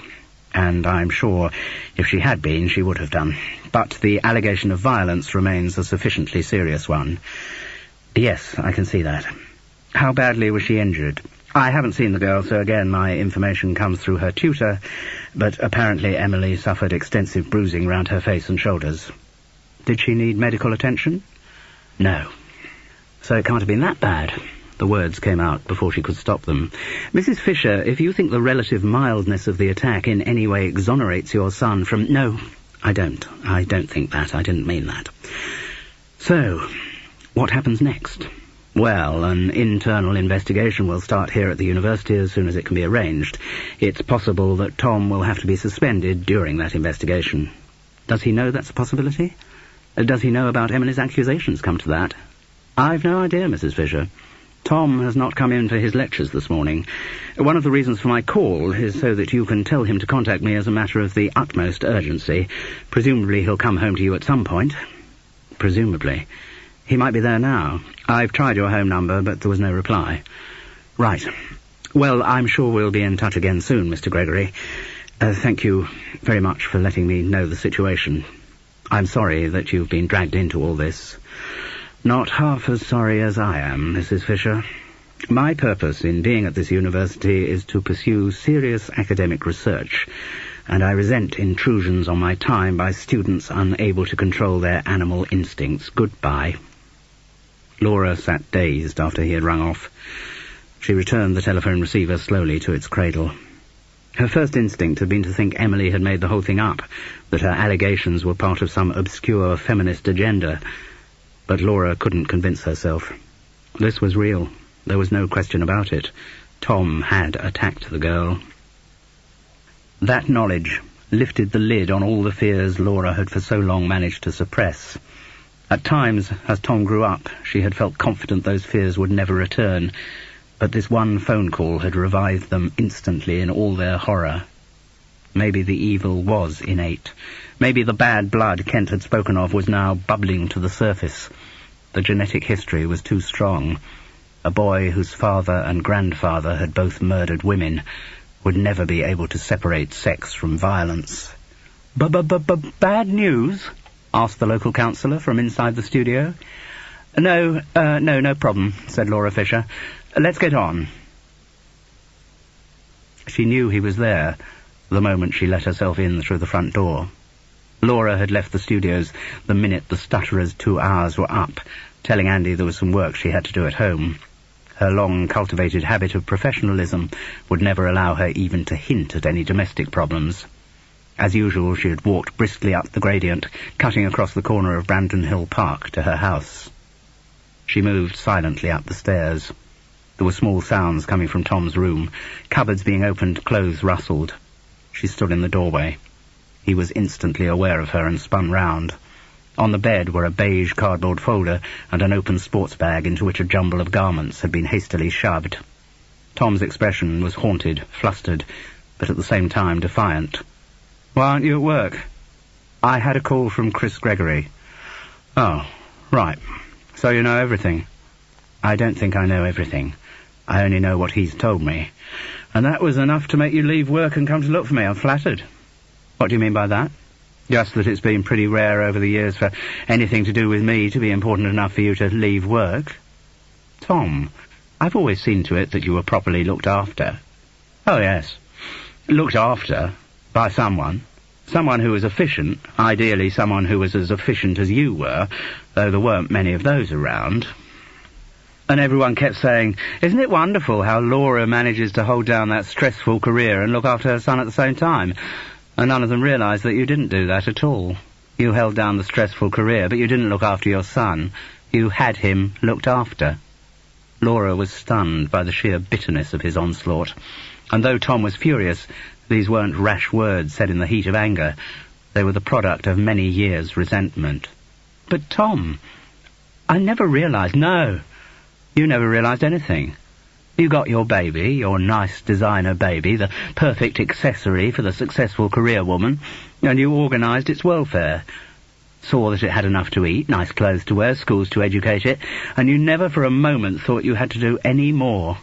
Tom, that's not true. I've always loved you." "Oh, yes. You probably have in your way." "Yes, I've never lacked for you telling me you loved me on the rare occasions when we met, but I didn't ever see so much of the day-to-day nurturing, did I? You know I've had my work. I've had to pay the bills, and we always had holidays together, and I was never part of your life." He spat the words out. "No one has ever been part of your life.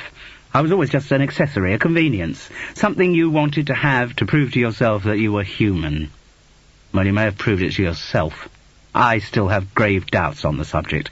I don't know why you're talking like this. No, I don't think you do. You think you've done everything all right. You're so selfish that you can't see anything from anyone else's point of view. I'm not selfish. What? I can't think of anything more selfish than going out to pick up a man to get you pregnant.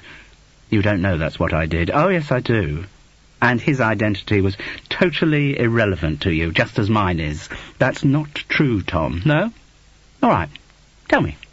What do you know about me? Except for the fact that I am your son, the item you so desired. What do you know about my personality? What do you know about what goes on inside my head? Well, nothing. You know absolutely nothing about me. And the reason for that is that you aren't capable of making relationships. This was the second time in as many days the same accusation had been made. Laura tried to defend herself. That's not fair. You hold everyone at arm's length. You don't give any of yourself to anyone. And then you're surprised that I'm the same, that I have difficulty in forming relationships with women, that I can't reach out to someone else. These things are hereditary. You can't break the cycle. Yes, you can. No, you can't change the nature you were born with. You can, Tom. That's the whole point. You can. You can't. What happened last night? Yes, what Emily has gone blubbing to her tutor about. That proves you can't change. End of side 7. Side 8. What happened was inevitable. That's what I'm like. That's the sort of person I am. However much you thought you could break the mould and recreate me in the nice middle-class image of the son you always wanted. Tom, please calm down and just talk. Nothing more to talk about. He turned and picked up his bag, pushing in the trailing sleeves. He grabbed a thickly stuffed folder that lay on the bed. I'm going. Laura barred the doorway. You're not going till we've talked through the power with which he pushed her aside, winded her. Being slammed against the doorframe jarred her spine. Tom! She called after him weakly as he disappeared off down the stairs. The impact of the front door closing juddered right through the house. Laura sank slowly down the doorframe to sit on the floor. And for the first time since her teens, she let go and cried. Chapter 17. She lay there for a long time. Sobs shuddered through her body, and her eyes streamed as though their reservoir of tears was bottomless. For so long, Laura Fisher had held herself together, had convinced herself of the rightness of what she was doing, that the release of that rigid constraint was devastating. The main blow was to her confidence. She had always thought she was doing right by Tom, that her love for him had communicated itself by the way she had arranged his care. To discover that for 19 years he had felt himself the victim of emotional neglect hurt Laura like a physical injury. The knowledge struck at the very basis of the life she had created for them, and cast doubt on the validity of every other decision she had made. Above all, there was the sickening certainty that she did not know her own son at all. The child she had nurtured and felt close to, from perfect baby through blonde childhood to uneasy maturity, was a stranger to her. All the accumulation of negative thoughts, which she had for so long shut out of her mind, came flooding in unrestrained. It was maybe an hour after Tom's departure that Laura finally made it to her feet again. Her back ached from its collision with the door, and her whole body felt uncertain and trembly, the body of an old woman. She rooted in one of Tom's drawers for a handkerchief and wiped it roughly against her smarting eyes. Her son kept his room very neat, put away his own clothes, changed his bed linen, dusted and hoovered it all himself. That had been part of their deal when he came back to live at home. He had always been an amenable child. When Laura heard what other parents had to put up with from their offspring, tears threatened again.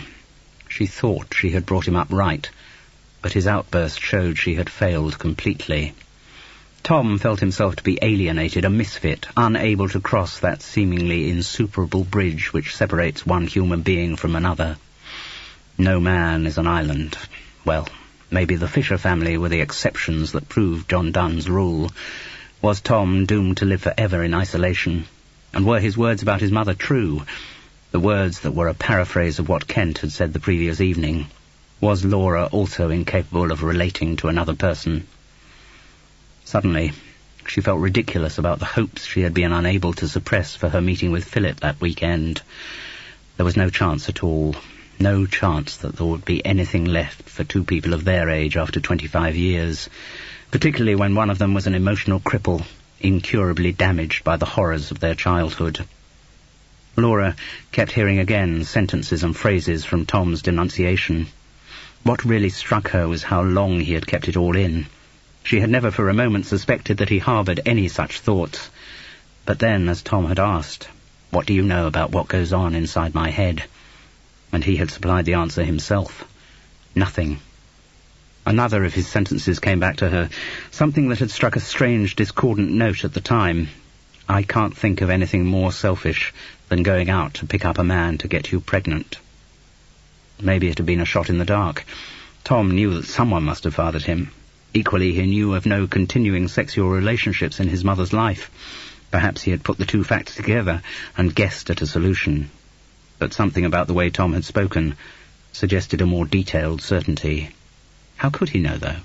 No one knew. There were few secrets between Laura and Rob, but she had not even told him. And Kent could have no inkling. Even when she first found out the man's identity from Kent's newspaper in Queen Charlotte's Hospital, Laura had suppressed all reaction to the shock. She had often wondered how she would have reacted to the straight question from Tom, "Who is my father?" She had decided she would have replied, "He was someone whom I met and was very attracted to. We only spent one night together, but I didn't get pregnant by accident. I wanted to get pregnant. You were wanted, Tom." She was determined that that was all she would say. She could not bear the idea of Tom knowing that his father had been a murderer. That knowledge would have put far too much strain on a growing boy. The direct question, however, had never come up. Tom had remained apparently incurious about his origins. And yet now it seemed that he did know something. Laura thought about her son and realized how depressingly right he had been. She did know very little about him, only the externals. He was 19 years old. He frequently seemed passive and lethargic, which got on her nerves, and he was doing a degree in media studies with ambitions to be a journalist. Until Emily came along, except for his occasional unexplained absences, he hadn't seemed to have much of a social life. When he did go out, it was either to lectures and tutorials, or with some vague, throwaway remark about research. Research? Was it possible that Tom had actually been researching his own background? That, secretive as ever, rather than asking for information, he had set out to find it himself? Laura started to search his room. She eventually found what she was looking for in a box file under the bed. She sat on the duvet, unclipped the file's lid, and took out a sheaf of photocopies. Mostly they were newspaper cuttings, neatly sorted into bundles clasped by bulldog clips. Full marks to Tom's tutors. He was being well trained in journalistic efficiency. The subject of the cuttings, though, sent an appalling chill through Laura. The first group, palely photocopied from fading newsprint, dated back to 1958. They all concerned the trial of Richard Fisher for the murder by strangling of his wife. Laura had not seen many of the reports before. At the time she had been protected from them by the social workers who were looking after her. Now she read dispassionately of the violent marriage painted by the prosecuting counsel, and her father's unconvincing protestations of innocence relayed by the defence. His claim that he had found his wife strangled when he got home from work was given short shrift. What struck Laura forcibly was how wrong a picture of her mother emerged from the proceedings. Of course, Mrs. Fisher had been the victim of the crime, but she came across as all victim, nothing more, an innocent crushed by the cruelty of an evil man. No impression came across of her glacial self-control, her obsession with appearances. Though Laura hadn't been aware of it at the time, she had since rationalized that her mother had probably been frigid. Mrs. Fisher had always had a distaste for the messiness of bodily functions, and probably regarded the production of 2 children as the complete and final discharge of her sexual duties. Though Laura was disinclined to accept any mitigation for what her father had done, she could recognize that his wife's coldness might have been a trigger for his behavior. And she could never forgive her mother for the passive acceptance of what was going on. No, it was more than passive acceptance. It had been the positive closing of Mrs. Fisher's mind. She literally did not know what she did not want to know. She ignored all evidence of the abuse her children were suffering. So long as her husband kept his hands off her, and so long as she was able to maintain her well-dressed and well-heeled middle-class lifestyle, Mrs. Fisher had been content. She had laid down the ground rules for their marriage, and Richard Fisher had conformed to them. Contrary to the impression given at the trial, he had never, until the final explosion of anger, turned his violence against his wife. The public image they had always projected was of a perfect couple, which was why the murder produced such shockwaves amongst their acquaintances. At social events they were much given to overt displays of affection, and only their children knew that they never touched each other when they were alone. Laura had often wondered what it was that had broken this arrangement, which parent had stepped over the boundaries of their circumscribed relationship and exposed the violence that lay beneath. But she would never know what had been said that day, what had driven her father finally to put his hands round his wife's neck and choke the life out of her. There had been no doubt in the jury's mind that that was what he had done. His conviction had been inevitable. So, in 1958, had been his death sentence, though on appeal that had been commuted to life imprisonment. The fact that Richard Fisher had not been hanged had caused considerable outcry at the time from those of less liberal persuasion, and prompted arguments in leaders and correspondence columns. All of these, too, had been neatly photocopied and added to Tom's archive. Laura put the cuttings down, still trembling with shock. So, Tom knew about his grandfather. All her attempts to keep the truth from him had been in vain. Her son was aware of his inheritance of bad blood. She turned with trepidation to the second bundle of photocopies.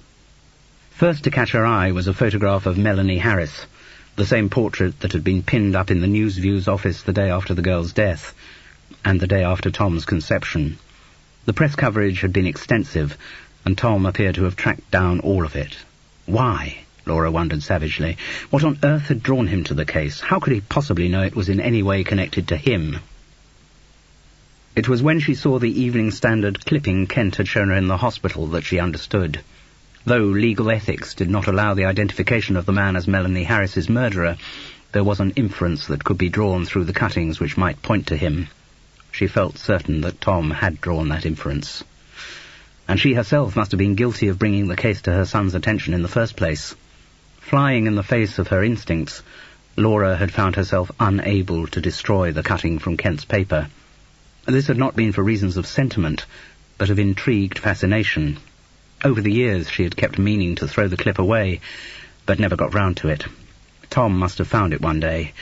God knew he had been around the house often enough when his mother wasn't there. He had discovered the photograph and been sufficiently curious to want to know more.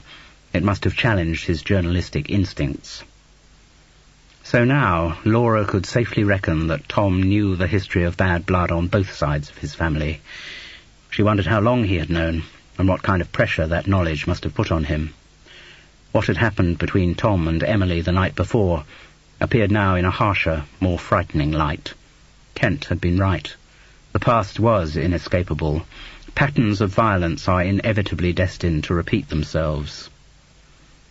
The worst surprise of the box file was right at the bottom. On a blank sheet of paper, Tom had stuck 5 photographs. 3 were photocopies from newspapers, 2 were ordinary snapshots. What was striking about the 5 faces was how alike they all were.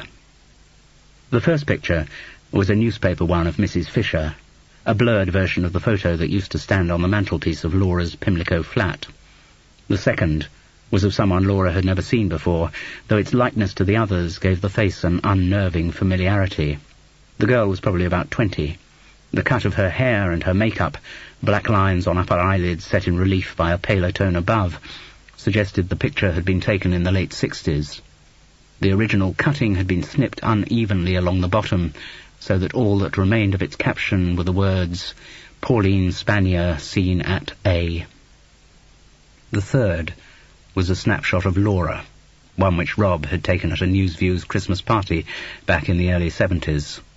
The fourth was the newspaper portrait of Melanie Harris, and the fifth was a colour Polaroid photo of Emily.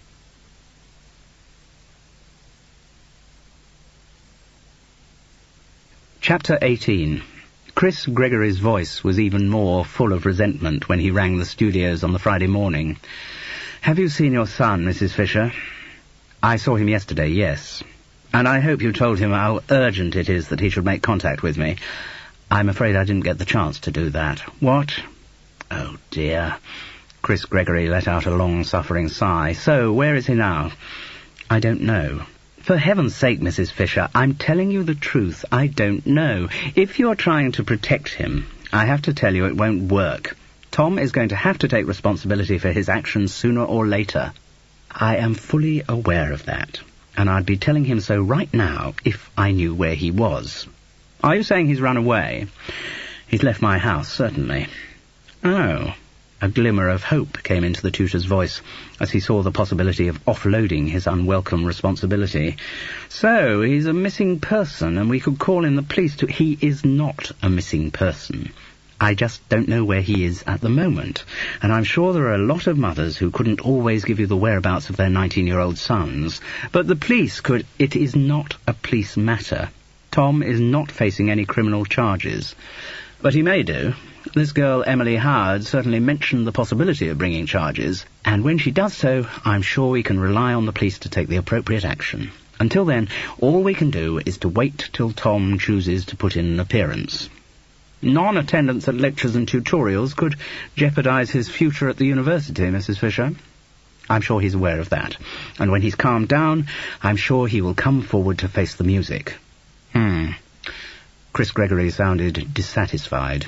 He was under considerable pressure from senior common room feminists and wanted the whole unpleasant business tidied up as quickly as possible.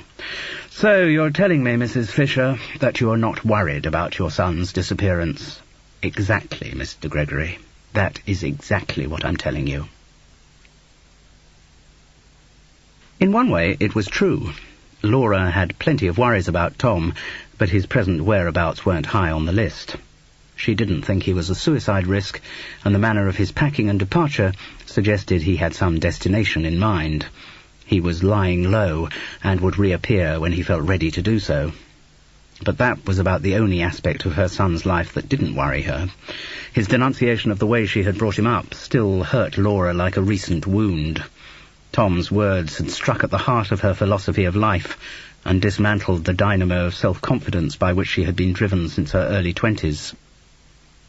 The damage might prove irreparable.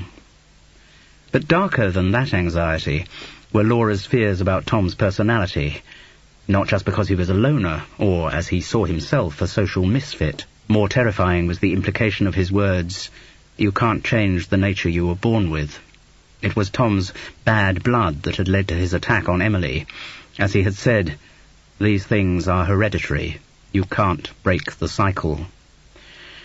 One thing was certain. Laura's current level of anxiety meant she was in no condition for lovey-dovey nostalgia with Philip. She rang him soon after her conversation with Chris Gregory to cancel, or at least postpone, their assignation. There was no reply from his number. She kept trying through the day with the same result. Probably he was off in one of the libraries researching his book.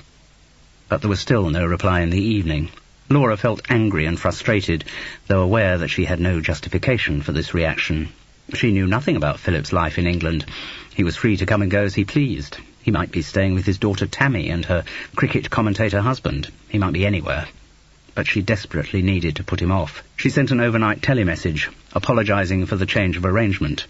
But even as she did so, she knew it would be of little use if he wasn't at home that night. On the Saturday morning, she had a call from Kent. "Michael hasn't tried to make contact with you, has he?" "No. But why should he?" "Just he may be in Bristol, that's all. We had reports of a disturbance in a Victoria Street pub last night caused by someone who fitted Michael's description. He was gone before the police got there, but thought I'd check." "Well, thanks, Kent, but no, I haven't heard anything from him." "You all right? You sound a bit tense." "Well, For a moment, Laura contemplated unburdening herself to her brother. It was tempting, the thought of sharing her anxieties about Tom. But no, that sort of talk was out of bounds in her relationship with Kent. Besides, it would be tantamount to an admission that he was right in their continuing debate about the rival claims of nature and nurture. So she contented herself with saying, "I think I'm just tired. End of a heavy week. I'm finding running the studios on my own pretty tough."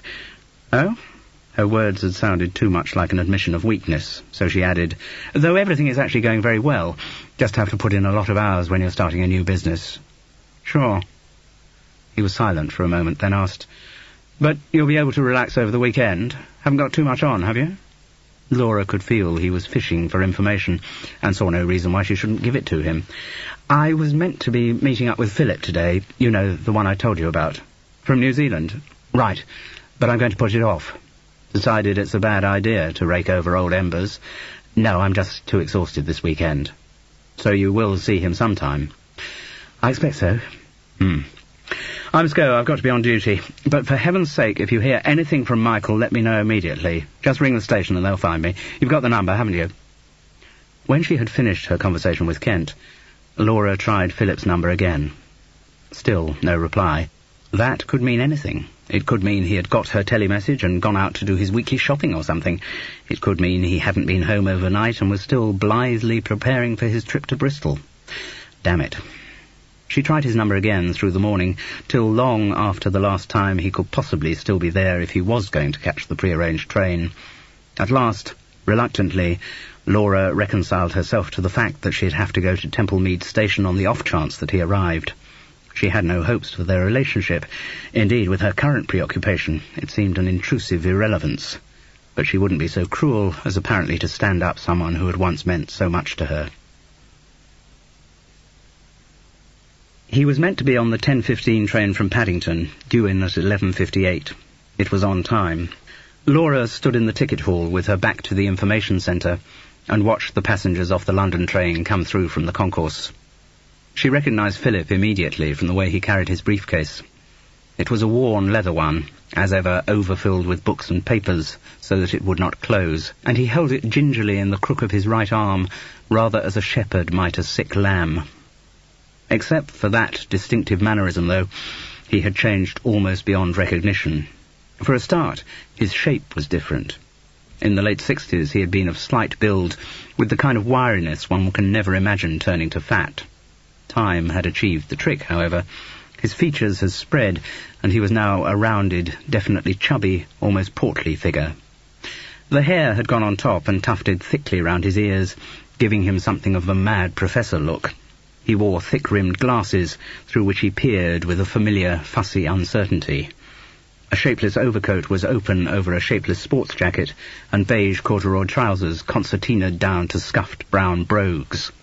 If a casting director had presented him for the role of an absent-minded academic, most television producers would have rejected him as too stereotypical.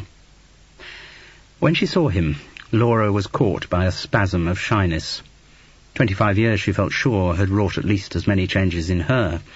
Her dark hair, though controlled by skillful hairdressing, was streaked with grey. The firm outline of her chin, she knew, had slackened. The hips were broader, partly as a legacy of Tom's birth, and it was no longer possible to say with pinpoint accuracy where her waist was. Laura, who, though she had never loved her body, had always known that the world in general considered her attractive, was assailed by sudden self-doubt. The confrontation with Tom had shattered her confidence about everything. What was she doing here? What possible point could there be in two middle-aged people of declining charms meeting after all these years? For a moment she considered doing a bunk, but it was too late. Philip's vague eye had landed on her, and he was moving tentatively in her direction. "Is it Laura?" he hazarded. Clearly for him the shock of her appearance was as great as his for her. She had forgotten how strong his accent was. Somehow in the many reruns of her fantasies over the years, Laura had ironed out his cramped New Zealand vowels. Yes, it is," she said. They faced each other, swaying slightly, uncertain what should happen next. Then Laura darted her face forward and planted a small peck on his cheek. The skin was bristly, a little cold, but otherwise unremarkable. The contact gave no carnal frisson to Laura, nor from the blankness of his expression did it to Philip. "Your journey was okay?" she asked fatuously. There was no point in going into all the attempts she had made to head him off. He was in Bristol. They would have to make the best of it. Yes, fine. I'm quite impressed by these intercity trains compared to the ones I travelled on when I was last over here. Oh, yes. Yes, they're not bad. You can't imagine how many times I've visualised this moment," he announced suddenly. Me too," said Laura. But there was no magic in their words. They still stood awkwardly facing each other. What they had said seemed simply to emphasise the gulf between them, the great void that divided their long-simmered fantasies from commonplace reality. God, this was going to be embarrassing. "I've booked in a Thai restaurant that I go to quite a lot. If that's all right with you, you do like Thai food, don't you, Philip?" This question seemed once again to accentuate their alienation, emphasise how little they knew of each other's lives.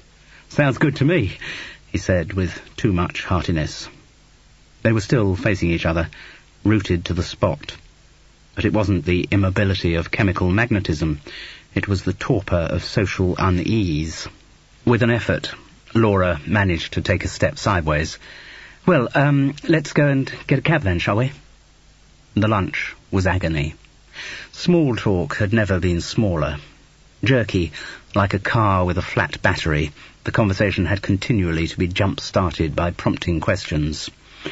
They found out all about each other's work. They discussed the differences new technology was bringing to the making of television programmes. Philip summed up the current state of the industry in New Zealand. Laura, in a manner that bored her even as she told it, described the insane Thatcherite lottery by which the ITV franchises had been reallocated and the destructive effects the changes had had on British television. She even found herself particularising the details of the BBC's budget deficit. It was desperate stuff. Neither said anything truly personal, though Philip provided a few weight and growth statistics for his granddaughter Katie. Laura didn't even mention she had a son. Neither wanted sweets, but they ordered coffee. When it arrived, Laura dared to sneak a look at her watch. God, it was only 20 to 2. It felt like the lunch had lasted 4 hours. "I don't know if you had planned which train to go back on, Philip." It was brutal, but something had to be done to end the awkwardness. "No, they're 1/4 the hour. Saturday is the same as weekdays." "Oh." Philip looked at his watch. "I suppose if I put my skates on, I can make the 2:15. I'll ring for a cab." Laura knew she was being ungracious as she hurried away from the table, but something had to be done. She asked the waiter for the bill on her way back from the telephone and insisted on paying it. "After all, you've come all this way, Philip. Least I can do is make it my treat." "Well, thank you then. And if we meet up in London, I'll return the compliment." Laura nodded and smiled agreement, though nothing would induce her ever to go through another lunch like that one. Back at Temple Meads, they both got out of the taxi. "I've a bit of shopping to do," Laura lied. I'll walk." "Fine," said Philip. Back in the ticket hall, they looked at each other and grinned meaningless grins. Suddenly, Laura had the familiar, prickling feeling that she was being watched. She turned her head sharply, but saw no one she recognised. "Problem?" asked Philip. "No, just thought I saw someone I knew." She looked up at the big clock. 11 minutes past 2. "Perfect timing. You'll just make it." "Yes," said Philip. He half-turned, as if to step away. For a moment he was still, his body showing the tug of indecision. He faced her again. "I'm not going." "What?" "Laura, I am not going like this. We haven't met. We haven't talked to each other." "What else have we been doing for the last 2 hours, then?" she asked lightly, trying to divert the seriousness of his words. "No, we need to talk properly. I don't honestly think... I mean, I've got... my son will be back soon," and Philip's face was wide with amazement. "You have a son?" "Yes." "Are you married?"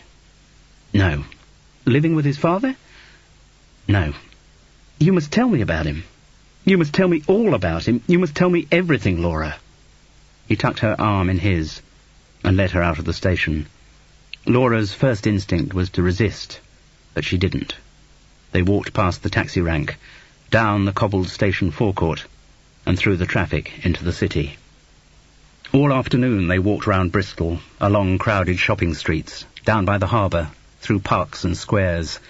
They didn't really notice where they walked. But all afternoon they talked. Or to be more accurate, Laura talked. For the first time since Tom's conception, she talked to someone about her decision to be a single parent. She didn't give any details of how she had met the father or who he was, but she talked about the pregnancy, moving out of London, Tom's upbringing. She said nothing of her fears for his genetic inheritance. She did not mention Emily's accusations against him, but she did repeat the denunciation her son had made of the way she had brought him up. And all the time, Philip listened. He made the occasional comment, gave the occasional prompt, but most of the time he just listened. And as she talked, Laura felt the long accumulated tension draining out of her. After her long narrative, she was weak with relief and almost stumbled against Philip. "Are you all right?" "Yes, I don't know. Sorry, I don't usually witter on like this." "You witter away to your heart's content, Laura. I'm happy to listen to anything you have to say." She grinned. "Be your turn next, I promise. Equal opportunities, equal wittering rights for both sexes." She was suddenly aware that it was getting dark. Her watch showed the time to be nearly 5. "Good God," she murmured. "You look tired." Philip indicated a coffee shop the other side of the road. "Fancy a sit-down and a cup of something?" "Yes," said Laura. Philip started across the road. "No. Come back to the house." They approached from Charlotte Street. As they turned the corner, Brandon Hill Park lay shadowy and mysterious ahead. The familiar outline of the Cabot Tower was lost in the darkness. Laura unlocked the front door and ushered Philip in. She paused for a moment in the hall, testing the atmosphere. No, Tom wasn't there. They were alone in the house. She drew the living room curtains and turned back to face him. Philip still nursed his stuffed briefcase under his arm. He looked more than ever like a bemused professor. They said nothing, but moved together by mutual instinct. Philip's briefcase dropped unnoticed to the floor as they embraced.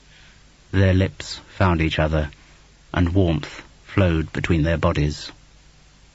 The doorbell rang. Laura moved. "Don't go. Don't answer it." "I must." Even through her emotion, she had not forgotten Tom. This might be him, or at least news of him. She opened the front door. On the step, a small mauvish bruise fading around her left eye, stood Emily.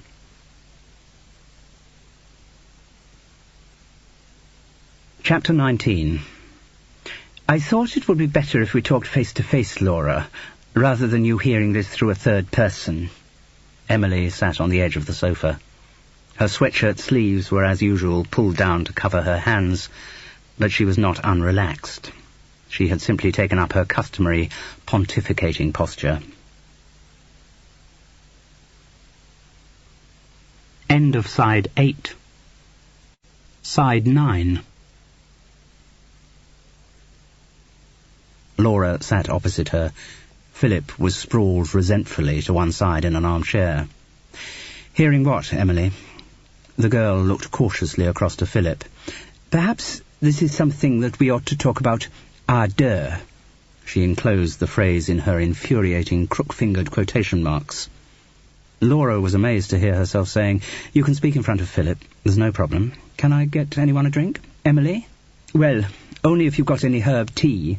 As you know, I don't drink alcohol." "No, of course you don't. Still no herb tea, I'm afraid. Ordinary tea, even got some china or fruit juice. I'll leave it, thank you." "Philip?" "I drink alcohol." "Good. White wine?" "Thank you." "Won't be a moment, Emily." Laura heard no conversation from the sitting room while she was pouring the drinks, but then she couldn't imagine that Philip and Emily would have had a great deal to talk about. As Laura passed him his glass, Philip's hand touched hers. Electricity zinged through her. God, why the hell had Emily chosen to arrive at that precise moment?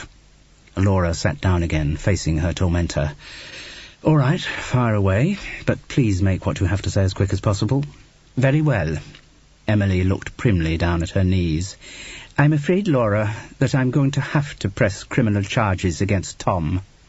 Philip raised a quizzical eyebrow, but Laura gestured that he should be silent. She would explain later. "I see. Well, that's your decision and you're entitled to it.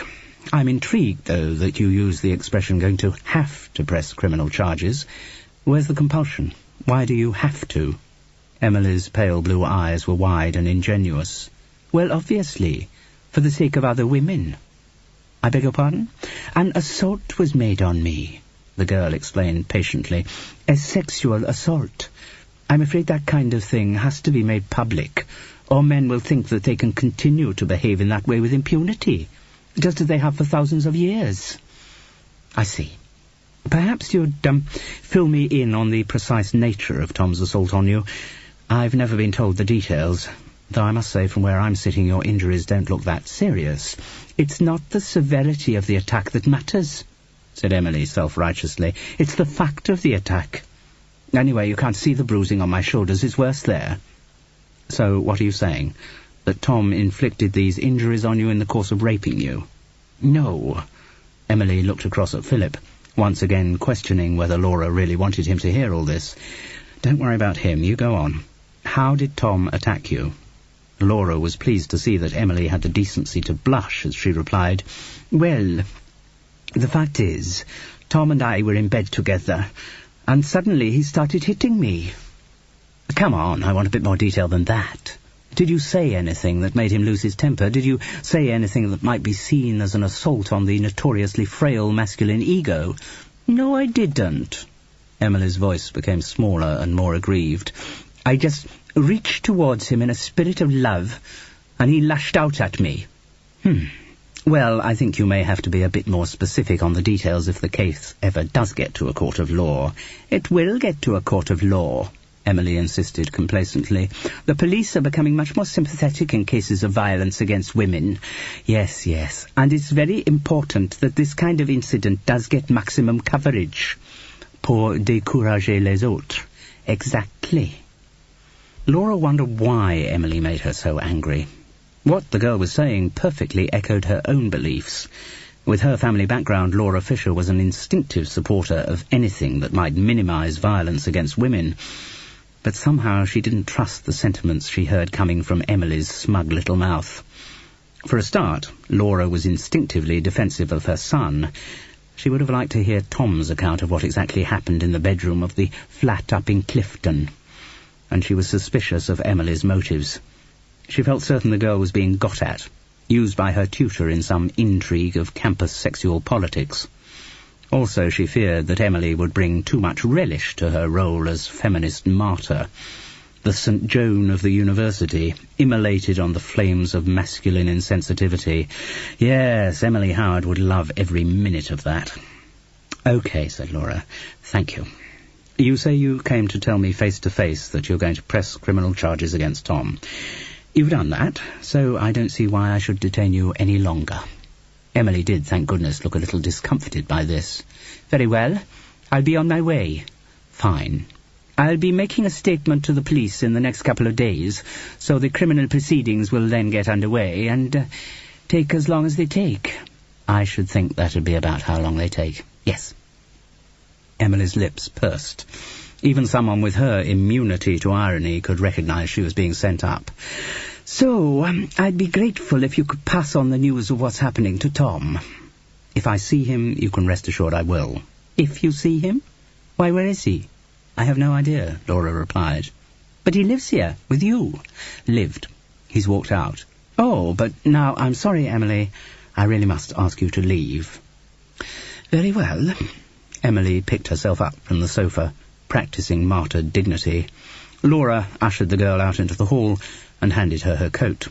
They didn't speak till the door was open, and Emily, more waif-like than ever, stood in the filtered light of a street lamp.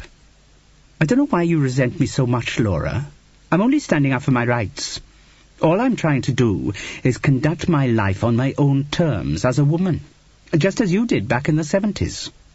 Laura bit back the rich variety of responses which sprang to her mind, and simply said, Goodbye, Emily. Goodbye, Laura.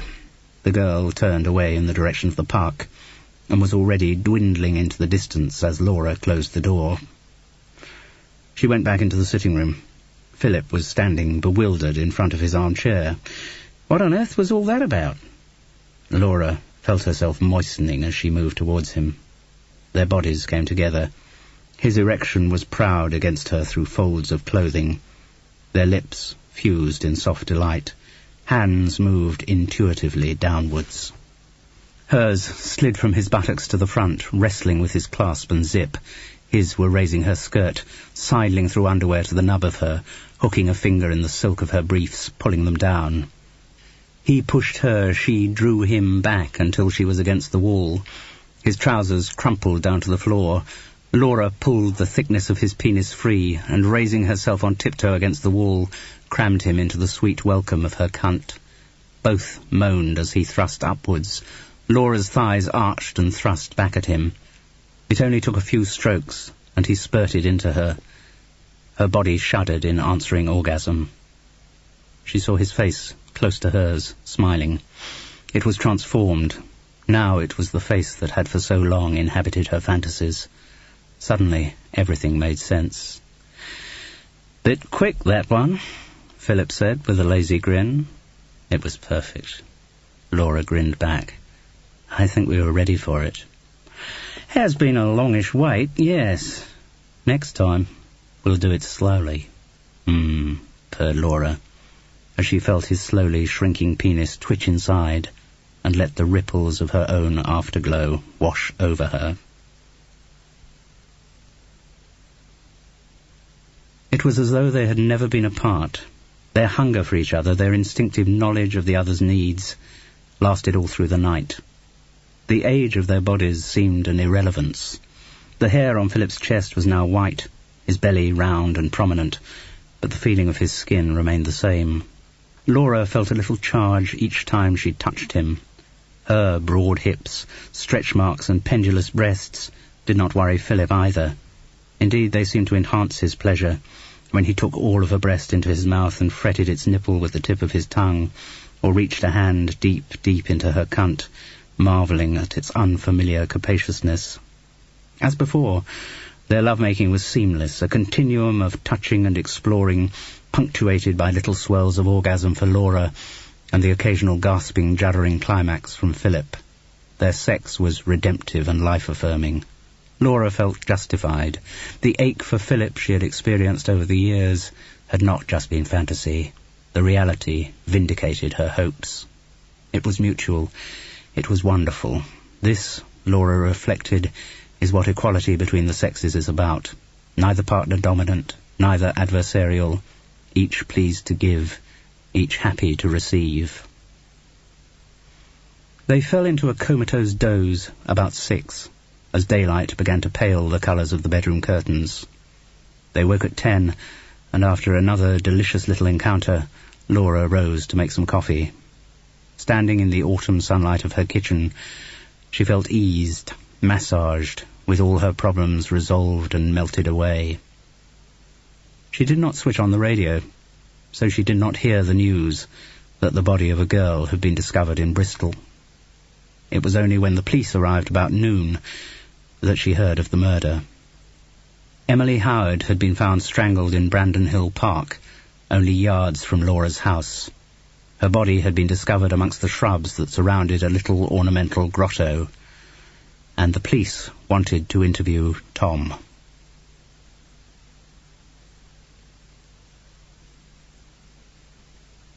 Chapter 20. Laura gave the police all the information she knew.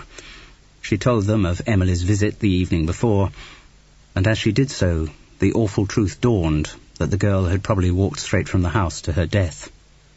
Laura asked whether the detectives knew the time of the murder, but they were evasive and said it hadn't been confirmed yet. She also gave them all the information she could about Tom. She confessed that he had walked out earlier in the week after a row with her, and supplied the meagre list of friends to whom he might possibly have turned for refuge. Yes, she admitted she was aware of her son's previous attack on Emily Howard. In fact, it was in connection with that incident that the girl had come to see her. The two detectives were grave and non-committal, but Laura received the firm impression that Tom was their number one, quite possibly their only, suspect. "It's important that we contact him as soon as possible, Mrs. Fisher," said one of the detectives, "so that we can eliminate him from our inquiries." But somehow she didn't think that's what they really wanted to do. "So that we can nail the bugger," might have more accurately reflected the detective's attitude. "I should warn you, Mrs. Fisher," said the other one, "that you would be very foolish to waste police time by trying to protect your son. We'll find him soon enough. And if you are actually withholding information as to his whereabouts..." "I'm not. I genuinely have no idea where he is." "Very well," said the detective, clearly disbelieving. "As soon as you do have any information, or as soon as you remember anything that might be relevant to our inquiries, we're relying on you to get in touch with us immediately." "I will. Of course I will." The main interview had been conducted with Laura on her own, while Philip sat in the kitchen pretending interest in the Sunday papers. Before the detectives left, they spoke briefly to him, confirming Laura's story about Emily's visit. They asked him about Tom, and seemed sceptical of his assertion that he had never met the boy. Then they took his address and said they might need to contact him for further questions. As soon as Laura had seen them out, she came through to the kitchen, tight-lipped and pale. Philip poured coffee for her as she sank onto a straight-backed wooden chair. "What's it all about, Laura? That is, if you don't mind telling me." "I don't mind." "I mean, it must be nonsense. They must be barking up the wrong tree. You don't think Tom could have had anything to do with the murder, do you?" "I don't know, Philip," she replied. "I just don't know. I would have said until the last week that I knew my son, and that if he suffered from any personality defect it was lack of aggression. Now, I just don't know." "Tell me as much as you want to tell me, Laura." And she did. Her initial intention had been to edit her revelations, to mention only non-specific fears of inherited criminality, but once she started talking, it all came out. She told Philip things she had never spoken of to anyone except Kent. She recreated for him the Fisher family home, the neat, net-curtained facade, and the evil that lay behind it. She told Philip how her father had abused his 2 children, and she told him about her mother's murder. She could see that Philip's middle-class sensibilities were appalled, but could not stop herself from telling everything. "You didn't actually witness your mother's death, did you?" "No. That was at least one trauma I was spared. I was at school when it happened. My brother Kent suffered, though. He came back from school and found her body in the sitting room. She had been strangled."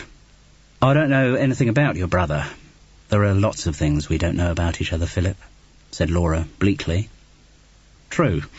What does Kent do?" "He's in the police. Detective Inspector here in Bristol." "Well, for God's sake, ring him. Ring him as soon as possible. He'll be able to find out what's going on. You know, if they've got any evidence against Tom." Kent was not in his office, but Laura left a message for him to ring her as soon as possible. "Oh, I'm not surprised you were traumatised by what happened with your parents," said Philip when she was back at the kitchen table. "And I can see why you take it so seriously. But I really think you got the whole business out of proportion with regard to Tom. Heredity isn't everything. Upbringing is at least as important, much more important, actually. And anyway, the malign influence was only on one side of the family. Tom's father was—" "No," said Laura. And to her amazement, she found she was telling Philip about Tom's father. She could see the surprise in his eyes turning to distaste as she spelled out the deliberate planning of her pregnancy, but still that did not stop her. At the end she asked, "Does what I've told you make you think less of me, Philip?" He looked uncomfortable. "I don't know about less.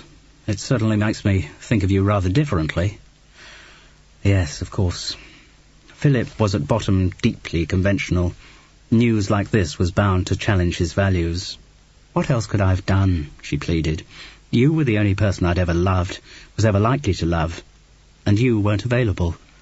I wanted a child, and I wanted to get a child without any emotional involvement."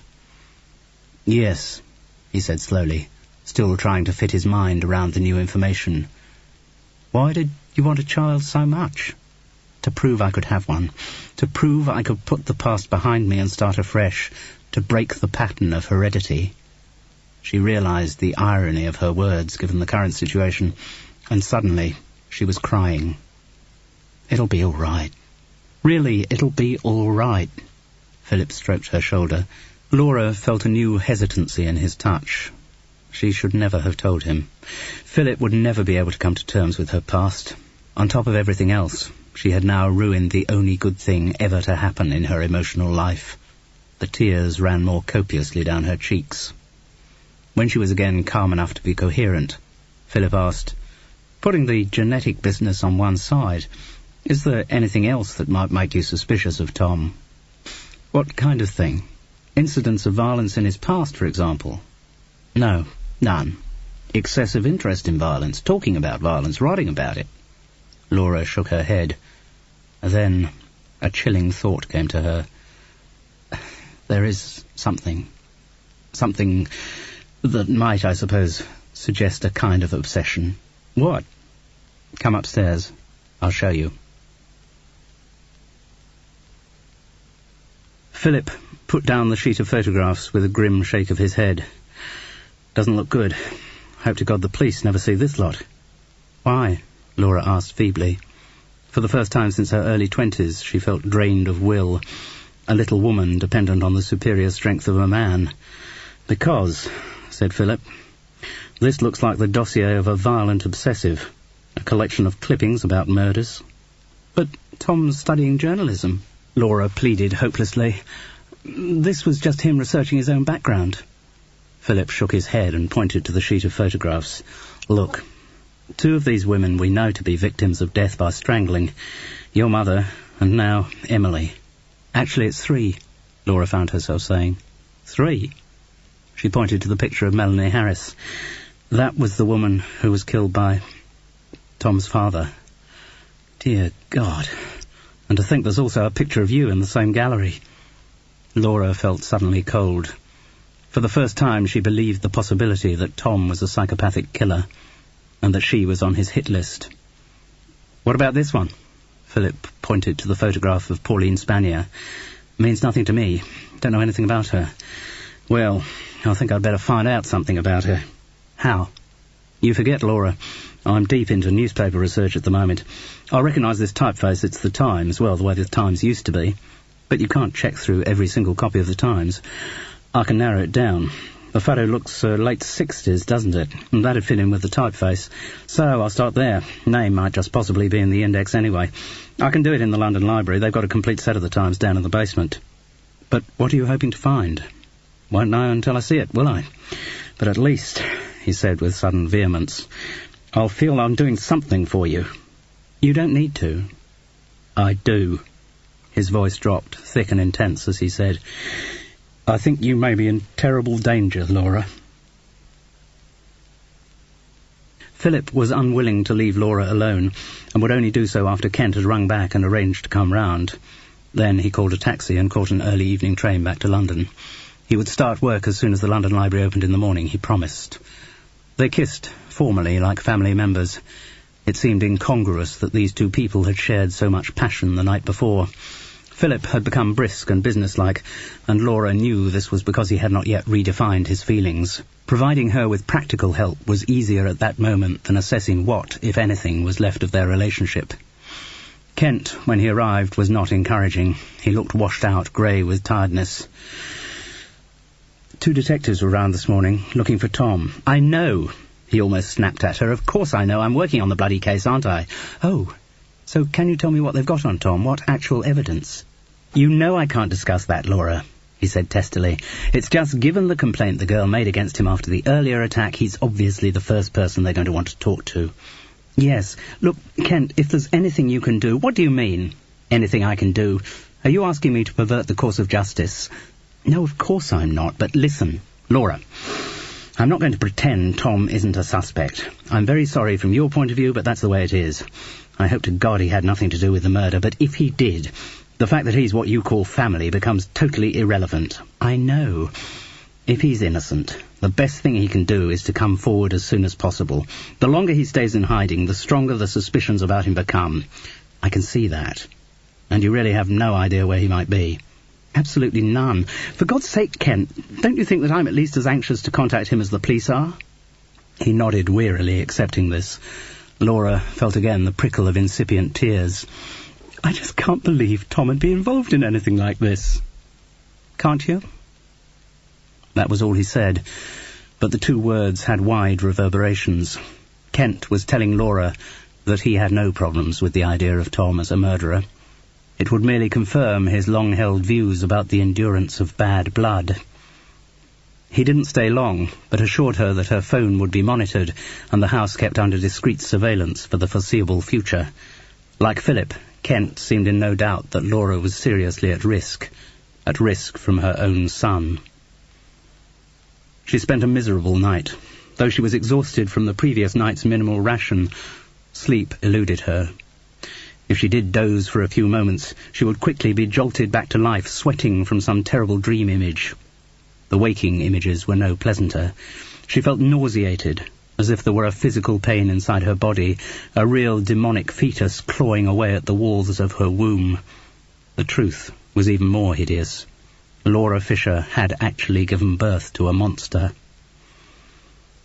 To be training a brand manager from a yogurt company in the niceties of television presentation seemed so ridiculous in the circumstances as almost to be a sick joke. But that was how Laura spent the next day. Somehow she functioned. Smiles belied her real feelings. Words, totally at odds with her thoughts, managed to emerge from her mouth.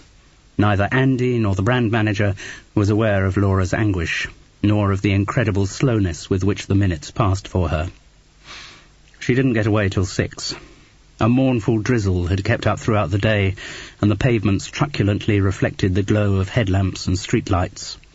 Laura trudged up Brandon Hill, and as usual cut across the park to her house. It was only when she saw the area cordoned off by plastic tapes that she realized she was passing the scene of Emily's death. At the same moment, she was aware of a figure moving out of the adjacent trees, and the sound of heavy footfalls behind her. She lengthened her stride, but the footsteps continued to keep pace, even to get closer. Laura flashed a glance backwards and saw the heavy outline of a man hurrying through the shadows. He was only 10 meters behind her. She broke into a run. There was a muffled shout from the man, and the pounding of his feet grew louder. Laura's soles slid on the wet path, and she went flying to the ground. She sensed his closeness looming over her. A large hand clasped her shoulder. Chapter 21. "You should take more care, young lady." She looked up. The man's face was shaded from the light, but his voice sounded benign. He helped her to her feet. His face proved to be as benign as his voice. "Why were you following me?" Laura gasped. "To tell you what a stupid thing walking across this park after dark is. Didn't you know a young girl was murdered here over the weekend?" Yes, I did know. Sorry, it was stupid. It's a journey I make so often. I just do it instinctively." "Well, don't. I'm a police officer. I'm on duty watching the scene of the crime at the moment, but there won't always be someone here. Live near, do you?" "That house over there." "Ah." Recognition came into the policeman's eyes. "You're D.I. Fisher's sister?" "That's right." "Don't you worry about a thing. We got men watching your place." While this was comforting, it was also something of a shock. Kent had meant what he said about surveillance. It showed how seriously the risk to her safety was assessed. "And is the phone bugged?" "Done today, that was." "Did you break into the house, or—" "D.I. Fisher's got keys, hasn't he?" Yes, of course he has." "He'll see to it you're looked after, don't you worry. Useful brother to have, he is." "No, you'll be safe, no problem." The policeman wagged an admonitory finger. "So long as you don't do daft things like walking across parks after dark." "I won't do it again." "You better not."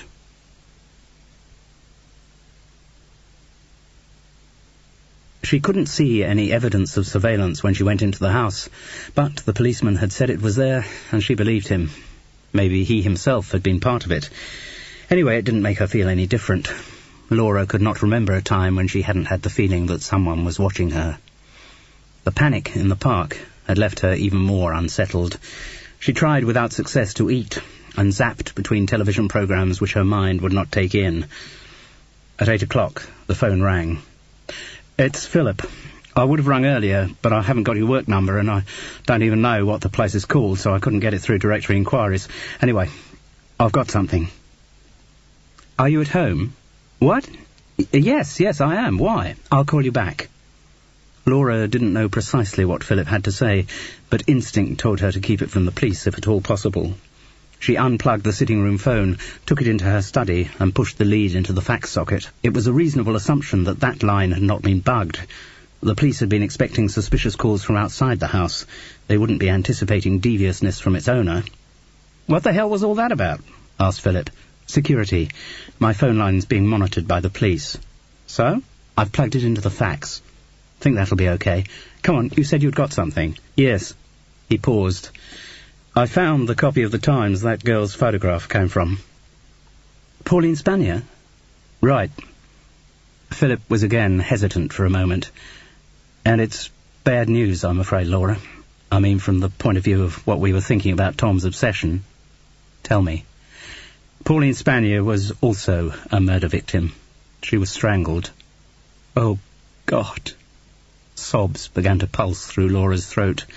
Her body was found in the central private garden area of a square in Mayfair in 1967. To be precise, on the 27th of June, 1967. The shock stopped Laura's sobs. That date had great significance for her. It was the day after she had got married. Chapter 22. "It's preposterous," said Kent. "You're just clutching at straws. Anything that'll get your precious Tom off the hook." He sat opposite Laura in her sitting room, his body hunched defensively against her theory. The glass of wine she had poured stood untouched on the table in front of him. "It's not that." "Yes, it is. I know you. You'd do anything for that boy." "Maybe, but I wouldn't—" "And incidentally," Kent transfixed her with a pointing finger, "if you do hear from him, you make bloody sure you tell me straight away." I will, but please, now just listen to what I'm saying. There is a logic to it. If you look at them my way, the murders become a sequence, all triggered by the same thing." Kent shook his head. "I can't be long. I've got to go back to the office and listen. Kent, please, just let me tell you what I've worked out." He emitted a grudging sigh. "Very well. I've never told you about my wedding night. I should bloody hope not. And if you imagine I'm interested, you must think I'm some kind of pervert." Laura ploughed on, ignoring him. "Basically, it was a disaster. First, Michael virtually attacked me, and then when I fought back, he became impotent. He couldn't get it up, and in fury, he left the hotel room and apparently spent most of the night walking the streets." "So, what's my reaction to that supposed to be? Sympathy?" "No, Kent. As you'll probably remember, because you were there, the reception was at the Dorchester, and that's where we were booked in for our wedding night. And it was in a square in Mayfair that the body of Pauline Spanier was found the following morning, on the 27th of June, 1967. She had been strangled. In spite of himself, her brother was now paying attention. "What are you suggesting?" "I'm suggesting that Michael stomped out of the hotel in fury and hatred. Hatred of all women, perhaps, certainly hatred of me, the woman who had, in his mind, exposed him, who had made him impotent. As he walked the streets, seething with rage, he saw a girl who looked a little like me, enough like me for him to attack and vent his hatred for me on her." "You're saying that Michael strangled this girl?" "Yes. Then move on 6 years and we have the Melanie Harris case." "What?" Now he seemed angry. "What the hell are you on about? We know who committed that murder. It was the bloke who topped himself in the police cell. For God's sake, I was on that case. I know what happened there." "You didn't have proof. The man was never charged." "No, but I know the evidence we had that enabled us to bring him in for questioning. Anyway, why do you imagine he committed suicide if he was innocent?" "I don't know," Laura persisted, "but just listen to me. At least listen to my alternative scenario." Kent shook his head grumpily. "All right. After I moved out from Michael, I kept having the feeling that he was watching me, spying on me, if you like, to see if I was getting up to anything with other men. Being unfaithful to him is probably the way he'd have regarded it. Well, on the night of the 17th of October, 1973, I did go to bed with another man." Kent looked confused for a moment. Then he said, Oh, would that have been Tom's father?" Laura nodded. "I think Michael must have been spying on me when I met the man. I saw him the following morning, and he made some cryptic remark about knowing everything I got up to. I think he realized what was happening when I took the man to a hotel in Paddington, and once again, the rage took possession of him. Melanie Harris's body was found in a car park quite near the hotel. I think she had the misfortune to meet Michael that night, and the even bigger misfortune to look a little like me." "But are you suggesting that Michael somehow knew every time you had sex, and that made him strangle anyone who looked like you?" "Something on those lines, yes. And I think Tom had made that connection, which is the reason why he She dried up. "Collected what?" "Oh, nothing." Though Laura's own thinking had moved on, she must not forget that as far as the police were concerned, her son remained their prime suspect. She didn't want to draw their attention to his files of ambiguous research. "Anyway, yes, I think that in Michael's increasingly unhinged mind, My having a sexual relationship triggered his homicidal tendencies. But Kent laughed in disparagement. If that's the case, why aren't the last 20 years littered with women's strangled bodies? Surely you've had sex more than twice since you left Michael. I had a sexual relationship with Philip, but that was in New Zealand, so Michael didn't know anything about it. Otherwise, there has been nothing. Kent couldn't resist the dig. Huh. You're the one who kept telling me that all that abuse during our upbringing wouldn't stop us from having normal relationships with the opposite sex. Hasn't stopped you, has it? No, of course not, said Kent. But it doesn't sound as though your life has been a fairy story of fulfillment, does it? She didn't take issue with him on that, but continued expounding her theory. As I say, I have not had a sexual relationship with anyone since Tom's conception, until last Saturday night. Philip. Laura nodded, and on Sunday morning the body of Emily Howard, a girl who is said to have resembled me, was found strangled in Brandon Hill Park. Kent was impassively thoughtful and silent as Laura went on. And you told me that someone fitting Michael's description had been seen in Bristol last week. I feel besieged, yes, Laura said on the phone to Philip the following evening, but I also feel certain that I'm right. It's my having sex that brings out Michael's murderous instincts. Kind of thing that might put off potential boyfriends. Philip regretted the pleasantry as soon as he had said it. Their own relationship had not been discussed since they last met, and he wasn't yet ready to bring it back into focus. He moved hastily on. Is Kent setting up a search for Michael? No. Kent, while admitting that my theory is neat and contains an unlikely degree of coincidence, remains sceptical. He keeps saying nothing can be decided until they've talked to Tom. And there's no sign of Tom. No. You're still not worried about his safety, though? Not really. I'm still worried about his situation, and occasionally I get these panics that my theory about Michael is rubbish and Tom really did strangle Emily, and... She sighed. But no, I'm not concerned about his physical well-being. I think he's just deliberately lying low somewhere. And Kent's still keeping up your protection, the surveillance? Yes. And he's round here quite a lot himself. He's behaving as though he thinks something else is going to happen. What kind of thing? Difficult to know. Kent never was the world's greatest communicator, but I assume he must be worried about the possibility of an attack on me. From whom? I'd say Michael. He'd probably still say Tom. Have you got any protection yourself? I've got a gun. Really? Once again, Philip's conventional values were challenged. I did a feature on News Views about how easy it was to procure guns in central London. Ages ago, this is, early 70s. Anyway, it seemed a good opportunity to procure myself one. I've never fired it, don't even know if it does fire. Well, you look after yourself. Of course I will. I was thinking, Philip. Yes? The only way we can advance now, assuming Tom doesn't suddenly put in an appearance, is by finding out more about Michael. Talking to him, perhaps. But where is he?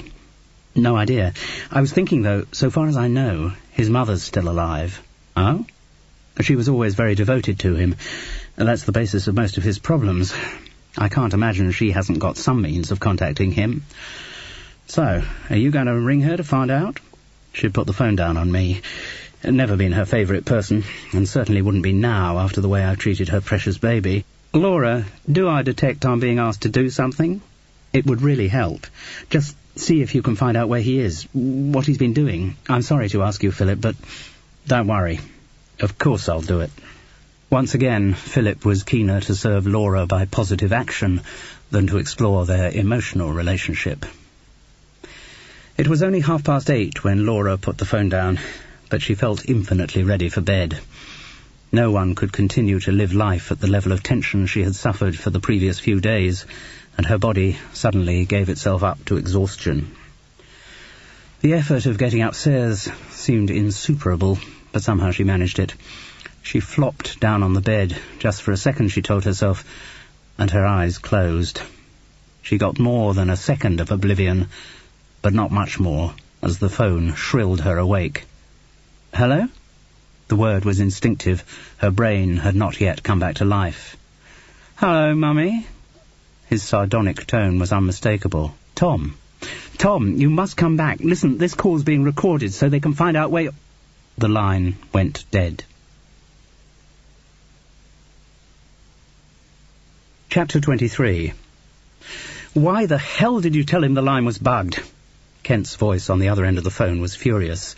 "I thought it'd make him realise he couldn't escape forever. I'm sorry I was half asleep. But you can trace where the call was made from, can't you?" "Probably," he grunted. "Almost definitely be a public call box, and when we get there he'll be long gone. Look, if Tom rings again, I won't... Not fucking likely to ring again, is he? Listen, we've been trying to sort things out for you, Laura, and if you don't cooperate yourself, we can hardly... I wasn't deliberately not cooperating. No? What do you mean? Telling Tom the line was bugged could sound, to someone who was a bit suspicious of your motives, like you were warning him off. I wasn't. I just wasn't thinking." There was no disguising the anger in her brother's voice. "If you hear anything from him again, Laura, you fucking well tell me, all right?" "Yes. Yes, Kent," she replied, feeling like a naughty schoolgirl as he slammed the phone down. 20 minutes before, she had been prepared to sleep round the clock, but now Laura was totally awake. It would be another long unwinding. She poured a large glass of wine and tried, without success, to focus her mind on some television programme. It was about half an hour later that she heard the fax machine signalling an incoming message. She moved through into the study and read as the typewritten lines advanced out of the slot.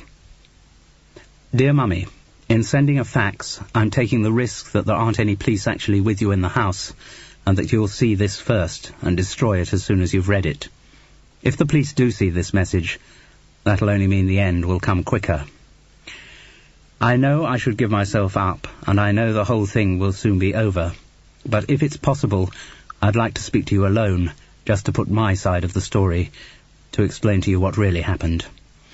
Meet me at the Lee Woods end of the suspension bridge. I'll go there straight from here, and wait till 11 o'clock. If you haven't arrived by then, I'll do what I know I should do, and..." Something went wrong with the transmission. The ensuing print broke up into wavy lines, then vanished. The machine's guillotine neatly sliced off the one sheet. Laura waited, but no second sheet followed, nor was there an attempt to retransmit the original one. She inspected the paper in her hand. Though the time was printed at the top, there was no originating fax number. A new, cold fear took possession of Laura. She hadn't previously thought there was any danger of Tom killing himself, but the threat was implicit in his message. His choice of rendezvous made the possibility chillingly more plausible. The Clifton Suspension Bridge, with its 60-metre drop into the Avon Gorge, had always been a magnet for the suicidal. Kent had ordered her to let him know the minute she heard anything from Tom, but she couldn't tell him this. The arrival of her brother with a posse of policemen might easily panic the boy into jumping, whereas if she could talk to him on her own, Laura might be able to calm him, persuade him to give himself up. She felt the sick terror that had gripped her when Tom had had measles as a 2-year-old. He had been very seriously ill, and she had known from the grim anxiety in the doctor's eye and the speed with which the child had been rushed into hospital that his life was in danger. She remembered the visceral anguish of that time, the prayers to a God she hadn't thought she believed in. Please save him. Even if he's disabled by the illness, please keep Tom alive. The same feelings were echoed now. Even if he has to spend the rest of his life in prison, please keep Tom alive.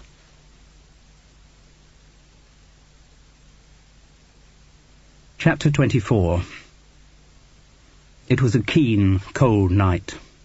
Laura drove with obsessive concentration. End of side 9. Side 10. As she neared the toll booth, she reached into her pocket for the 10 and 5-pence coins she had in readiness.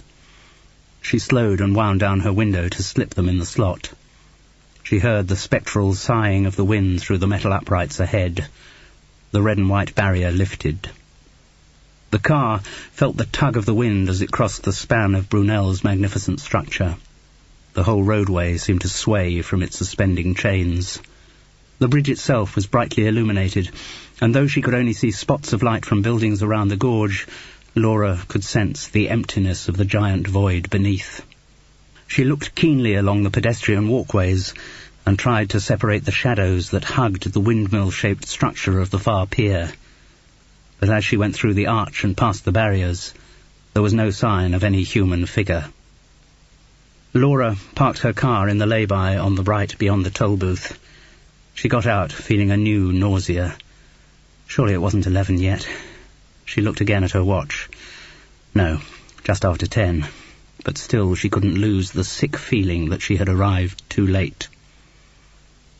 As she walked through the low blue metal gate onto the bridge, a car crossing from the Clifton side illuminated her briefly in its headlights. Laura saw the Samaritan's notice on the pier, and a new tremor ran through her. She walked on, keeping to the pavement on the toll booth side. The bridge's bright illumination bleached everything to an unearthly pallor. As Laura emerged onto the exposed part of the bridge, the wind scoured her face and plucked at her coat. She was on the rectangular ramparted area that surrounded the tall pier. Another car crossed from Clifton. Still, Laura seemed to be the only pedestrian on the bridge. She moved a little further along the walkway. Now she could feel the wave-like ripple of the huge structure swaying in the wind. The sighing in the suspension rods had grown into a moaning. Through the decorative metalwork of the side wall, she caught the dull glint of reflected light in the water below. Far, far below. Laura turned round, but still could see no one. Then she walked back and crossed the roadway by the barriers. On the other side was a matching ramparted platform around the foot of the pier. From the wall of that was a sheer drop down to rocks below. Over the wall, Laura could see the lights of South Bristol. Her footsteps sounded unnaturally loud against the keening of the wind as she moved cautiously round the pier. Just as she turned the corner, she was caught in the glare of another passing car. A human outline stepped out between her and the headlights. "Laura," said Michael.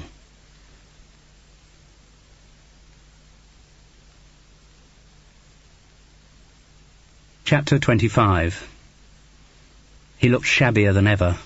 The lights shone on his bald head and caught a glint of madness in his eye. Laura backed away as he moved towards her. "Well, this is a surprise, isn't it?" said Michael, his voice more incongruously patrician than ever. Laura felt the stone wall suddenly against her back. Still, Michael advanced. "Why have you brought me out here? What do you want?" "You know what I want, Laura. It's what I've wanted for many years, what I've needed for many years." He was now close enough for her to smell the sourness of his breath, an amalgam of alcohol and tooth decay. "And now, you're going to give me what I want, aren't you?" He reached out a hand towards her. Laura felt heavy, incapable of movement as the hand edged closer. "Get away from her!" There was a shout and a thunder of footsteps. Michael turned in fuddled surprise to see the tank-like bulk of Kent hurtling towards them.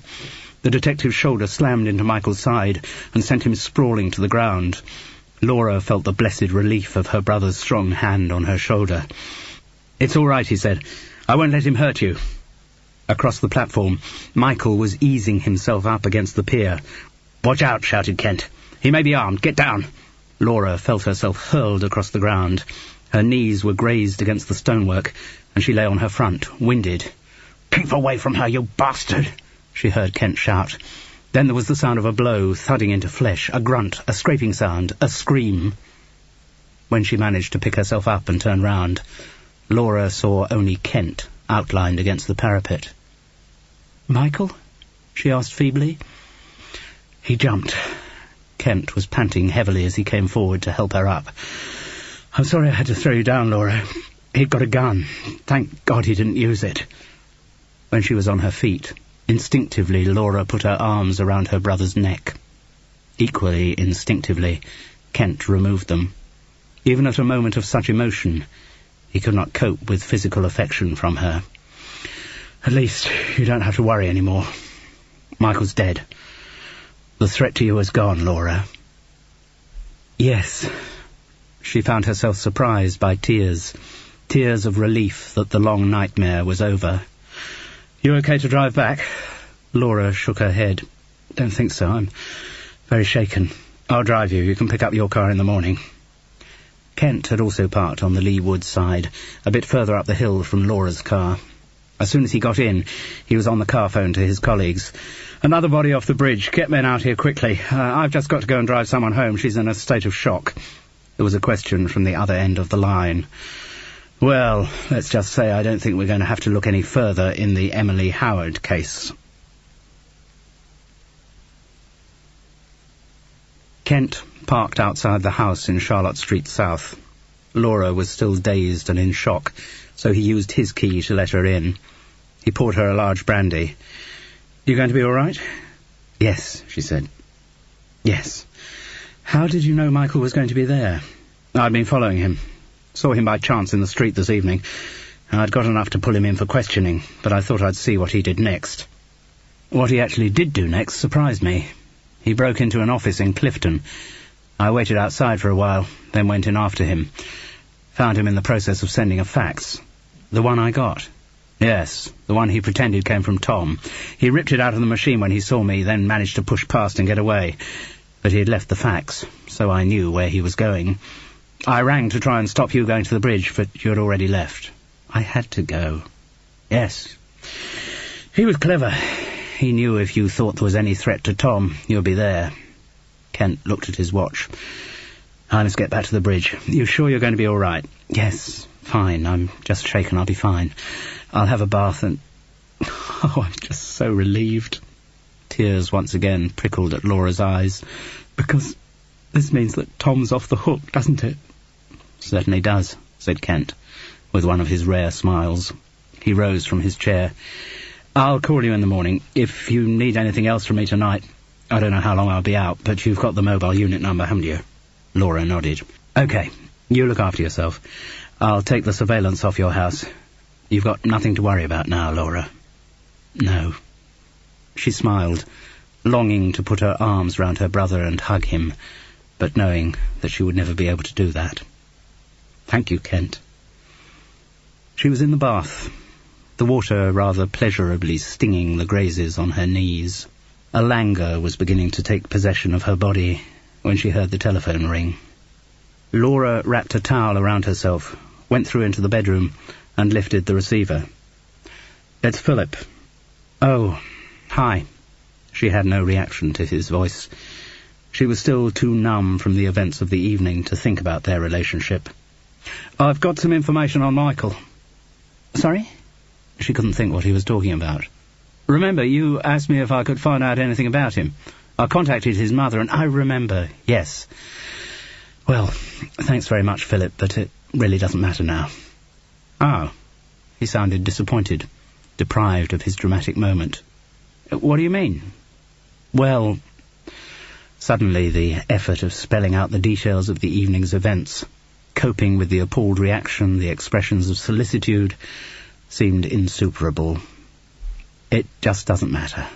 What, even if it's something to do with Emily Howard's death? Emily Howard's death has now been explained. Michael killed her. No, he didn't, said Philip. What makes you think that? Because I've traced Michael Rowntree's movements over the last week. Last Friday he was arrested for being drunk and disorderly in a pub in Ladbroke Grove. So, he spent Friday and Saturday nights in a police cell in London. There was no way he could have been in Bristol strangling Emily Howard. Laura had only just put the phone down after the call from Philip, when it rang again. She picked up the receiver. Hello? I'm coming to see you shortly, said the voice at the other end. I've got a big surprise for you. The line went dead. Laura shuddered uncontrollably. The caller had been Tom.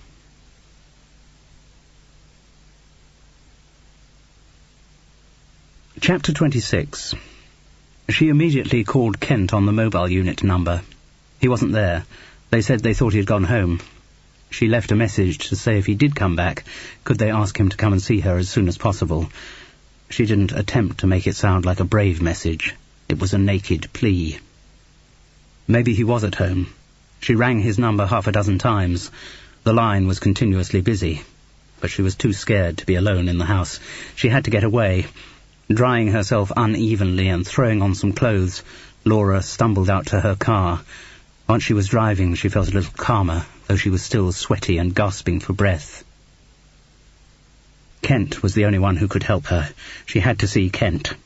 Instinctively, she drove down towards Hotwell's. She parked on the steep gradient outside her brother's house. There was no light downstairs, but a little spilled through a crack in the curtains of the first-floor master bedroom. Loud music seemed to be coming from there as well. Laura recognised K.D. Lang's constant craving. She pressed the doorbell, but there was no response. She tried again. Still nothing. The music was probably too loud for the bell to be heard. In desperation, Laura reached for her keys and found the one Viv had given her so that she could get in to water the plants. She turned it in the lock. The hall and the whole downstairs were in darkness. As she entered the house, Laura was aware of an insistent electronic tone coming from the hall table. It took her a moment or two while her eyes accommodated to the gloom to identify that the sound emanated from the telephone, which had been left off the hook. That explained the continuous engage signal. There was no one on the ground floor, but the music above continued. Laura could have called out, but some instinct told her not to. She moved silently up the stairs. The landing light was not on, but the door to the master bedroom was slightly ajar. Laura glided cautiously towards the line of soft light between door and frame. She brought her face close to the slit and looked into the bedroom. The shock of what she saw made her catch her breath, and she only just restrained herself from exclaiming out loud.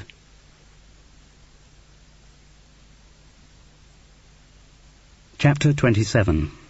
When she got back to Charlotte Street South, Laura went straight to the study. From the recesses of her desk, she produced the gun. It was the one she had procured when doing the Newsview's feature on illegal firearms all those years before, the one she had pressed against the forehead of Tom's father in the Paddington Hotel. She sat in the sitting room with the gun on the arm of her chair and waited. The thoughts that went through her head were not pretty. All the old panics about bad blood recurred. Laura felt powerless, caught up in a cycle of violence, which could only end in more violence. She should not have aspired so high. Kent had been right all along. People with their background were scarred forever. Sooner or later the bad blood would bubble again to the surface. His course, not to have children, had been the responsible one. Perpetuating the malignancy into another generation was an act of wickedness. She heard a key in the front door, and the sound of its opening. Laura's hand closed over the butt of the gun as she looked towards the doorway from the hall. Chapter 28. "This is illegal," said Kent, weighing the gun in his hand. "Come on, I've had it for over 20 years. Doesn't make it any less illegal. You should hand it in." "Rather hang on to it for the moment." Laura took the gun from him. "I feel more secure when I've got it." "Why are you so frightened? Surely now you know that Michael killed Emily." "I don't know that. In fact, I know that he didn't kill her." "What?" Laura gave him the information she'd had from Philip. At the end, Kent looked thoughtful. "I see what you mean. Yes, it doesn't look too good for Tom, does it?" "Kent," Laura began slowly, "what evidence did you ever have against Michael?" "What?" He waved the question aside. "It's very technical, forensic traces, and a layman wouldn't understand." "No? But you reckoned you had enough to get him in for questioning about Emily's murder, whereas in fact he wasn't even in Bristol when the crime was committed." "We aren't infallible. The police do make mistakes." Laura nodded. "And no doubt you could find just as much evidence against Tom, if you had to." "Well, What are you talking about, Laura?" "I was just wondering, if Michael had nothing to do with Emily's death, then why did he get me to go to the suspension bridge?" Kent shrugged. "He probably just wanted to borrow some money." "If that was the case, why the secret rendezvous? Why didn't he come round here? That's what he did last time he wanted money." Yes, well, who knows what went on in his mind. But why would he set up all that elaborate business with the fax, apparently meant to come from Tom? Did he even know that Tom was missing? People in Michael's state aren't very logical. No, Laura agreed thoughtfully. Then she said, "Last Saturday you rang me to say someone answering Michael's description had been making a disturbance in a Victoria Street pub the night before." Whereas in fact, Michael was in a pub in Ladbroke Grove on Friday evening. So, the information was wrong. Laura looked into Kent's eyes. "I've just been down to your house," she said. "What?" "Down in Hotwells." "Why?" "I was scared. I needed to see you. But you weren't there." "No." He looked bewildered. He didn't know where all this was leading. But Laura knew. "I couldn't make anyone hear when I rang the bell, so I let myself in. I went upstairs. There was music coming from the master bedroom." Kent was now staring at her, an expression of anticipated horror on his face. "Viv and Denise were on the bed," said Laura quietly. "They were making love." Kent averted his head as she went on. "They're not mother and daughter, are they? They never were mother and daughter. Yours has always been... what's the expression that's used in these circumstances? A marriage of convenience?" Kent looked up at her defiantly. "So why the hell not? We'd known each other in London. Viv and Denise had been together for years. We were moving to a new place with no history. We both knew how nosy and unforgiving people can be if you don't fit into one of their stereotypes, particularly in a gossipy, backbiting organisation like the police force. The world is full of couples, you see, and if you become part of a couple, 90% of the world's curiosity about you instantly vanishes. So you and Viv made a deal. To our mutual benefit, yes. We'd get married, we'd pass off Denise as a product of Viv's disastrous first marriage, which never existed. Too right." Kent let out a bark of bitter laughter. She had never let a man near her. So she and Denise always slept in the master bedroom, and you in the spare room. Yes, and we very rarely saw each other. Shift patterns in our kind of work can easily be manipulated to keep two people apart. But didn't anyone suspect? Kent shook his head. No. As I say, when you're part of a couple, people lose interest in you. Anyway, you and I, of all people, know what can be hidden behind the net curtains of a nice middle-class house. Don't we, Laura? She looked thoughtful. I can see what was in the arrangement for Viv and Denise. But what did you get out of it, Kent? The same as they did. Freedom from prying eyes. Nobody trying to find my dark secrets. What dark secrets? He laughed harshly. You have to ask me that. Would it make it clearer if I said, our dark secrets? Laura looked at her brother, and suddenly she understood. Oh, my God, Kent. What? You sent the fax, didn't you? You lured Michael to the bridge. How did you do it? Tell him I wanted to see him? Tell him I'd changed my mind and I was going to give him some money? Oh, Kent. Her brother was silent. I got it right, didn't I? Laura continued in an even voice. About the murderer's motivation. The knowledge that I was having sex put such mental pressure on him that he became homicidal. That was why the stranglings happened. Only thing I got wrong was the casting. I thought it was Michael who was affected like that. But no. It was you. Wasn't it, Kent? All the time, it was you. He sank down into a chair with his head in his hands. Something between a choke and a sob racked his body. Oh, Kent, said Laura. Why couldn't you have talked about it? You don't talk about things like that, he replied in a strangled voice. You pretend everything's all right. You go through the motions, you do everything you should until the pressure becomes intolerable, and then you do the only thing you can do. Laura looked down pityingly at the knotted muscles of her brother's back under the inevitable grey jacket. We were damaged, Laura. We were so damaged. It wasn't what he did to me. I could stand that. It was what I saw him doing to you. It was so cruel. I needed to protect you. And yet at the same time, I could feel a bit of what he felt. I could feel the anger, the hatred of women that was in him when he fucked you, the hatred that is perhaps in all men when they fuck women. No, said Laura, no. And with this need to protect you, all the time I also felt the need to hurt you. You were a woman, and I hated your sex. I hated the two-facedness of women, the charming, the demure, polite, untouchable bit, and then the hungry, lustful, the greedy. He swallowed. Sexuality, and the hatred, and the lust, and the violence all got mixed up, he concluded lamely. And you felt all this violence towards me? Yes. Yes. Not when you were yourself, when you were innocent and feminine and gentle, but when I thought of you as a sexual being, when he fucked you, when anyone fucked you.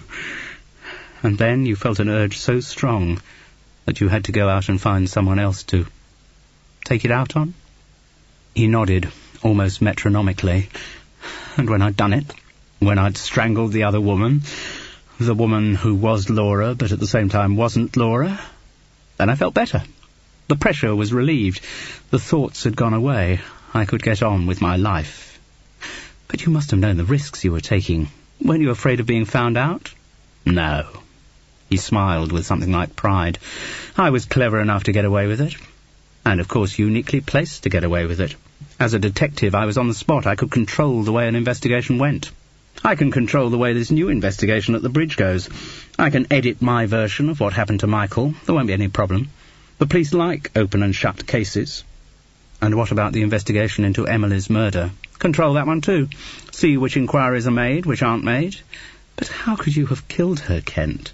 She was only a child. I had to, Laura, he replied seriously. Had to. I'd seen you going back to Temple Meads with Philip. I thought he was on his way back to London. But when I saw you coming out again, arm in arm, I knew. I knew how it'd end up. He swallowed uncomfortably. I saw you when you came back here. I sat on a bench in Brandon Hill Park, and the pressure started to build up again. When I saw Emily arrive, I knew what I'd have to do. And when she came out... The sentence didn't need finishing, but his perverse boastfulness continued. I'd take that man, Tom's father. Once I'd tracked him down, it was easy to fabricate enough evidence to have him pulled in for questioning, easy enough to arrange time alone with him in his cell, and to make it look like suicide. But why did you do that, Kent? Why did you have to kill him? To punish you, Laura. He looked at her smugly. I was very annoyed by what you had done. You had to be made to suffer for it. So all I went through, all the agonies of thinking my son's father was a murderer, you set that up. Yes, said Kent. Looking after someone is not just being nice to them, you know. Sometimes if they get out of line, they have to be disciplined. You had to be disciplined. I was being cruel to be kind. So you've been watching me. All the time you've been spying on me, Kent. He smiled and nodded. It shows how much I care for you. I set up the marriage with Viv so that no one would think it odd my staying down here near you. I've even turned down promotion because it would have meant moving away from you, Laura. But why? Why have you done all this? Because I love you, Laura. I've always loved you. You have a pretty damn peculiar way of showing it. Yes.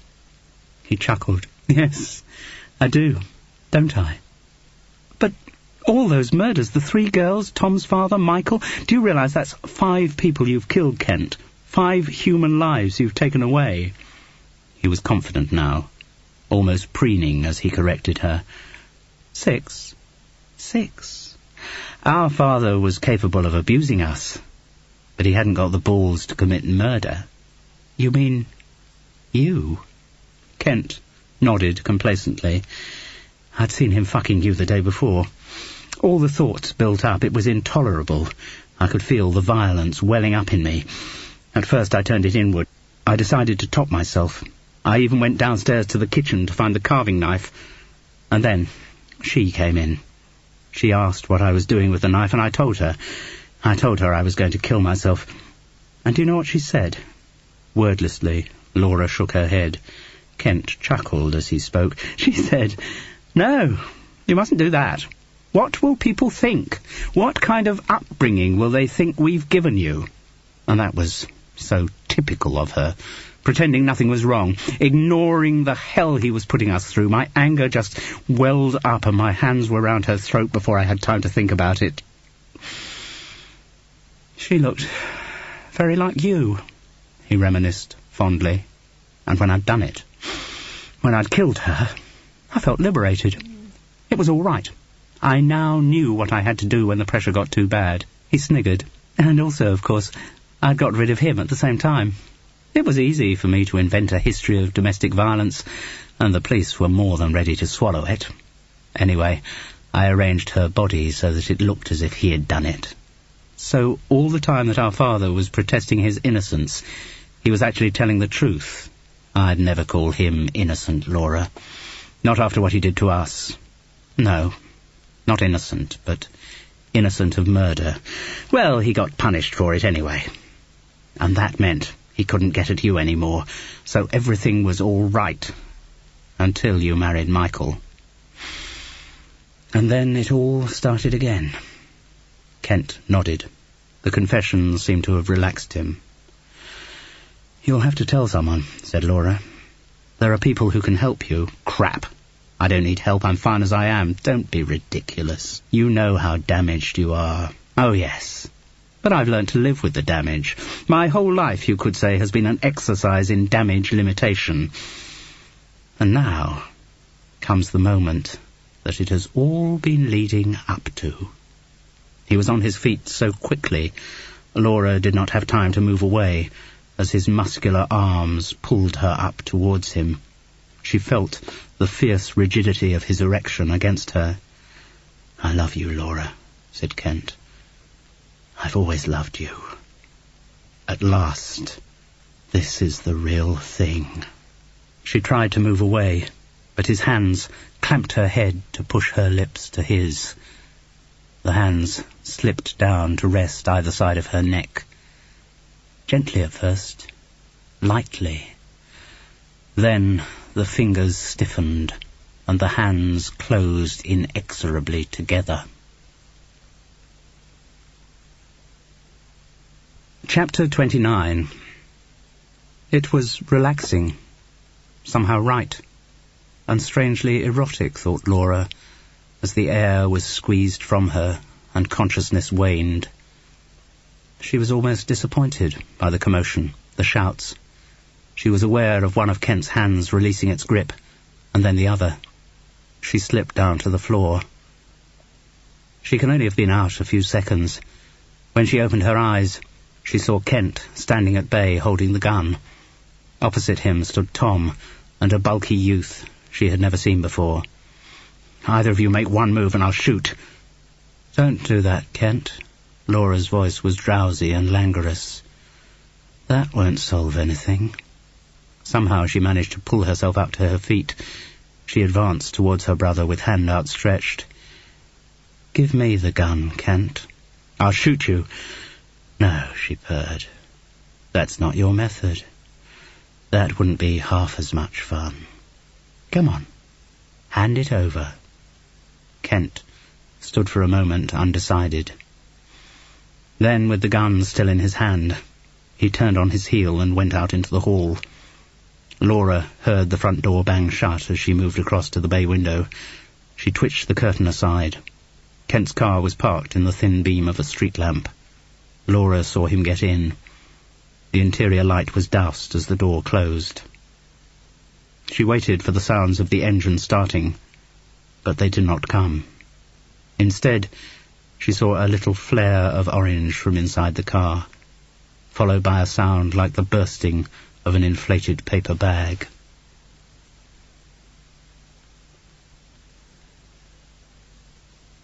Chapter 30. Laura really liked Craig, the bulky youth who had helped Tom to save her life. So did Tom. In fact, Tom loved Craig. I'd known him for a while, he explained to her later as they sat over lunch in her favourite Thai restaurant. I was really attracted, but I still held off. He grinned wryly. Tried to be straight, conventional, live up to your nice middle-class standards, you see, mummy. I haven't got nice middle-class standards, Laura objected. Oh, but you have. They're the last things to die. Most inherited traits can be whittled away in a few generations, but if a family's ever been touched by the fatal kiss of the bourgeoisie, that never goes away.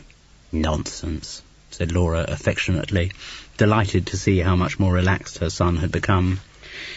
Emily was the last-ditch attempt on my part to be straight, he went on, and for a time I thought it would work. We got on well intellectually. I was quite happy to let her organise my life. I even began to think marriage was a possibility.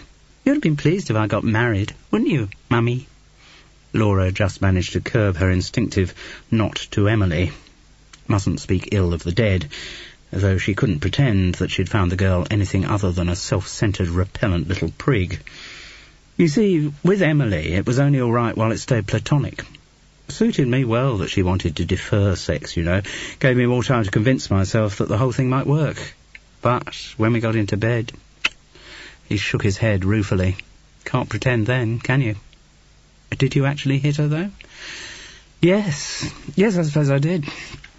The thing is, after an incredibly long preamble, we finally made it to bed, and she started to touch me, and, well, I knew absolutely then that that wasn't what I wanted, but she persisted, making advances, and I pushed her away, rather too forcibly, I guess. That's when she got the black eye. And when you left me, you went straight to Craig's. Tom nodded, glowing with the memory. Straight to Craig's and straight to bed. No doubts then.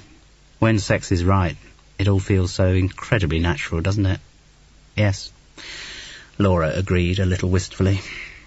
And Tom, when you talked to me about not being able to change the nature you were born with, you were talking about your gayness. Of course. What else do you think I was talking about? Laura gave a little shake of her head, indicating that it wasn't important. And that dossier, all that research you got under your bed. Yeah, that was my big project. You never talked about my father, where I came from. For some reason I didn't want to ask you directly, but I wanted to know. There was no way I wasn't going to be curious about it. And then I found out about my grandparents. But why, with those photographs, why did you include the one of Emily? Tom shrugged. It was just the likeness. It seemed strange that all the women who were concerned with my life looked so alike. I don't know, it was almost as if Emily had been singled out to meet me. Singled out for a worse fate than that, said Laura grimly. Tom looked subdued and took a sip from his beer. I'm still finding it hard to come to terms with that. I mean, whatever I thought of Emily, she's the first, you know, of my generation. I mean, to think of someone of my age being dead, it's... Laura reached across and took her son's hand. With the other, he wiped brusquely across his eyes. Time for the conversation to move on. What put you on to... She couldn't bring herself to say your father. The man who died in the police cell. Did you find that cutting I kept? He nodded. And did you know that he was your father? I suspected it, I couldn't be sure. It spooked me sometimes because the implication was definitely there that he had killed Melanie Harris. And you were worried that the evil might be hereditary. What? Tom looked at his mother in total puzzlement, then laughed. Good heavens, no. I don't believe in that sort of rubbish. The thought never occurred to me. So all Laura's care about keeping the truth of his origins from her son had been wasted. He had known the worst, and it hadn't worried him. If only they had been able to talk earlier. If only she had been honest and told him the truth. And what about Pauline Spanier, Tom? How on earth did you make the connection with her? When you know nothing about your origins, you'll go to great lengths to find anything. I started reading papers round the time of my conception. I found out about this strangling, and by then I was beginning to see some kind of pattern emerging. Did you suspect Kent at that point? No. It was all vague. I knew there was something there, but I couldn't make it all tie in. Well, well done. I think you'll make a very good journalist, Tom. And Laura Fisher looked across at her son with pride. He was more separate from her now than ever, but he was his own person, a person with whom in time she might be able to form a relationship. Absolute fucking crap. It's all very well for you to say that, Rob, but see it from my point of view.